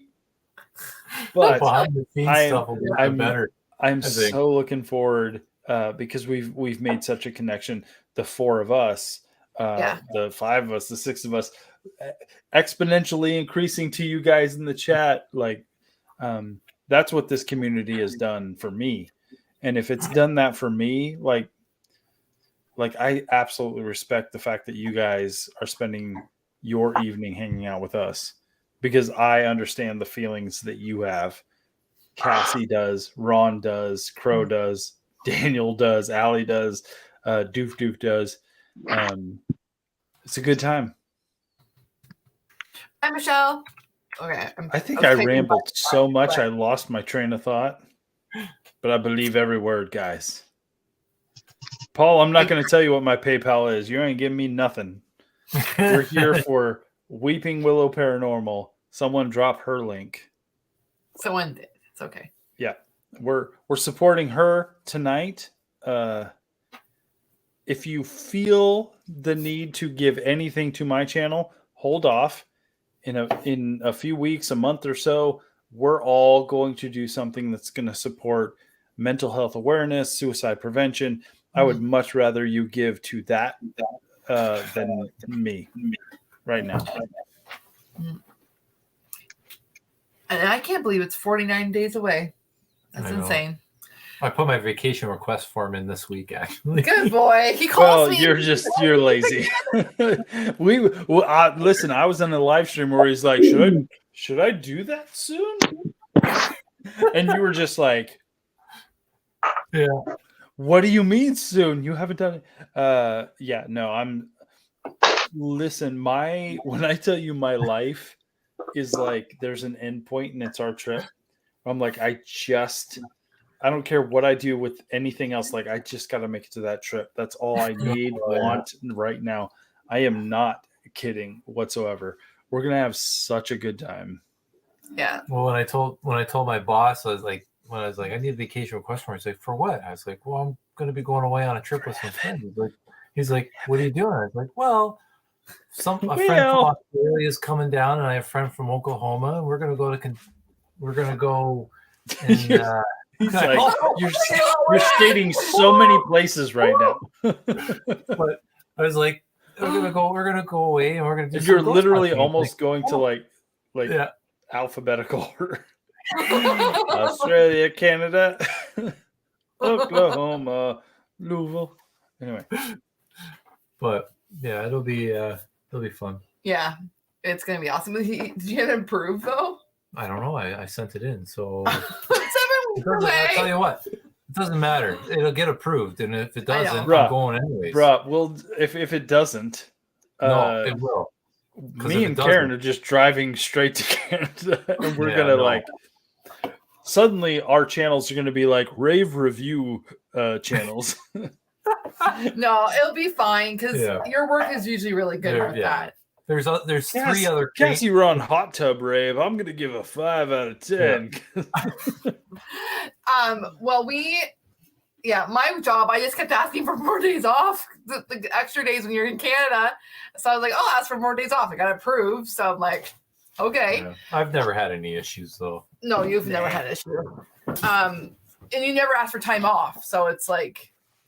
No, actually, and to be honest with you, I when I started working at a town 5 years ago, I finally started asking for time off. I worked for my company for 16 years. I never ever asked for vacation time, and just recently, the last 5 years, I've been taking time off. Yeah. Just recently, it's because you got to take time out. Oh, you absolutely do, sir. You absolutely do. Blake says, Tarnia, you are the glue for all these channels. I cannot find any fault with that statement. Yeah. Tarnia is the glue. She shows up to all the lives, all the premieres. I mean, I don't even know how many times she has pasted and glued our links to every thing she says. Tarnia, you are a massive, massive supporter. And I will say, in non-live situations, we have all talked about you in a super positive light, and as a big person who is our huge cheerleader. You, Dan Tex, same sentence. You guys are amazing. Yeah. Laws from Oz says, in my job, they post our 4 weeks annual leave at the start of each year. Then you can put in a request to change. That's pretty good. 4 weeks. We only get. Wow. I get 15. Well, it depends on how long you're working. I get 15 days right now. I think where I work, I probably in all honesty, I could take as much time as I want. Well, she gets 4 weeks. Well, that's the sucky part right now. Is I was in a job that was, I could kind of take as much time as I wanted within reason, anytime. Yeah. And now I am not in that job, so my time is very much sensitive and personal. So I have to put the family first, and so honestly, after this trip that we're all taking, my time availability to go and do investigations is limited. I can do cemeteries kind of whenever.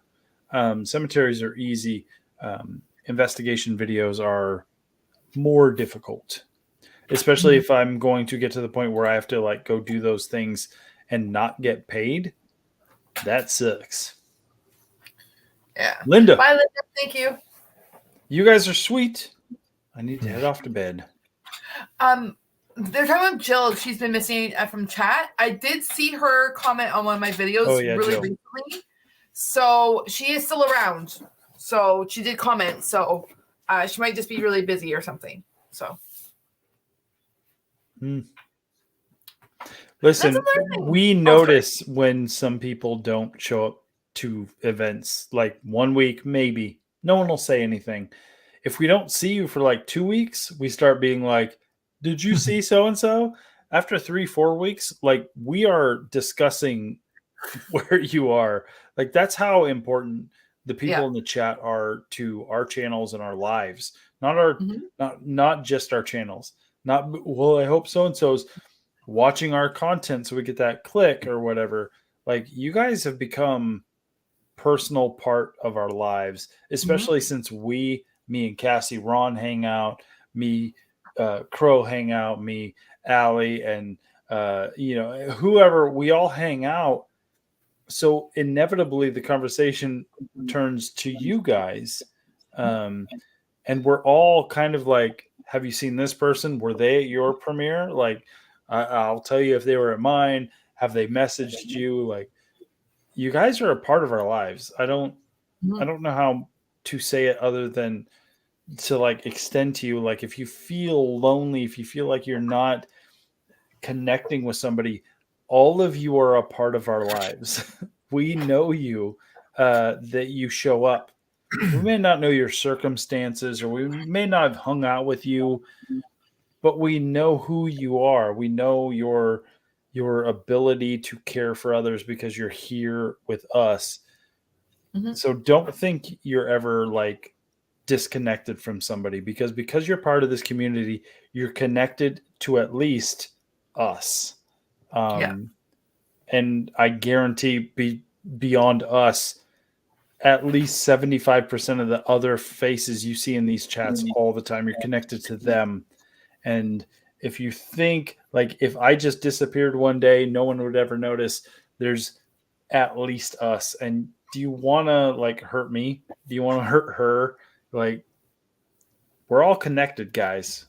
That's what I'm trying to say. Exactly. And Tanya, that it'll be cool to be monetized, obviously, but it's not like, even in my, like, the fact, mine is more about like people watching my stuff, because I'm like, wow, look what I caught. Like, monetize, like, that's like, I'm not even, I was more about like the subscriber count, in the sense that I know people are watching me, or I'm hoping people are watching me. I would say for me, it's the same thing. You want to, for YouTube has these benchmarks. You know, if you reach each benchmark, you're going to be seen by more people. And so like Cassie's next benchmark is monetization. She's like, okay, like that's cool and all, but I want to be seen by more. Once she passes that benchmark, YouTube will suggest her more. If so and so is watching this, that, and the other thing, and they're like, well, we really think you would like Weeping Willow. Even though like Cassie's gonna make $10, like that's not the important part. The important part is you are showing YouTube she is worth watching, and so they're going to promote whoever's raising above any level they set, be it channel whatever, or monetization, or whatever, and this and that. Like, the more you subscribe, the more you interact, is going to say to YouTube, oh, we need to do something with this person. And that is going to do what Cassie is here for, which is presenting her investigations with as many people as possible. Yeah, YouTube will actually give you more exposure once that happens. Yeah. So like if you land on the YouTube site, a lot of channels just end up there randomly because the algorithm has put them there because they've been putting out a lot of content. Getting a lot of views. Recall says, you worried that you don't, that you can't or you're going to be pressurized to do more to satisfy more people. I think what you're saying is like, if you're monetized, like suddenly Cassie can do membership, which means she can, like for me, for Cemetery Road, I have 2 membership levels. Roadies, I believe it's $5 a month. I'm just gonna kind of like give you like a gold star. I'm gonna give you just a tiny bit more attention, but it helps my channel. Taffa Files, $10 a month. They get extra videos plus all that extra attention. It's a lot to like devote content creation for 10 people for my channel, like 10 people who went to that level. It's a lot. It's a lot to make a video that I'm only going to get 10 views period done and signed for. Thank you, Real Paranormal. And then like Italy. I understand the like, do you not want to be monetized, because then you're like you're going to have to like produce more, you're gonna have to work more, you're gonna have to like worry about your content more because now somebody's paying for it.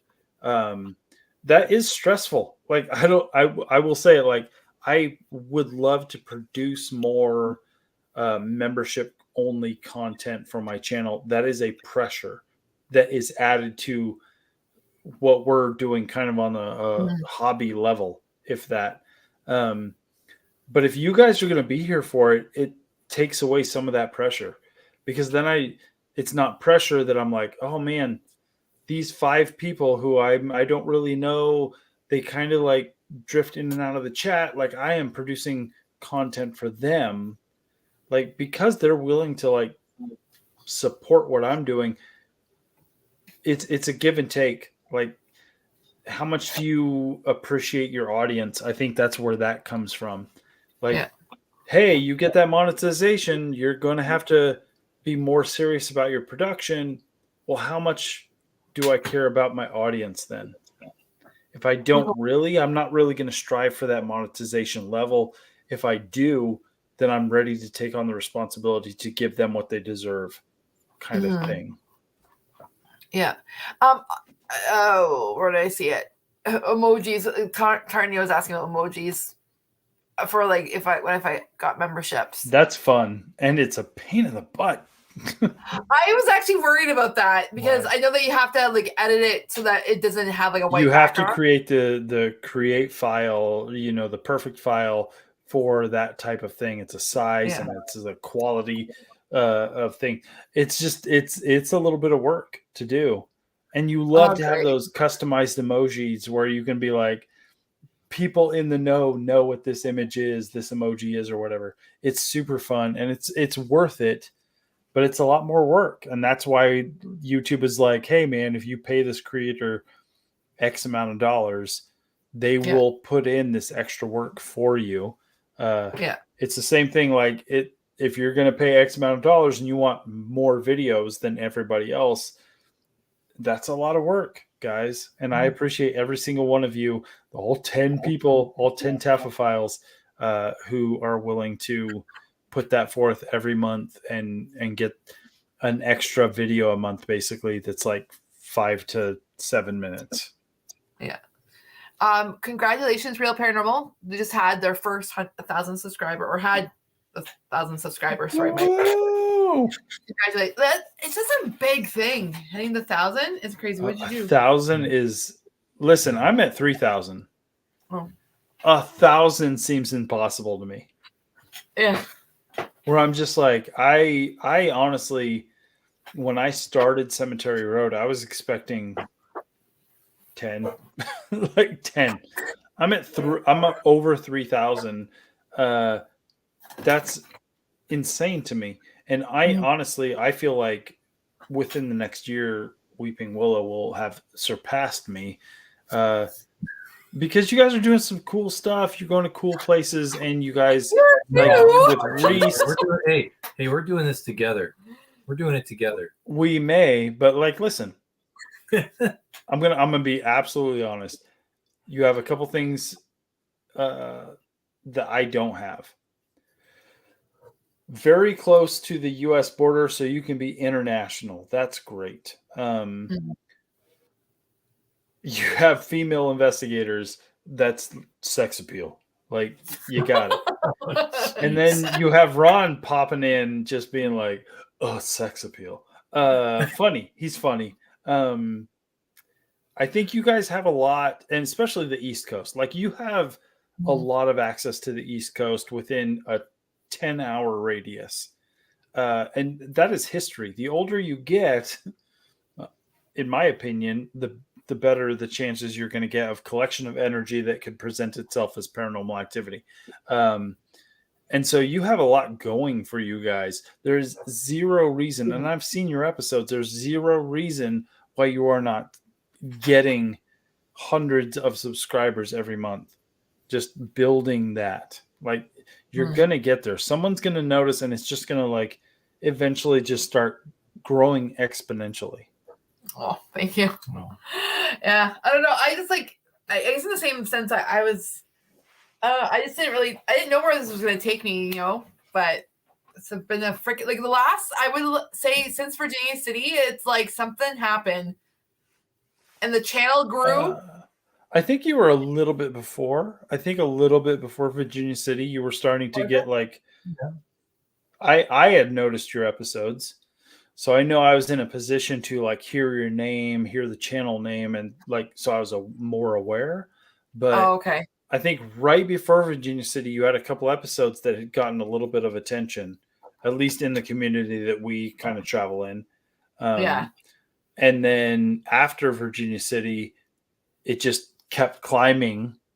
But I think you have enough that you're you know, slowly and organically going to grow this channel, which is super important. Yeah. Yeah, no, I mean, that's my whole Karen's goal. back from the shops. Karen. Oh, she's back. And I'm just like thankful for all that. I don't know. It's just been a crazy freaking journey. I would never in a million years. And I don't know. Actually, if you click on Real Paranormal, Maisie, I think you can. Hold on. Let me go into the chat. I will be right back real quick. Okay.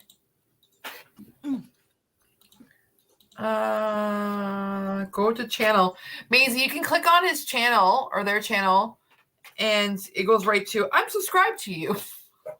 I'm subscribed to you, Real Paranormal. I just realized. Yes, a 3-hour nap. We're still here. We're still here. Yep, all A, we're here. We're all alive at 25. Holy crap. Hey, what? 4 hours and 25 minutes. And I'm really, really hungry. I've got soup. Good soup. Good soup. Chicken. What did I get? Chicken and corn soup with noodles. Sorry for eating in front of everybody. I'm starved. No, it's okay. I was eating out of this. It's like what's bar that? mix. It's I just threw it. Throwing things across the room. It is bar mix. But it's like it has peanuts, almonds, pretzels. What are those things covered? Oh, toffee covered peanuts. But it's like a spicy seasoning. So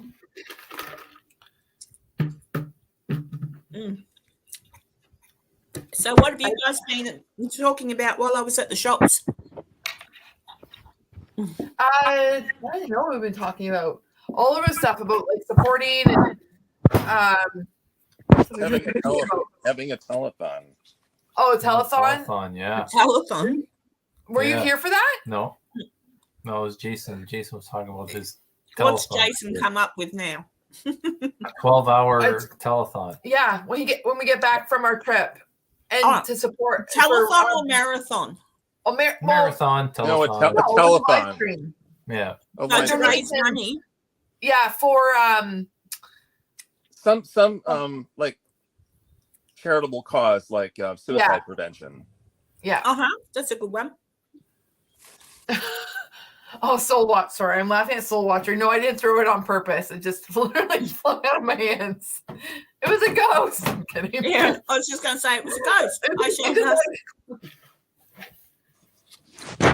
Oh my gosh. Yeah. No color wheels involved. We are going to raise it, and the money is going to go to where we're donating it. So. No, I'm eating more. Oh, Zed's eating Dunkaroos. Dunkaroos. I haven't had Dunkaroos in ages. Goodness. I remember What's those. a Dunkaroo? Is that a biscuit that you dunk it in cheese? No, Dunkaroos is like a cookie, and then it's actually in the shape of a kangaroo, to be honest. and you dunk it in like vanilla icing or they have like different icing. flavors. Yeah. But it's so like really a little healthy package. stuff. Pardon? really healthy stuff. Oh yeah, absolutely. We never buy it. Darren, we were talking about doing a charitable 12-hour live stream for suicide prevention and mental health. I would do that. That'd be excellent, because that's kind of the aim to why we do have things we do as well, just to make sure everyone's okay and have a bit of a laugh. So that would be good. So we're kind of looking at that. We'll probably talk about it a lot on our trip. But like right after our trip, doing like a big fundraising thing, so that when people donate to us, it is donating to a cause and for a reason, and not just to like make sure we don't have to work. Oh, well, you need to make sure you don't have to work. I'm not saying that Cassie will never get there or you'll never get there, but that's a lot of subscribers, and it is a lot of work. Yep. So despite the fact that you say you don't have to work, you would be, because you've got to keep that 100,000 subscribers. Yep. I just saw it. Thank you, Real Paranormal. They said, what did they say?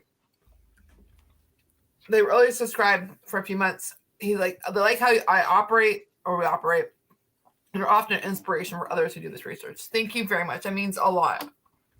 I feel very much like a newbie when it comes to the paranormal. And you are. And it shows, and it's awesome. Because you haven't like turned into one of those people who are like, all right, maybe I can fake something, or maybe I can overdo something, or overproduce an investigation. I think that's part of the problem, is trying to overproduce what we do, which makes it seem quick and exciting and like possibly not quite right or like honest.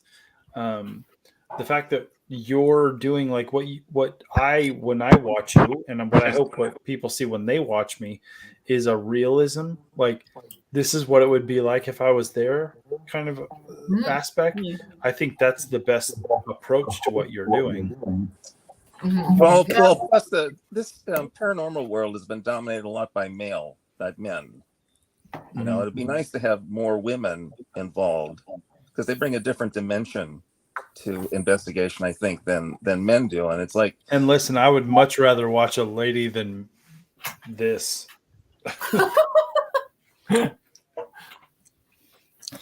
And then ladies would much rather like to watch, you know, your Ron. Like you and Ron could do your own kind of We're gonna smoke ghost meat, guys. Woo!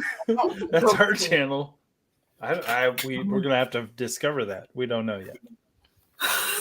It is a video that shows you how to smoke various meats to perfection, while a voiceover talks to you about true crime and ghost stories. I will reenact the voice stuff, and he will smoke the meat.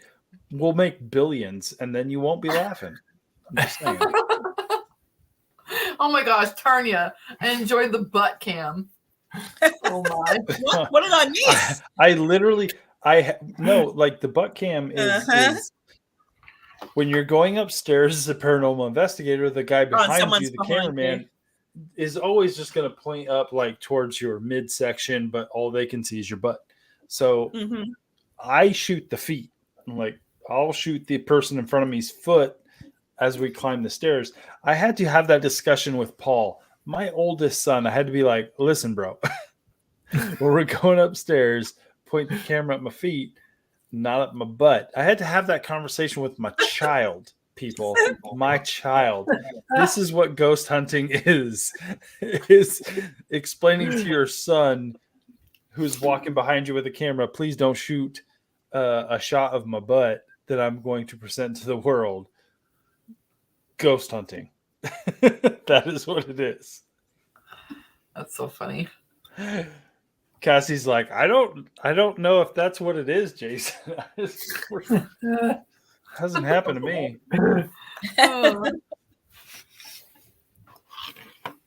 Paul agrees. Joe's just saying about Matt. He's trying to get Matt to bring more females. Yeah.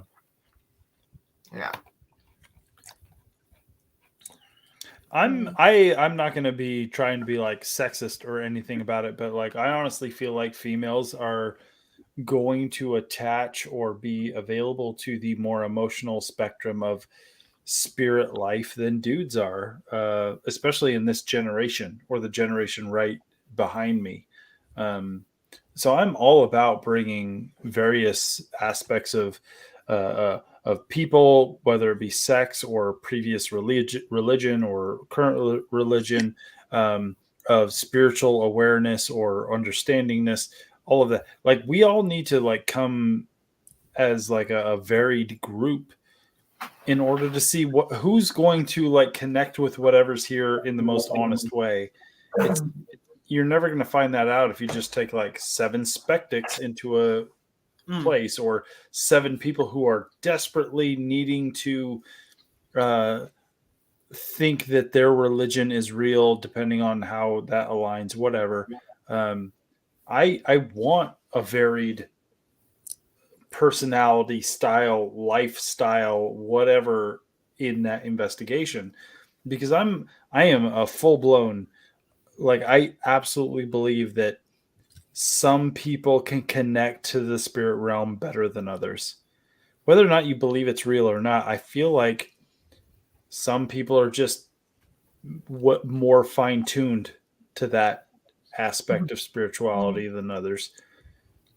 And if you're going to be like, nope, just a bunch of dumb white dudes on my team to investigate this thing, you're already like cutting short your investigation at that point.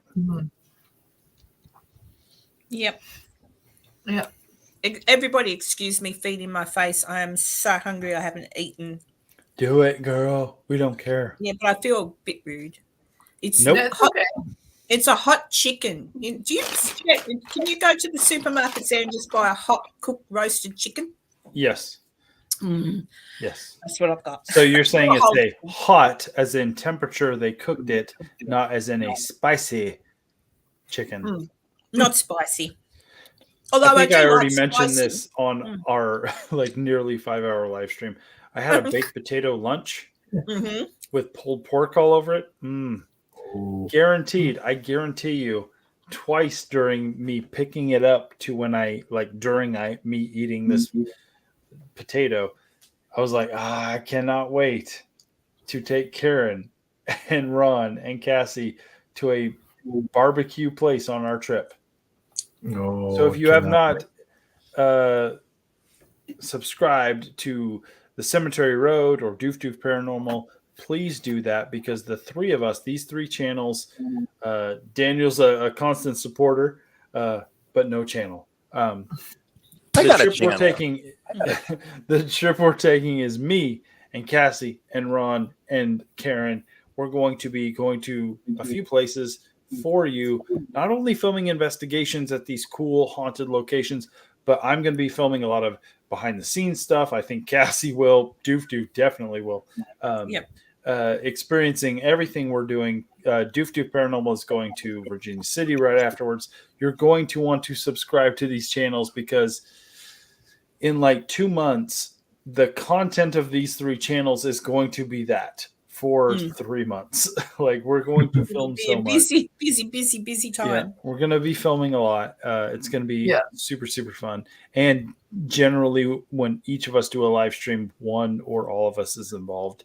So Cemetery Road, Weeping Willow, Doof Doof Paranormal. Make sure you are subscribed. Have that bell clicked so that you know when we're going live, because we've been doing this more and more often over the last year.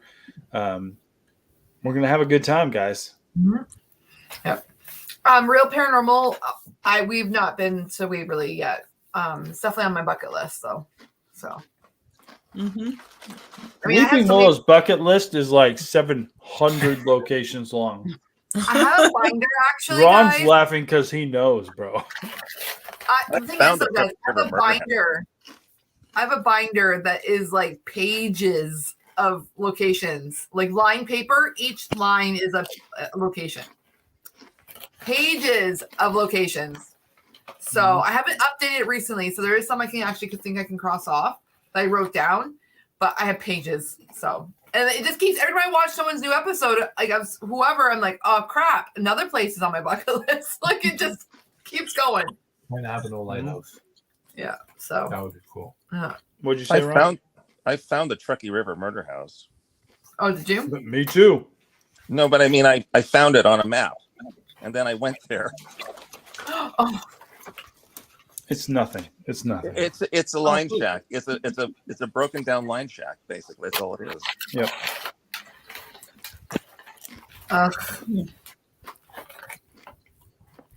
Thank you, Recall.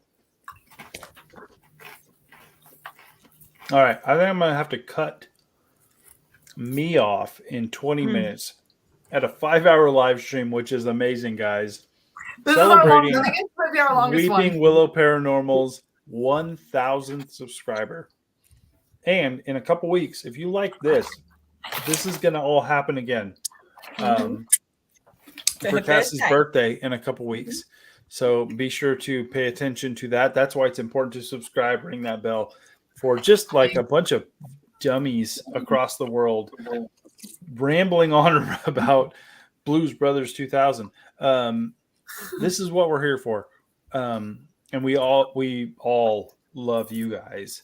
Like I'm getting emotional tonight at this point because the support you guys show us is huge for all of us. I want you to understand. We understand that. Don't forget, we've got Crow of Judas. He stepped out earlier tonight. Go subscribe to him. Good dude.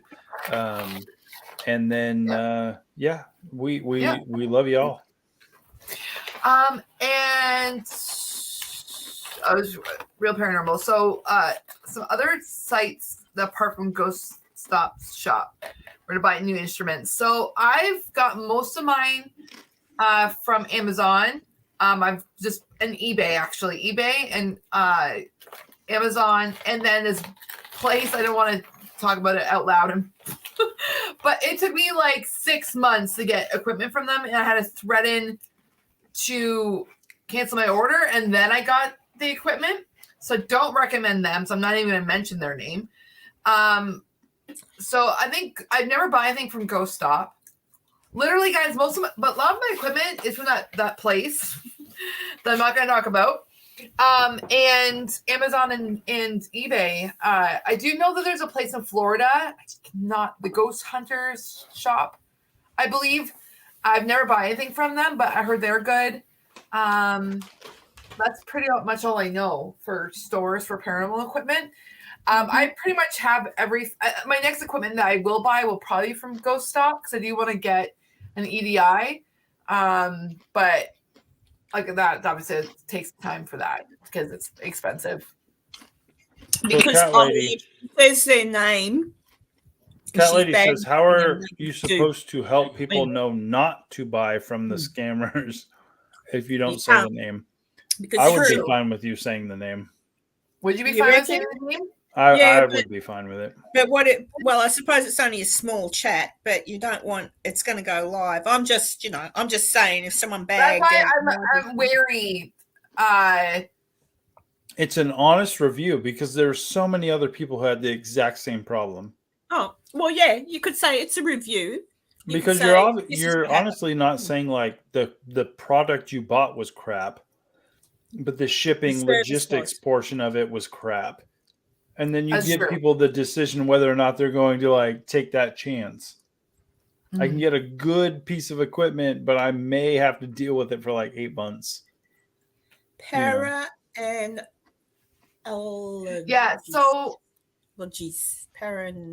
oh, that's a mouthful. Paranologies. Gosh.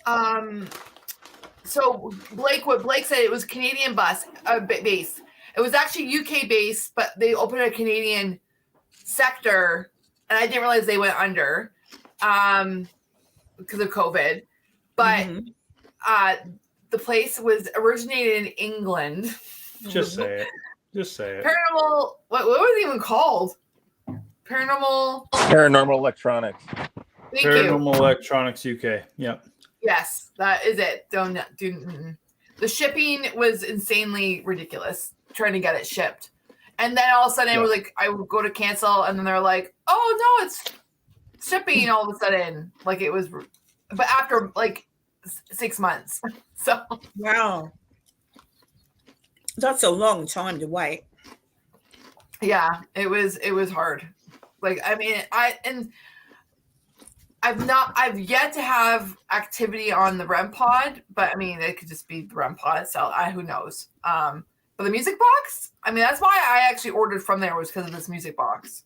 So, but yeah, I think that's all I bought from them actually. So I don't have a whole. I mean, I have a lot, but it's not like I don't have like. I have a lot of like stuff you can get. Like the spirit box is from eBay. My EMF reader, my K2 is like from Amazon. My grid lights from Amazon. My cat balls were from Amazon. You guys have to remember or understand that all these sites, they're doing the exact same thing. So what they do is somebody has made like the REM pods and the even K2 meters and the cat ball technology, all that kind of stuff. Somebody's already developed that electronics. All they're doing is copying those electronics and setting them inside of a specifically designed 3D printed body. And then they sell it to you for $200 and it costs them $2 to make. It all depends on whether or not you trust the theory behind that device. That is it. Do you trust the theory behind the device when the people making that thing says, listen, we think radio waves on this frequency would be able to pick up voices that the human ear could not hear because there's more spiritual kind of things. Do you buy that? As in, do you think you believe that theory to the point where you would buy a device that says it will do that specific thing? That is all that is worth. That's why for Cemetery Road, we don't do a lot of devices and things, because really I just want to take you on the experience of going to the location and seeing if we figure something out. I don't want it be a commercial for a specific device or idea of paranormal investigation. But that's what we're talking about. Like, are you going to believe in that way, and how much are you willing to pay for that way? And Ron is back. Well, one controversial paranormal device is the SLS camera. Those are a lot of I'm not money. a fan. They're a lot of money, unless you for know a couple reasons. And I'm not a fan either. I have two of them. I made one, I bought the other, and it mapped out my dining room table and the next door neighbor's tree. So that's my experience with an SLS camera. Yeah. Here's the thing with the SLS camera idea. I just took a bunch of chips because Karen got me thinking about food. The idea of using the light sensor camera from like an Xbox or whatever in a paranormal investigation was made popular by a movie meant to entertain. It was Paranormal Activity, 2 or 3, where the SLS camera that's constantly on in front of the entertainment system kind of thing in the movie detected the shape of a humanoid ghost figure. And so that's why we are doing it in paranormal investigation, because we're like, well, that makes sense. Let's try that out. Because all Paranormal Activity is trying things out. Whether or not, as people who have to make channels on their own dime for the most part, we have to also choose, like, am I going to pay a lot of money for an SLS camera that maybe I don't even think works and half my audience doesn't think works? I'm not going to pay money to set that system up and use my time to set that thing up if nobody gives a crap about it. And if I'm not going to care enough about it to spend that money and that time for that thing, I would rather my channel that I am producing that also has to be like enjoyable to me in terms of time. I'm going to do the things that I think is more important, which is presenting you with the truest version of what would happen if I was with Jason in a haunted house video. And I'm not going to buy or spend time on an SLS camera that I personally don't believe the technology is doing much in that sense. Like, and I will just take SLS camera and replace it with any bit of technology we use, name in there. That is how I decide whether or not I'm going to spend time or money on that device. Actually, Joe, is that the fella? Is that Bill Chappelle, or however you say his name? Is he the one that makes Bill stuff? Nye, the science guy? No. There's. I remember when I was watching Ghost Adventures, an older fellow went, and that's where I first saw it used on Ghost Adventures, and he had set it up and showed him how it worked. Is that who you're talking about? Because I don't know the name, but Same guy, he said. yeah. Oh, cool. So he nicked the idea. Yeah, because I remember that was the first place I saw them do it. And I thought, oh, that's an interesting idea. And look, it looked interesting. But when you look at how they really work, and Joe would know more about this. Joe's having a live after you get off, I think, Cassie. He's just waiting. He's just waiting. But yeah, the thing about that is the way it's used too. People can hold it and go, oh, look, it's over there. There's a shape, and they say all that. But it picks up. It's the actual technology, and Joe will correct me because I may be wrong. But the actual technology is designed because it's just whatever it is. It picks up.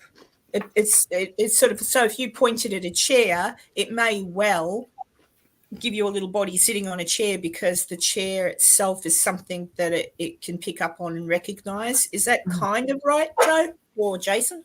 If Jason knows, I don't know. Yeah, but I'm told you can't really take it on face value because it will pick up things. It can even pick up a shadow and assume it's a human form. Yeah. The other thing that gets me is Real Paranormal says, I've seen that many American teams do sessions with the Spirit Box, with blinders, with headphones. Why almost everyone uses this method? So why is the Estes method so widespread? One, in my opinion, it's cheap to do because you're using technology that most teams already have to do a style of investigation that allows for it. And also there's no like new styles of investigation happening in our field recently. So we're all just kind of using the same styles, which means like asking questions, EVPs, being in certain locations, doing Estes method type stuff. So if you think you're seeing the same thing over and over again, it's because there's really nothing going on in the paranormal world to really change that up at this point. Mm-hmm. It basically allows two people, one to question and the other to listen. And if the person's blindfolded and they can't hear, it kind of makes them honest. So in other words, they can't hear the questions. Agree. Because you have to believe that the guy who has the headphones on can't hear the guy asking the questions. You have to trust that that's true. Yeah. And with that method, I personally like it because I feel like I can hear things better through sensory depth than I can just listening to a straight spirit box. Because a lot of times the spirit box, I hear things through like my review footage or whatever. So it's always like after the effect. But with the sensory depth, I find I can hear quite a bit during. I must admit, when we investigate, I would really love to try that. Because I've only ever seen you guys do it. I've never done that. So I'd like to. Did you not? Oh, shoot. You never did it, right? No.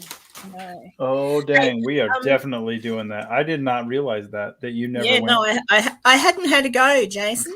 And I was going to, I might have told Cassie, I know in Joe's live the other day I mentioned it, but is Raquel in here? She looked at that funny tape from Taylor with her phone. Nicole was really good. She went through it and she time-stamped a few things. I listened with headphones and I could actually hear, at one point she said a timestamp and she said you can hear the word, I think it was on or something. And I put on the headphones and I'm looking and you can hear it. I don't think it's anyone else in the chat, but you can hear it. But I asked Crow to have a look at it. Well, I asked Jason and I asked Joe to have a look at it, but they're all too busy for me. But Crow did have a look. And Crow said that most definitely, which I thought too, right at the beginning there, it's some kind of like, it's just like the phone maybe losing signal or something, the normal noise. But even Crow said he's never heard the end part before, like where it does sound like voices. So that was interesting to me. So I don't know what it was, probably nothing, but it's just interesting. Nikola Tesla invented the first spirit box. Who did? Tesla. Nikola Tesla. Oh, yeah. The original Nikola Tesla, Yep. Yes. Yeah, he invented a lot of Graham things. Bell, Yeah. not Bell, the other inventor. You know who I'm talking about. Everybody knows who I'm talking about. Edison. They were sort of competing with each other to come up with a spirit talking device. Edison basically crashed and burned, and then Tesla came up with this radio theory, thinking that he could pick up spirits by just listening to a radio. And so somebody tried building one, and I don't know if they actually heard any spirits, but that's kind of where that concept goes back to, all the way back to Tesla. That's interesting. Real Paranormal says, do you use any spirit box without antenna, or do you per it with? I don't use an antenna. I have it I haven't taken it out of my spirit box because I'm afraid to break it, but I have it in. I don't pull it out for sensory or for spirit box sessions. I am going to have to call it a night for myself. It's like 1 o'clock in the morning. Almost 2 here. Yeah, and at least I got back in to say goodbye to everybody from the shops. And I have to get a kid off on the school bus in the morning, so I got to make sure I get to bed. Yeah. But thank you, everybody in the chat. You are amazing. Thank you, all the people who have been here on the live stream. I love you all. I'm going to call it a night. Okay. And I plan on being at Karen's Doof Paranormal's live stream on Saturday for the US, roughly. And so Cassie just, will be there too, won't you, Cassie? Yeah. Yes, I will be. Make And sure I you think subscribe to Joe Doof Paranormal. That way you can hit that bell, and then like whenever it is in your time zone, it's about to happen. It'll usually let you know about 30 minutes before. But I'll be there. I love you all. So All right. thanks, Cassie, for having me. Yeah, no problem. Bye, Jason. Hi, Cassie. Bye. Okay. Night, Bye. Jason. Bye. Listen, bye, Ron. How you doing? See you, my How you cheeseburger. doing? Okay, guys. That's gonna wrap because it's like 3 minutes from 2 o'clock in the morning. And Ron quite a does sight. have to go to bed and go to work tomorrow. I mean, I'm going to bed. I'm starting to hit a wall where I'm like, okay, gotta stop yawning. But I just want to thank everyone again for joining in, for going on 5 hours, which is insane. Yeah. But you guys are freaking troopers. You Thank guys you are so awesome. much. Now, For all the support. if you still feel that you want to stay awake, Joe can confirm in the chat, but I think Joe, I don't know how he does it. He's a night owl. I think Joe's going to do a live. That guy. I know he does. He's always No, on. not He's a always chance. on. But yeah. So, But yeah, congratulations, Cassie, 1,000. thank you. And then a Thank couple you. of weeks will be your birthday, and a couple of weeks after that, I'll be there to give you a hug. Thank you for having I cannot wait. No worries, Daniel, and your little mate on your shoulder. Yeah. Okay. Good night, guys. Thanks for Good night, joining. everybody. Thank you, everyone. Bye-bye. Thank you. Bye. Thank you. Bye.